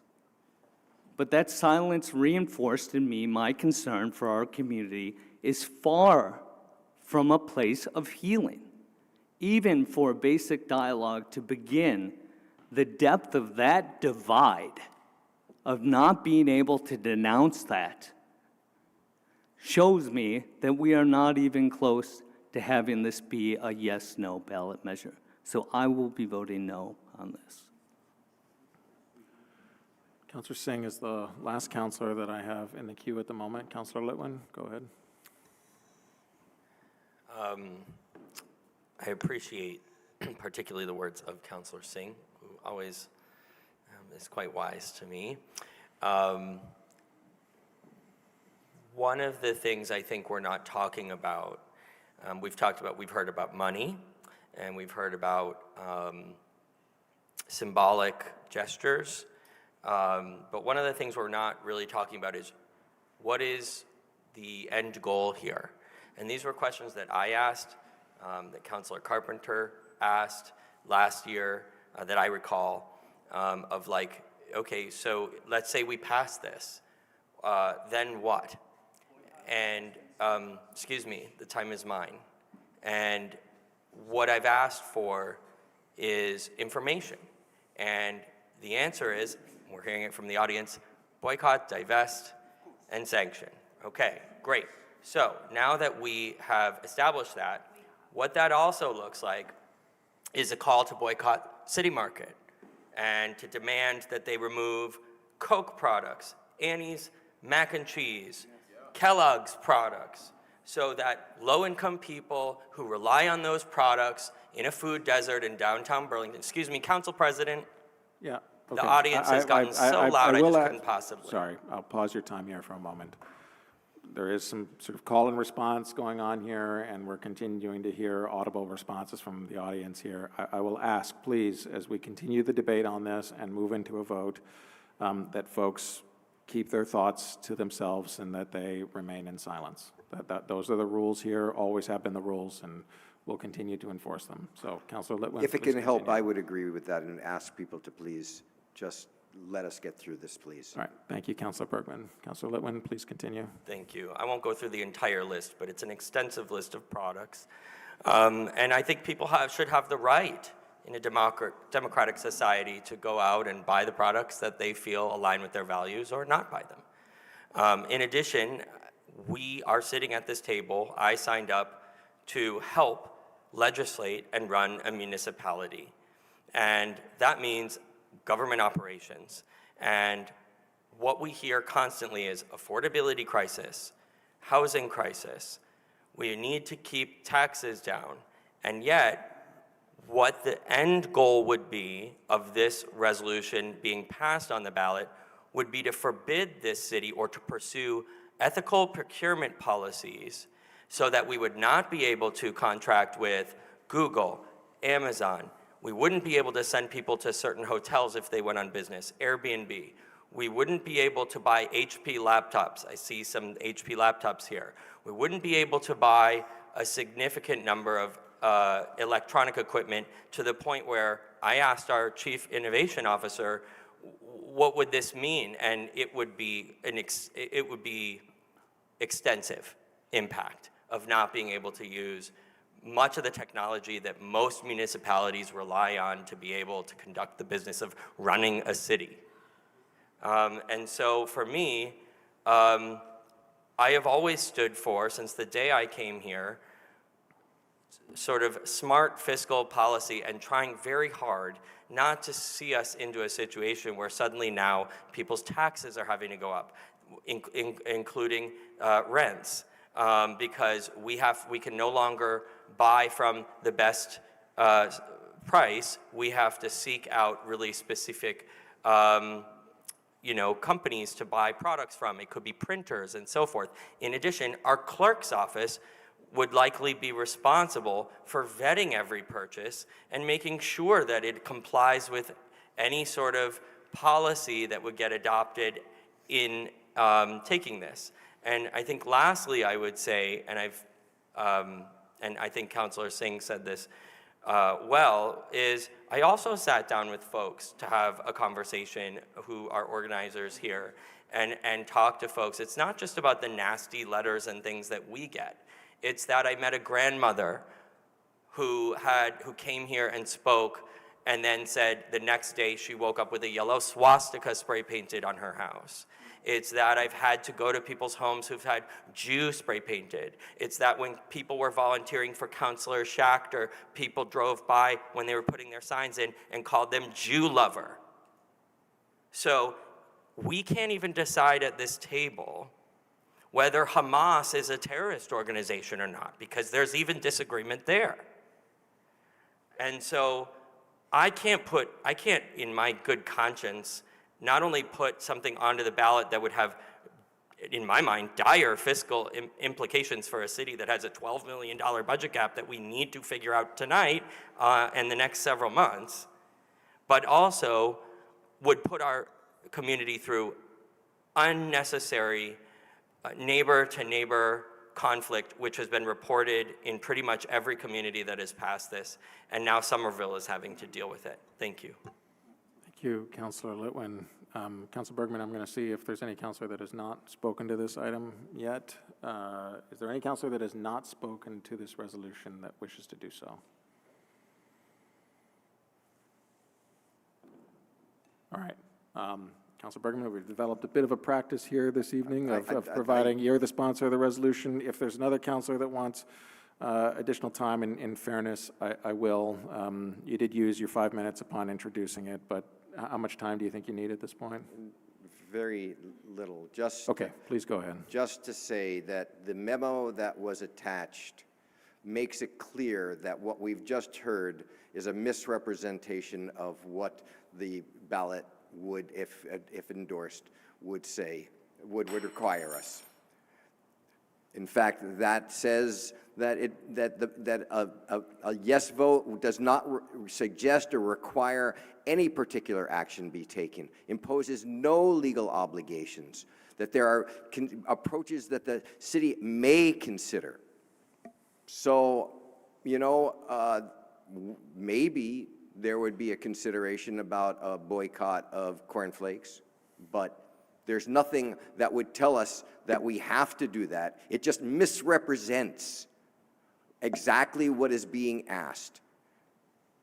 To reiterate, what's being asked is, do the people of Burlington want to tell us and the mayor that they oppose apartheid, in short?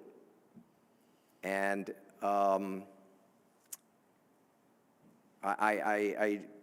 we can have a debate about this, but to say that this will require us, that this will create dire fiscal stakes is, in my mind, just a gross misstatement of the language that we are being asked to put on the ballot and the facts.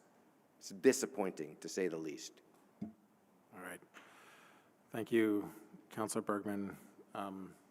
Councillor Litwin, I really want to be careful about our getting into a back and forth here and making comments to which then Councillor Bergman will want to respond to. I understand, but Councillor Bergman's had 2 times and just said that I misrepresented. All right, I'll provide you the opportunity to respond, but would ask that it actually be brief. Councillor Bergman did that in a little over a minute, and so we'll give you about a minute here, and then we'll try to go to a vote. Yes, ultimately, this has happened in other communities. It happened in Ludlow, which was used as an example tonight. All of these have been non-binding to avoid lawsuits. And that has been the way to get this through. And Vermont has been the proving ground, the testing ground, because over 35 states have actually passed anti-BDS laws so that these can't even be discussed. So the organization that's actually sponsoring this is using Vermont as a testing ground. In addition, in Somerville, it has already started the conversation after saying, oh no, we weren't going to do it this way, to now pursue this type of policy. So I see it absolutely as a Trojan horse. It's not a misrepresentation, it's the end goal. All right. Thank you, Councilor Litwin. I understand that there's disagreement on this issue, but I think we'll try to call the question now, absent objection. I will note that, again, because we have folks online expecting a divided question, the clerk, we will require a roll call vote. I'm going to say, because there's been some responses from the audience all evening from various perspectives on this issue, I respect and understand that there are some very strong feelings on this item. We do have another item of business to get to this evening. I would ask, please, that when the vote results are announced here, that folks please accept that in silence. Folks are certainly welcome to stay for the remainder of our meeting. If you intend on leaving the meeting, I ask that you please do so orderly so that the council can continue with its business this evening, and very much appreciate folks' respect to the process in that regard. The motion is as made by Councilor Bergman, seconded by Councilor Broderick, and on that, the clerk will please call the roll. Councilor Barlow? No. Councilor Bergman? Yes. Councilor Broderick? Yes. Councilor Carpenter? No. Councilor Grant? Yes. Councilor Kane? Yes. Councilor Litwin? No.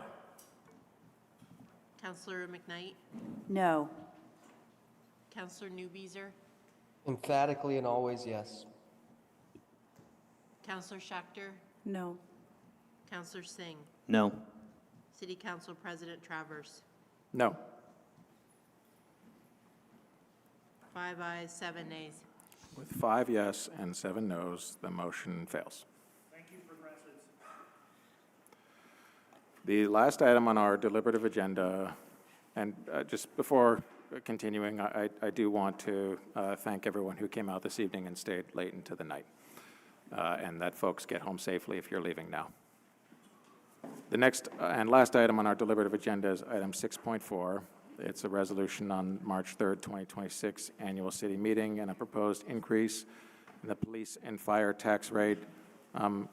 Councilor Bergman, are you prepared to introduce a motion on this item, or do you need any more time?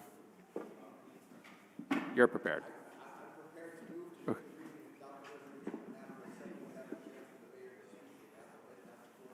Okay. Your mic wasn't on, but I'll state that again. Council, yeah, I think folks heard it, but just Councilor Bergman has moved to waive the reading and adopt the resolution, and upon a second has asked that we give the floor to the mayor. Is there a second to that motion? Second by Councilor Barlow. Thank you, Councilor Barlow. Mayor, happy to turn the floor to you. Thank you, President Travers.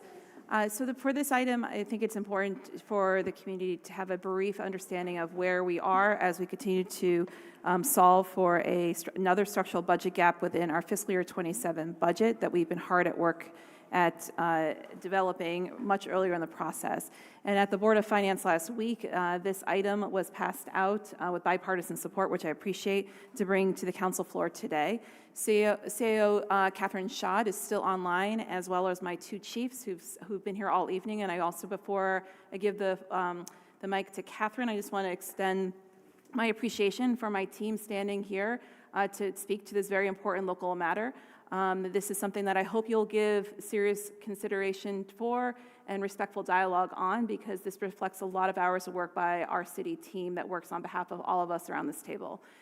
So with that, CAO, are you able to walk folks through the basic slides to explain this. Oh, where'd you go?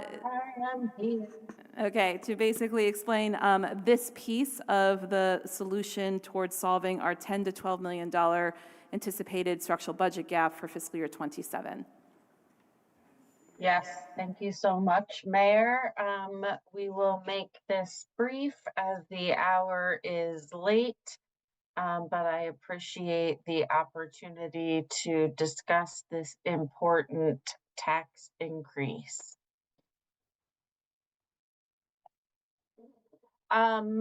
As we have discussed previously, we are currently projecting a gap of $10 to $12 million in the general fund city budget. That has not changed since our last conversation. The general fund budget is about $107 million. So that means the gap is about 10%. And so that will require a balanced three-pronged approach. And you can see here, we are suggesting that those prongs are raising revenue, right-sizing government, and realizing strategic opportunities. So this evening, we are focusing on raising revenues, specifically the police and fire tax. That is because due to the deadline for putting it on the ballot, we need City Council to vote this evening. So the 5-cent increase would raise about $3 million towards that projected $10 to $12 million gap. You can see here that just about covers the compensation and benefits for next year that we have already negotiated. Police and fire tax that we currently have, one of the splinter taxes of our municipal property taxes, raises just under $6.5 million a year. However, the budget for those departments is just about $39 million a year. So you can see there's a large gap there. And in fact, the current tax raises only about 16% of the cost of those services. On this slide, you can see the expected impact on municipal property taxes for a $353,000 property. That number might seem random, but it is actually the current median assessed value for a single family home or condo in Burlington, which means exactly half of the properties will have an assessment more than that, and their taxes will be more, and exactly half will be less. And then on this slide, you can see these are the very preliminary ideas that we have of how we could balance that gap. And at the top of the list is increasing the police and fire tax. And that is balanced out with other ideas around raising revenue, right-sizing government, and then lastly, the realizing strategic opportunities. We've begun discussing some of these in Board of Finance, and we will continue. As I mentioned, because of the need for voter approval for an increase to property taxes, that is the one that does need to get approved first while we keep working on these others. Lastly, just to talk about the next steps, in addition to the vote on town meeting day, we are continuing to talk with all of the unions that the city has, our employees, and of course, you as city councilors over these next couple of months before the budget presentations in April. And those will be a month earlier than we have had them in the recent past, to allow for more deliberations from both you and the public ahead of the June vote. And with that, I will turn it back over to the mayor. You being online at this hour. Just to wrap up and what Catherine was just sharing in terms of the information that we have provided, I also want to emphasize to the public, we have provided back-end additional detailed information much earlier in the process to city councilors.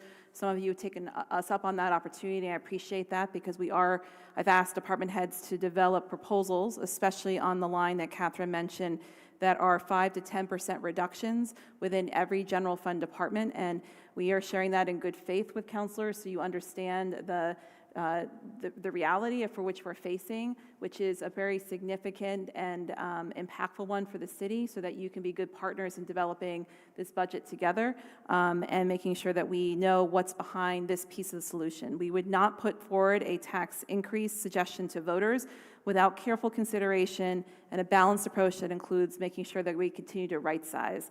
And by right size, this means seriously looking at what our core services in the city, looking at reducing when necessary as carefully as we can what we simply cannot sustain. And I have been committed to that since becoming mayor of Burlington and have done that in the first 2 budgets that I have delivered to this council. And I've appreciated the unanimous support for both of those budgets. But what we are now at this point is needing to request for a minimal tax increase. As the CAO mentioned, because it's largely due to the investments in our collective bargaining agreements with our unions, for which this council supported, and thank you for that. Those contracts allow us to be able to continue to rebuild our police department with a concentration on strategic recruitment and retention, but also safe staffing, both for our police officers and our firefighters. These folks are our frontline workers as it relates to the #1 priority, I think, for everyone at this table, which is community safety.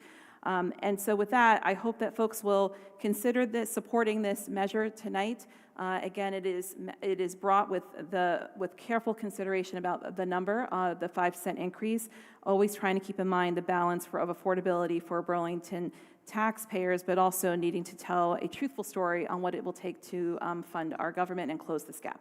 Thank you, Councilor Bergman, for allowing me to speak. Thank you, Mayor. Councilor Bergman, did you want to be recognized on this item? Yes, I would. Okay, go ahead. Thank you. There's no doubt we have a budget gap that needs filling, and having been through last year's negotiations, it's clear to me that filling this gap is going to include raising revenues. This is because we have many essential services that are already underfunded, and though they will need further trimming to arrive at a balanced budget, we absolutely need significant revenues to avoid austerity cuts that we cannot afford. This proposal would raise significant revenues, some $3 million. And why the dedicated police and fire tax? Since I was elected this time around in 2022, we've approved significant increases in our police and fire department budgets as part of a comprehensive community health and safety strategy. Almost $10 million since fiscal year 21. Since Moreau's last budget, we increased public safety spending by $7.2 million, but only increased the revenues dedicated to the departments by $3.6 million, covering the gap with other funds like gross receipts and local options and pilot payments and one-time ARPA money. I supported this, but if we are going to continue to prioritize these departments, then we should be using this dedicated tax to fund it. 3 years ago, under the prior administration, we put an increase in the public safety tax to the voters, but that did not begin to cover the increase in spending we are approved for these departments. Recently, we increased pay for police sergeants to decrease wage compression and encourage leadership to rise from the ranks. The contracts with both police and fire unions we approved over the last year increased costs to continue our commitment to recruiting the officers in both departments. Our last 2 budgets emphasized community safety, putting tax dollars behind our rhetoric, while supporting the mayor's reductions in other city services, a decision that we all know was very difficult. This dedicated tax, if we place it on the ballot and the voters pass it, will fund the commitment for public safety we say we have. The failure to put it on the ballot will create an even bigger hole we'll have to fill, but with even more serious cuts. We know that even if this is on the ballot and passes, filling the rest of the $7 million gap by cutting staff, services, and delaying the maintenance will hurt badly.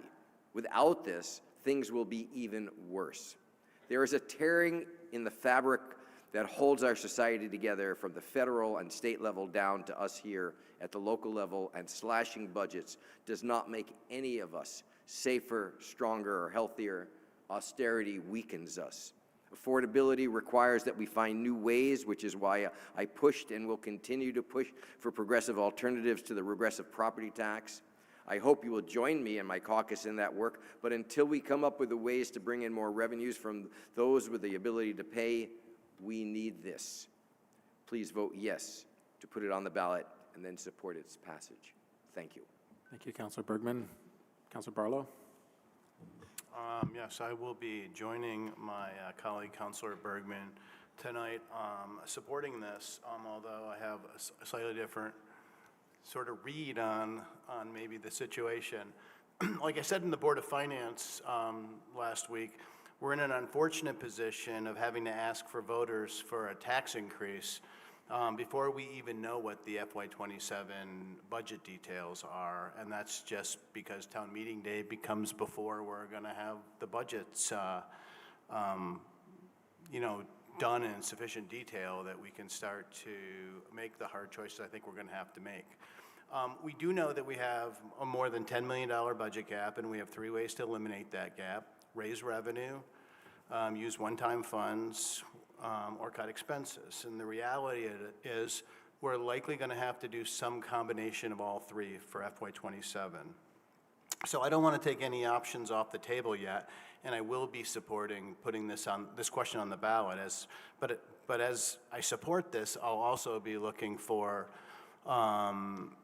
turning over every rock to find the extensive cost-saving measures that we're going to need, and it'll likely be across, all city departments.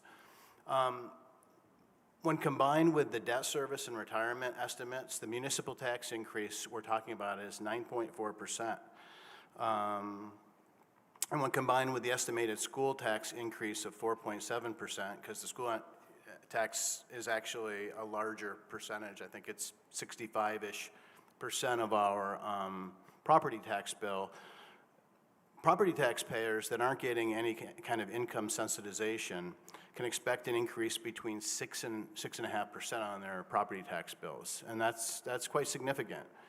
So I'm not convinced voters will support the 9.4% municipal property tax increase. And I've been hearing a lot of pushback already from constituents who have heard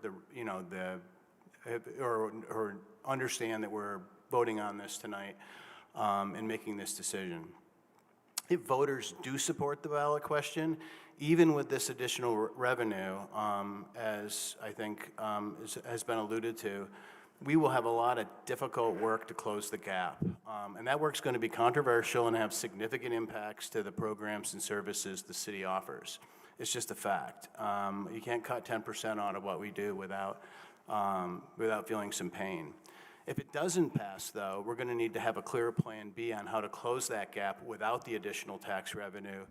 And that's going to be even more difficult and require even deeper cuts to programs and services. And we don't know what those are yet, but we're going to sort that out over the next 2 or 3 months. And lastly, I'll just comment that we've had sizable budget gaps the last 3 consecutive years that total more than, I'm guessing, $25 million, depending on how you count.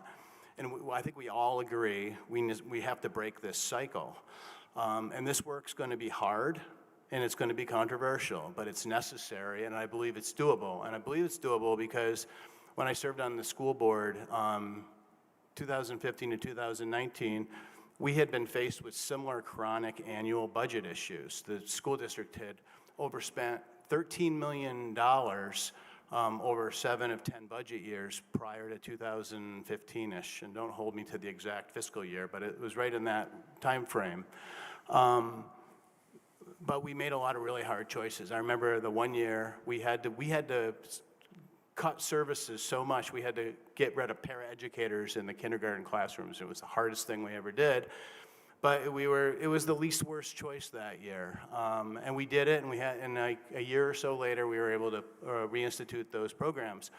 But the school district's way better for it now. We had them sit here last week, and they talked about their $2 million surplus this year. They weren't having surpluses back in the late aughts and early teens. So I'm convinced this work can be done, but it's going to be really hard. But I think we're all committed to doing it, and I know I'm certainly going to do what I can to help us move that along. So I will be supporting tonight, but also looking to do the hard work to find those savings that we're going to have to find. Thank you. Thank you, Councilor Barlow. Who else would like to be recognized on this item? Councilor Singh. Thank you, Councilor Barlow. I really appreciate the thoroughness of which you discussed what is going on with our fiscal situation. I want to thank CAO Shad, too. She's coming to all these meetings, staying late, and trying to lay out what's going on with us fiscally. And I want to appreciate the mayor for starting these discussions. You know, I was just elected last year, but much earlier, and it's going to give us a more robust conversation. I want everybody to know that I fully support our police and fire professionals, whether they're sworn officers or professional staff. I supported their most recent contracts, and I really am impressed by the expanded scope of their work that they've taken on every day. It shows their deep commitment to this community. But I worry about the vote being a referendum on public safety. And if residents are hesitant about this tax, it may be because they cannot stomach another tax increase. And what I worry about is that this could be a failed vote, could be perceived by our current public safety employees and those we hope to recruit that we don't want to support public safety, and it might be a question of their ability to handle another tax increase. I do believe that perception matters, and we should not put our public safety teams in a position where they might question our community's commitment to them if this vote would fail. I do agree, you know, this public safety tax, as Councilor Bergman has so put it, it's not necessarily tied directly to the public safety spending. I think maybe in the future, as part of something, we restructure the municipal rate and these splinter taxes to better reflect transparency in how we are spending the revenues of which are coming.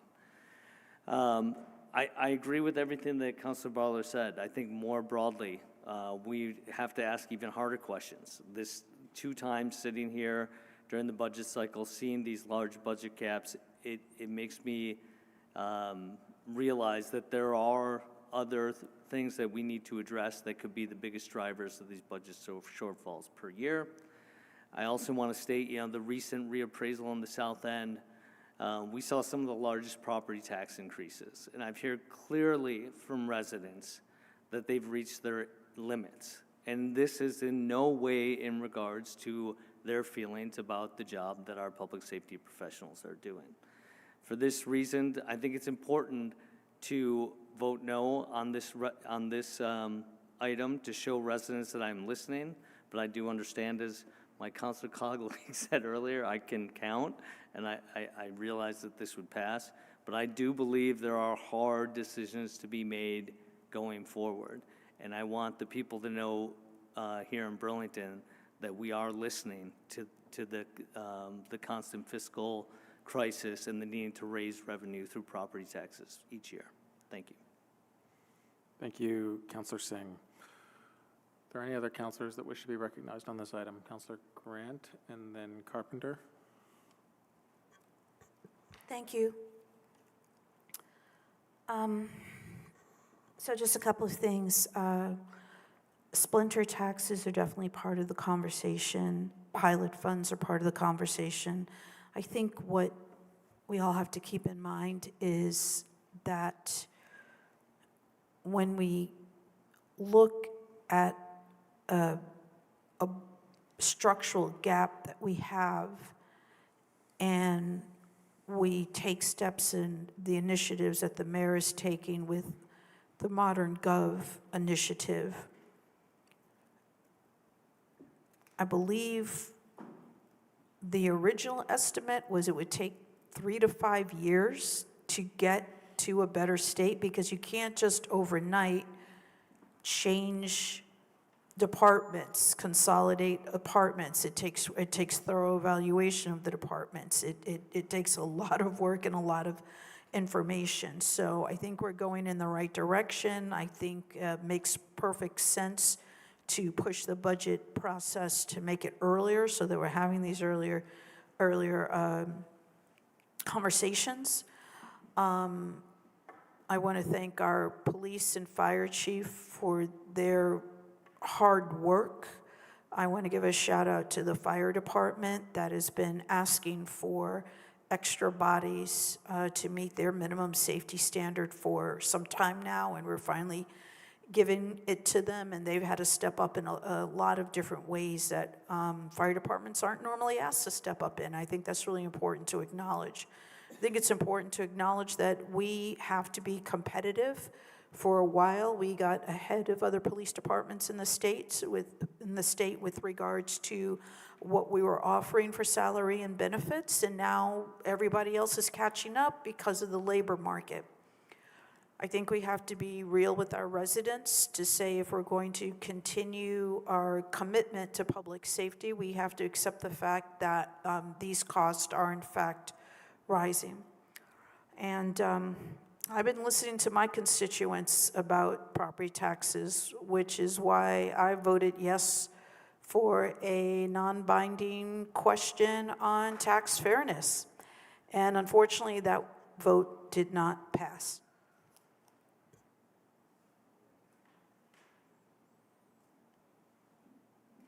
Anything further, Councilor Grant? Nope. Okay. Councilor Carpenter? Thanks. Just a couple things. I think I'm very supportive of this, because I think we absolutely have no choice. I would encourage the mayor to talk more about the reduced government expenses, reductions in departments, and it's an awkward position we're in because we haven't made those decisions yet, but we have to ask for the revenue. But that's a lot of money to get out of the operating budget, and it will be painful. I think people need to understand that. I think they also need to understand that as we go through this process, you're not obligated to call down all of that tax, but town meeting day is the day you got to vote on it. We just by law have no other choice. It's not like we can come back easily in May and have another vote on this. This is the day we've got to do it. From what I see, we really need it. I think the thing to point out to the community is we want to protect our fire departments. It's not like we're giving them a lot more, we're sustaining them. And so if we want to meet all our goals, like other councils have said, we just simply don't have any other choice than this tax. Thank you, Councilor Carpenter. Councilor McKnight, and are there any other councilors? Yep, Councilor Broderick, so we'll go Councilor McKnight, Broderick, and then Litwin. Great, thank you. So I will add my gratitude to my colleagues, first to just appreciate our police and fire departments, and thank you both to Chief Burke and Chief Curtin for being here, especially at this late hour. You know, these are amazing people who work hard every day, work long, crazy hours that I know I could never keep up with, and they do a great job taking care of us all. I really support investments in both of those departments and continuing to work towards full staffing as quickly as we possibly can.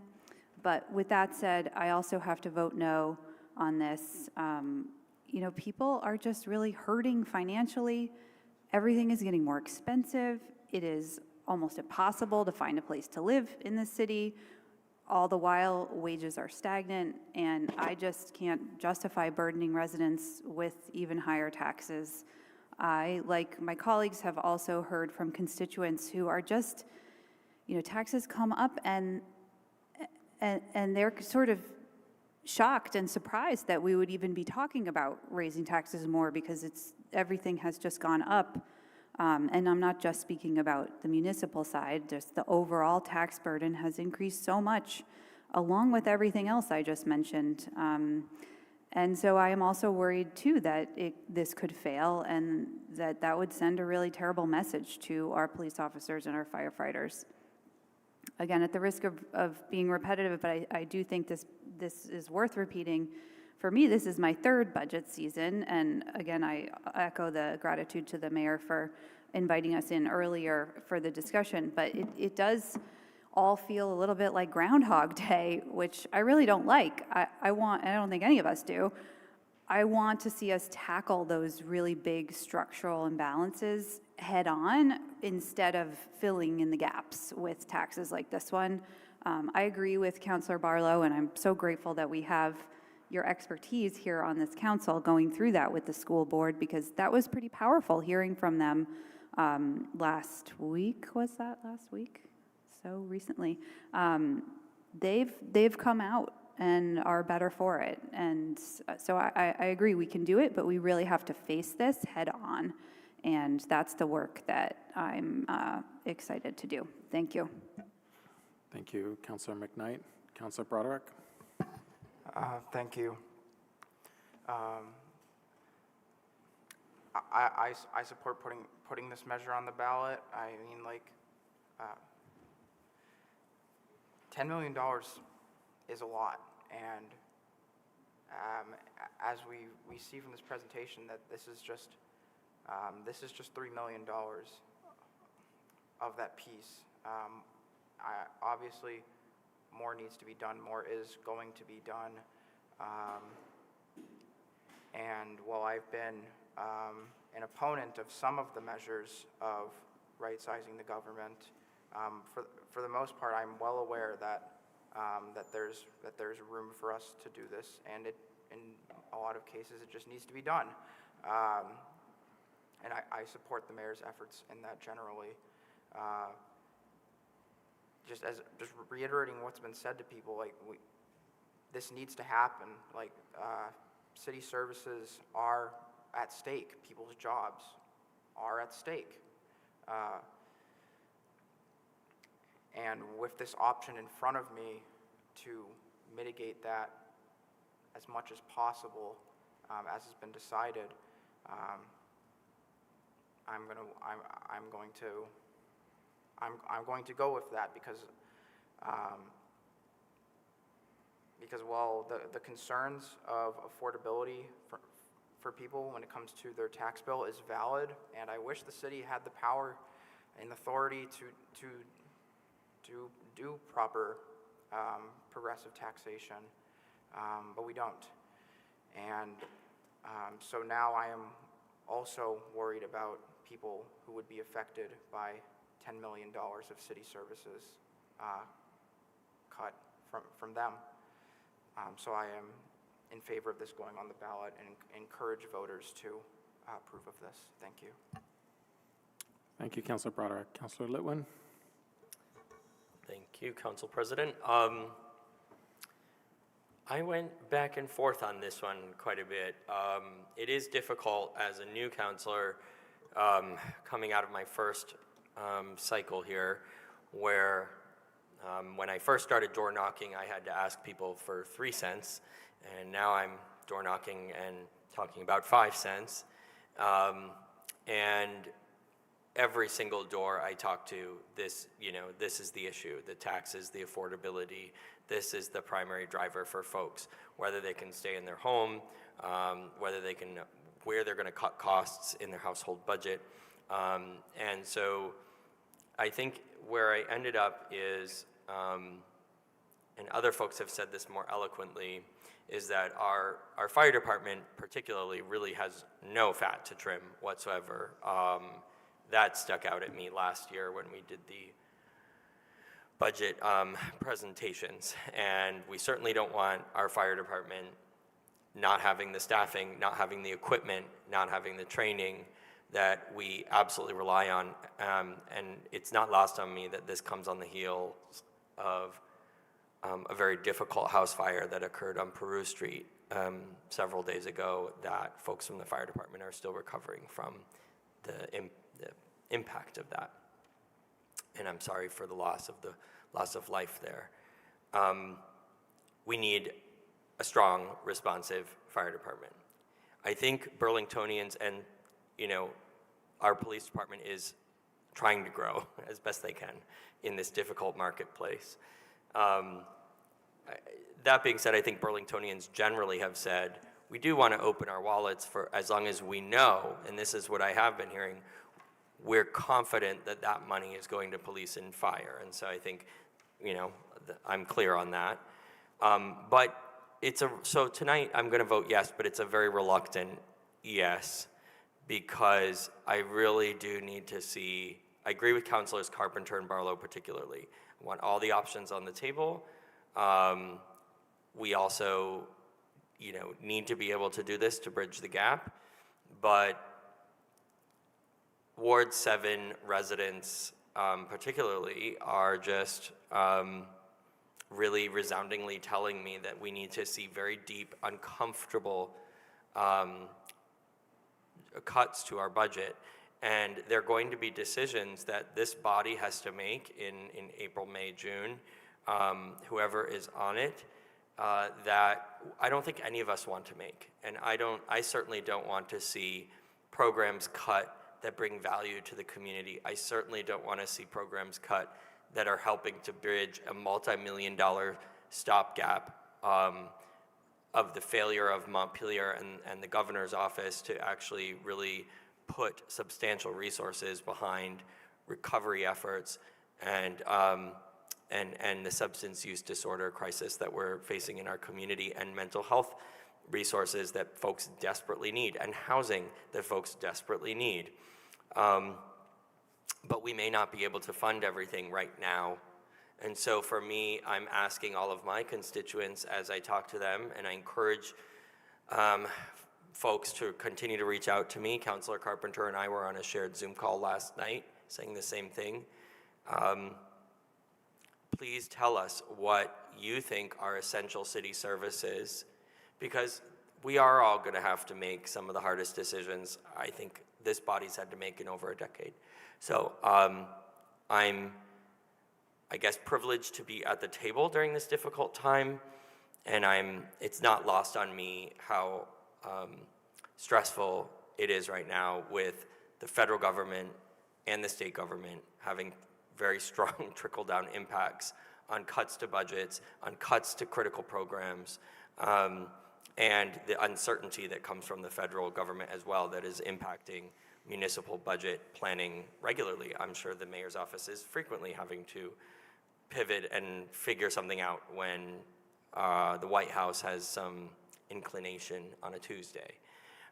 So I will support this. I will vote yes for this, but I just want people in Ward 7 to know that I just think you have the right to consider this because it impacts your wallet very directly.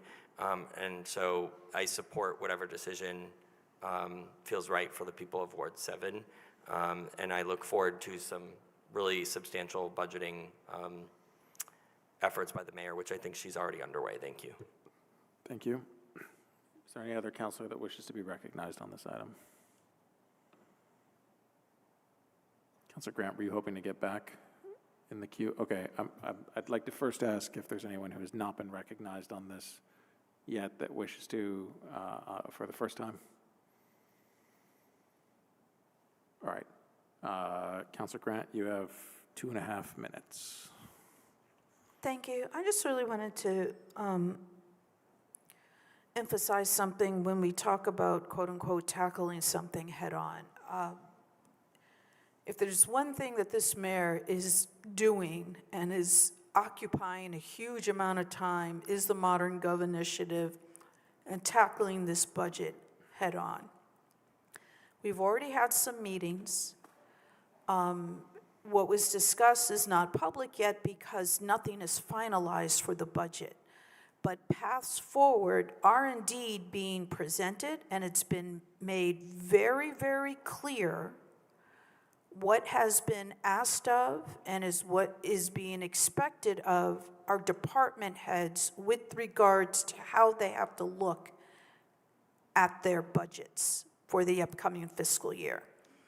So I just want to make it very clear that this stuff is being tackled, and I just think that we need to be very, very careful if we are trying to imply otherwise, because it can be misleading. I believe that our residents have to have faith in this process, and when we're in a position to know what's happening, but because nothing's finalized, we can't discuss those meetings, that doesn't mean we get to misrepresent them. Thank you.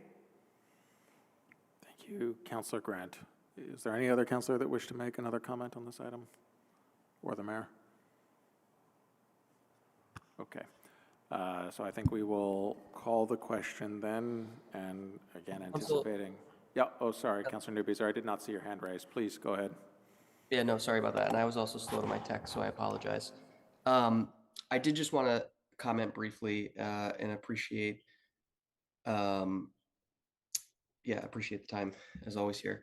I just wanted to give a moment of context to residents, because I think it's important to ground what we're about to vote on in a broader context. I mean, first, when I first got elected, and I was just a resident back then, I didn't have the privilege of having a title. I was told the first time I ran, as every resident, that we had a $7 to $9 million budget gap. And pretty soon into, after winning the election and coming up on reorganization day, over the course of a few weeks, as this administration took over, we found out that that budget gap was actually closer to 14 million. And mostly it's because as we were transitioning government, as folks were moving out of the office and into the office, we saw a myriad of practices in city bureaucracy that just were not responsible, quite frankly, to the point where we didn't know about millions of dollars. We saw this with TIF funds when we were audited by our state auditor. I also want to say, you know, someone had mentioned talk more about the cuts that we're making, and that we have to get serious about focusing on the cuts that we're making. We can't just keep going back to taxpayers without making cuts. Well, that's exactly what the previous administration did for a decade. And I want to be really clear about that to residents, because I respect y'all, and I think it's an important context to have. Under the previous administration, we saw similar tax increases to the one we're talking about now, but even more substantial, double-digit tax increases on the municipal side some years. At the same time that this city was flush with an unprecedented amount of federal money. And what did we do with that federal money, which we are still dealing with in this budget today, right now, and why we have these structural gaps? Well, one of the main reasons is because, for example, we created an entire city department with 20 some odd staff, full-time equivalent staff, with one-time funding, and did not, all the way until the mayor left office, did not identify a sustainable ongoing funding source. And now we're voting on the ballot to charter that department, as we should, this town meeting day, and I hope residents will support it. Those are the kinds of practices that this administration and this council have walked into. So in previous, when we're talking about structural budget gaps, the other thing we should mention is the price gouging of the hospital, UVMMC. Why are we paying the highest for healthcare, us as the city, but all Vermonters, literally in the country, in many cases. And when you look at there's a whole myriad, I won't go into it. And then the other piece is, like, you know, again, just to give some context, we created a 20-person department with one-time funding. We took CEDO, which was perfectly functioning, and against the advice of the CEDO director, created the Office of Business and Workforce Development. Against the advice of the CEDO director, created a whole nother department, which thankfully in Modern Gov and sensibly we combined because it didn't make any sense. It created another level of bureaucracy. Burlington Police Department had its own IT department while every other department in the city had a separate IT department, right? So I just want to know, because I'm not as frustrated with my colleagues who are newer like myself, but I am a little frustrated with my more senior colleagues on this body, because we all really want to focus on right-sizing government and not just going to taxpayers without doing that work. But that's what we did for a decade. And we need to be honest about that. We need to be clear about that and not walk away from it. Because it was a failure of leadership then, and now we are doing the work to right-size it. So you can tell I'm a little bit frustrated, because I am. I'm incredibly frustrated, and I just have to repeat. I'll end with this then. There was a request that the mayor talk more about the right-sizing of city government. I'd ask my Democratic colleagues talk more about that work. Thank you. All right. Well, it felt like we were close to a vote, but I saw some other hands there. And I will note that we have to get out of here relatively soon, because the midnight parking ban goes into effect downtown in 30 minutes. Councilor Barlow, I saw your hand raised. You have about 45 seconds or so. I think I can do it in 45 seconds. Councilor McKnight, we'll turn to you then. I just want to take exception to the comments of my colleague, Councilor Newbeezer. I wanted to do so at the Board of Finance, but we were out of time and had to come upstairs for our city council meeting. I just take exception to the notion that the budget gaps we've had for the last 3 years are just a result of the prior administration. You know, we had a lot of one-time money. I was around for a good part of some of those years. We had the city department, the workforce development. They were charged with pandemic response. We had like a global pandemic we were trying to manage through as a city. So I thought it was an appropriate use of one-time money. You know, I'm not going to call out all of what I consider to be inaccuracies. But like the $14 million budget gap, I had said back then, we were counting differently. We were counting debt service and retirement in there. We're not doing it this year, which I agree with, but that year we did do it. And if you took debt service and retirement out, it was closer to 11. Not an insignificant budget gap, but it wasn't 14 million. The last thing I'll say is I think it's the inflationary pressures we've had around all of city costs, which are 70 to 75% salaries and benefits. That's the thing that's driving up the cost of city government so quickly, not all the acts of the prior administration. Workforce development wasn't created. Thank you. Excuse me, Councilor Newbeezer. You do not have the floor, okay? It's not appropriate for you to chime in from online here when you have not been recognized, all right? Councilor McKnight, you have 2.5 minutes. Thank you. I also take exception with many of the comments that were made by my colleague. I want to just do a little date check here. The administration changed hands on April 1st, 2024, I believe. Many of us, if not most of us, were also sworn in on that day. And so I guess I'm just wondering, what is the statute of limitations on how long you can blame the previous mayor for something? We are all in charge here, all of us, now. We are in charge all together. And we need to start taking ownership of this situation, which I see in some of my colleagues and certainly not in others. A blow-by-blow of the past is not productive.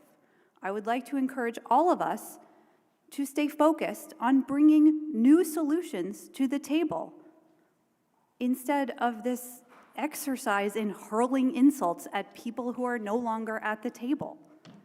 I would love to hear some new ideas with some substance, because if all you can come up with are those insults, thrown into the past, how are we going to move forward? Thank you. All right, thank you, Councilor McKnight. We are now in a second round.